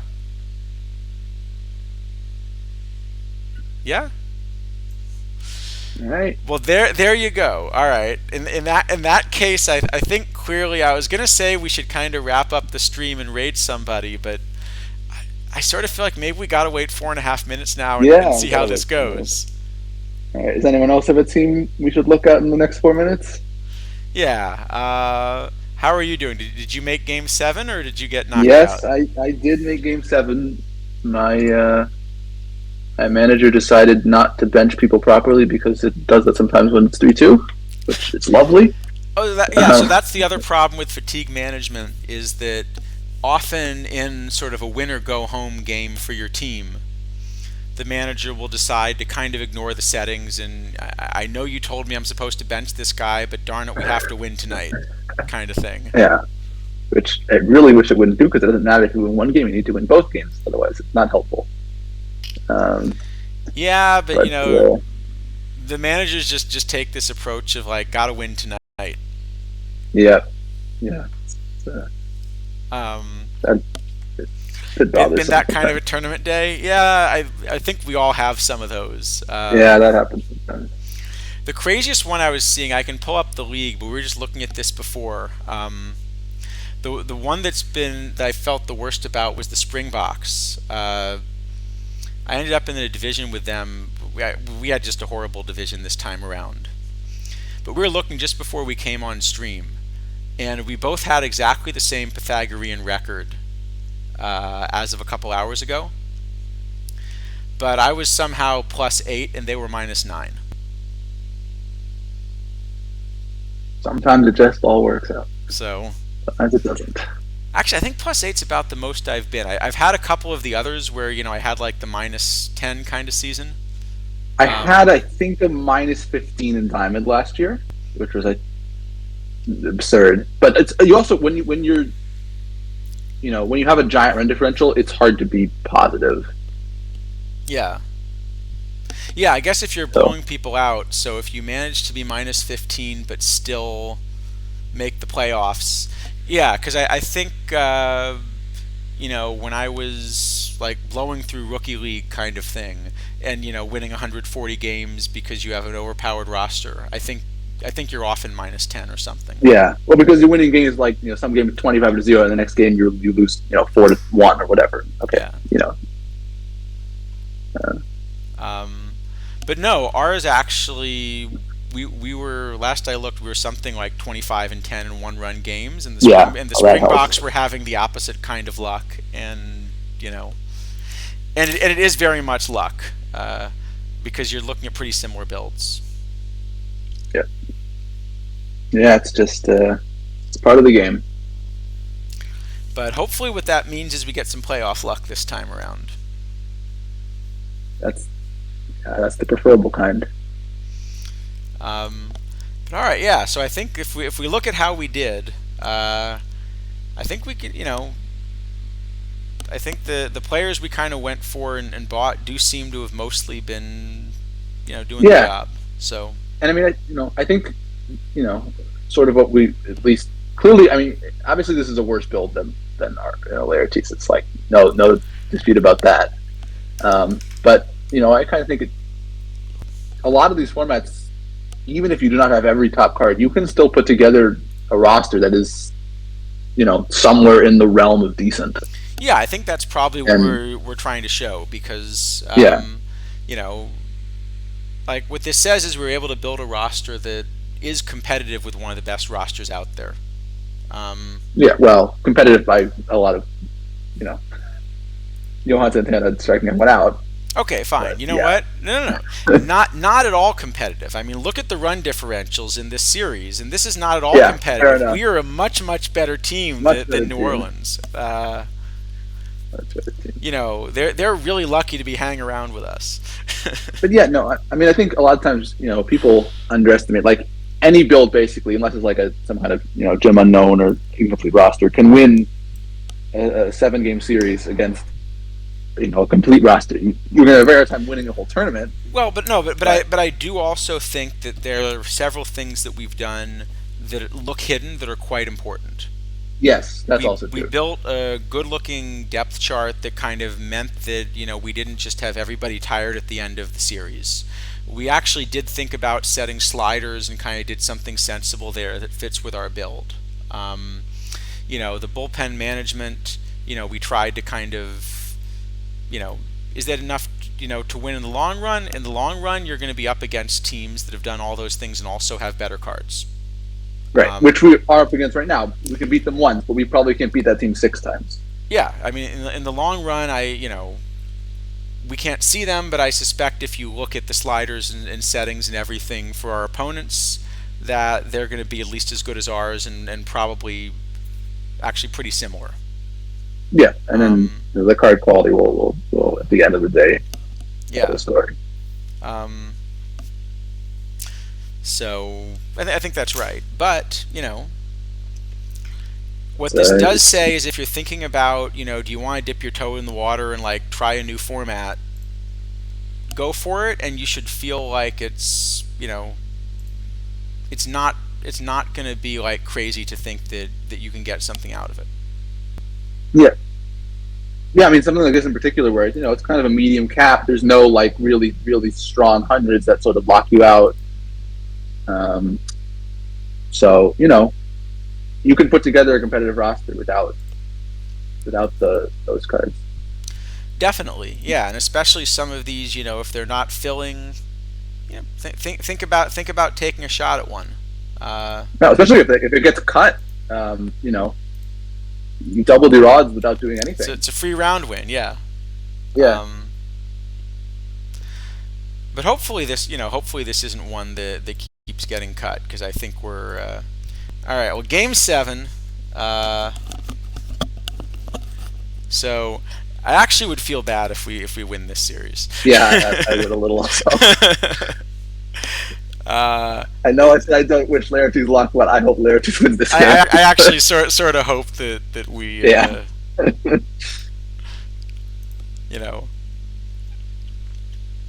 I guess it would be good content if we survive it, but don't think it would be all that fair. No, it's so.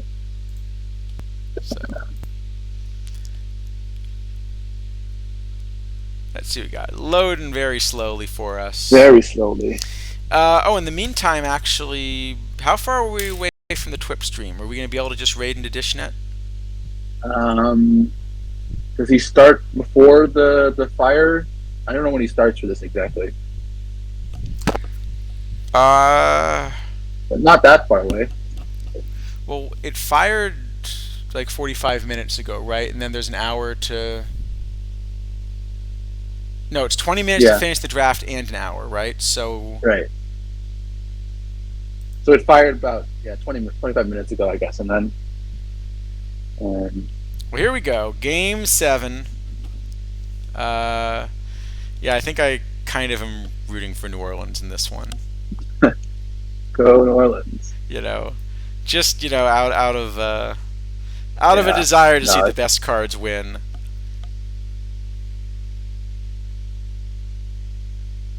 All right, we gave it a pretty good go. Yep, and that was as good of an outcome as we could have hoped for. I think we gave it a good run, but the better cards won out. The new Granky, kind of saying, "All right, game 7, I'll just kind of do it all myself," and pretty much did. Yeah, it's a good card, as we mentioned. So, all right. Well, if Dish is going to go online in the next 15 minutes, is there anything that we should do for a couple minutes just to raid into DishNet before we wrap up, or? I don't know. Just because it would be nicer to kind of be able to keep everyone in raid in to Dish. Yeah, I don't know if there's anything else to look for that format. I don't know if there's. Oh yeah, it's a good idea. So we could take a look around Perfect League for a bit. That could be interesting. See what people are doing. Sure, we could do that. I just wanted to, or maybe someone else could hop on the Discord. Then I just wanted to just double check that Dish is about to stream, because otherwise it. Let's see. I don't remember exactly when he usually goes live for this. So, all right. Let's see if I can find it. I'm pretty sure he said on Twip yesterday he was going to stream. So,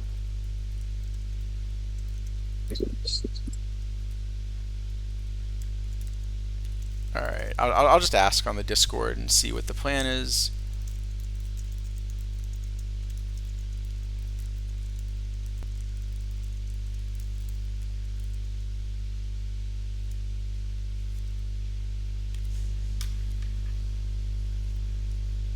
Alright, I'll ask on the Discord. Sure, we could take a look at how we're doing in Perfect League.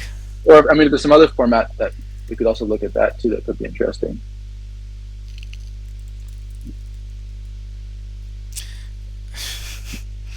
Oof, yeah, Volpe, that's a good triple slash.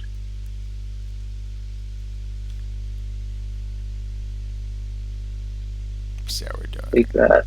Well, we've got an open slot. That's always a bad sign. Yeah, not ideal. All right, I'll join something. What would be a good one to join? Oh, there's a weekly actually that I think I'll play. How about that? Sure. Yeah. That's another one, by the way. All this live stuff is. I mean, it's a little expensive. You have to buy many of the perfects to have the best team, but you can definitely play in it on a budget. Yeah. Oh, play one of these entry fee ones actually, but I guess I'll figure that out later. All right, so yeah, let's take a look at what some of the Perfect League builds look like. You can see how some of those cards are doing. Oh, this is just live now, apparently. So. Oh, did it just go live? Yep. And then we can right into that. He's got his 10-minute countdown up, so maybe we can go for. Okay, so we'll go for something less than 10 minutes and then right in. Then that sounds good to me. That sounds good.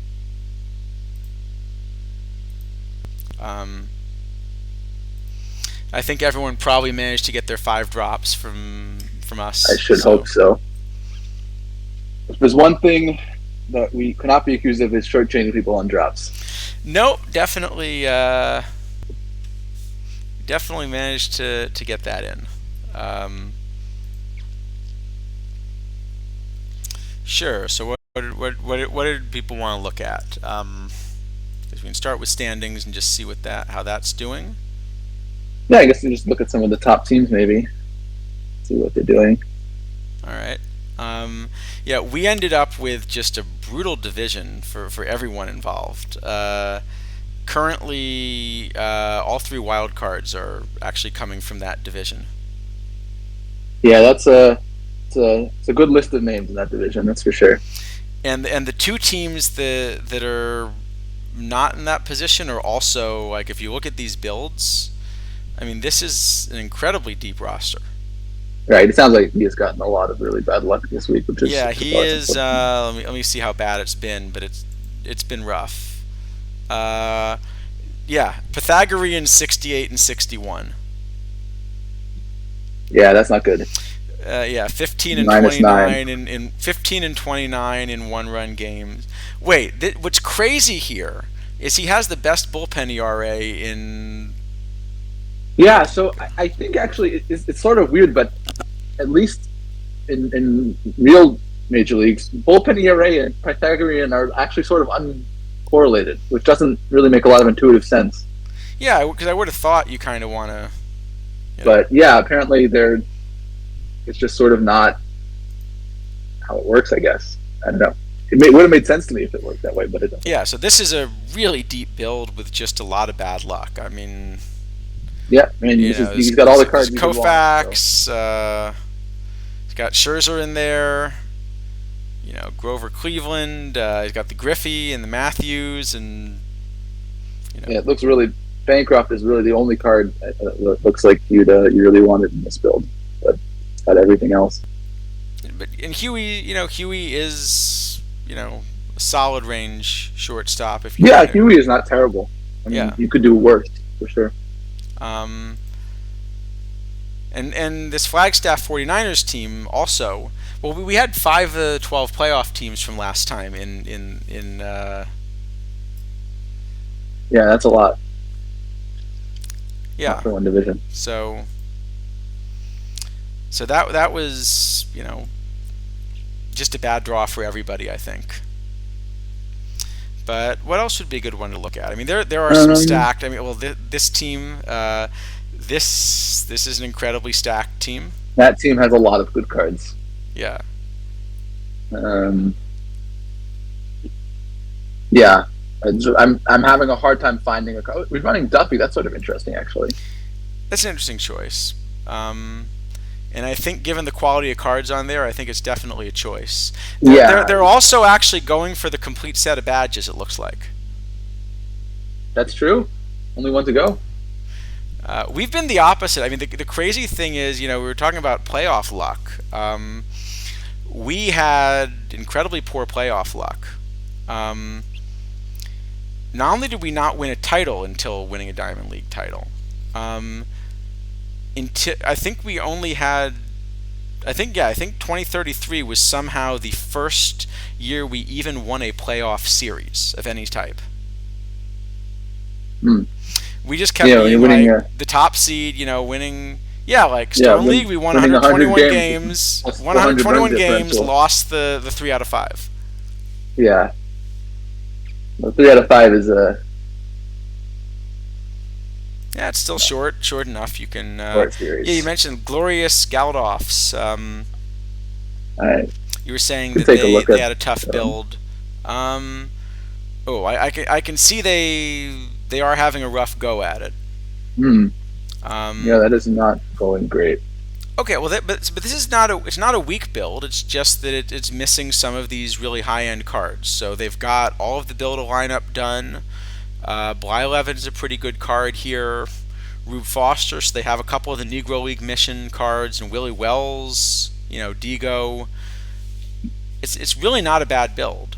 Yeah, I mean there are a couple cards that definitely stick out a little bit, but yeah, it's not, especially in the bullpen. But the lineup isn't terrible, I guess. And I think that's what you'll see. My guess is it's the back end of the bullpen. Yeah, they're just kind of giving up a lot of runs, and also this ZR. Part of the thing with these build a lineup cards is there weren't a lot of really high end defensive cards there. Yeah. And so my guess is that's what you're seeing is, that something like, for example, if you're running Willie Wells at short, Willie Wells is a really good shortstop. But, he's actually got a negative ZR now in Perfect League. And the reason he's got a negative ZR is there are only a handful, but there are a handful of these Bancrofts. And also now there are going to be a whole lot of Younts who is also going to make Wells look worse. Yeah, because this Bancroft has like 18 ZR. He's going to have like a 20 plus ZR season. Yeah. No, I have Bancroft projected to be worth about 3.5 wins with his glove in Perfect League. Yeah, pretty absurd. Which is good because the bat is the bat is terrible. It's terrible, but he walks a bit, and also the sacrificed bunt and bunt for hit is worth something because I mean I think that you notice I've just absolutely maxed out both. Yeah, that's like the big difference from the Bancroft last year is that the Bancroft last year just could not do anything. I mean it was a total zero, and this one at least will get on base every now and again, and sort of he's in a point in the cycle where the cards aren't as strong yet. And he somehow has 6 home runs for me. That's amazing. That you talk about rolling well. That is rolling well. This Bancroft, with basically no power. He had 4 last year too, actually, in limited time. Wow. I guess he has 50 power. Not bad, but. So, all right. Well, I think maybe that's a good place to kind of wrap up. Yeah, I mean it's there are some really good teams up here, but I think having it be brutal is part of the fun. It's definitely brutal, and this year it's even more brutal than last year. So yeah, only 12 out of 36 staying up. Because last year I felt it was significantly harder to make it to Perfect League than to stay. Yeah, definitely. And this year I think both are actually pretty darn hard. Yeah, I mean, especially if you don't have the big LEs. Yeah, I mean that's kind of what I did is I tried to find a build in a park and stuff that would get around it. But we've also, as I mentioned, we've been quite lucky. Here are our team stats, and we're 8 games above Pythagorean. The big thing is we kind of found a home park that just works for us. Like if I think Bancroft is a really important card for Perfect League, in all honesty. And especially for this kind of build that we're going for. Yeah. Bancroft covers so much deficiency in other areas. Well, Bancroft just covers like so much, of the field. Yeah, Bancroft is good. All right, let's raid into DishNet. And yeah, thanks everyone. Thanks as always to OOTP for for providing the drops and everything. And good luck to everyone in Twipt, as well as everyone still in the OOTP era cap. So we'll see y'all next week, as soon as I get the raid to work. And let us know if you liked kind of this format where we picked like a tournament. We can do that again next week if there's interest. So yeah, we can try to find some other thing. All right. See y'all later. Rating over now. Bye, everyone.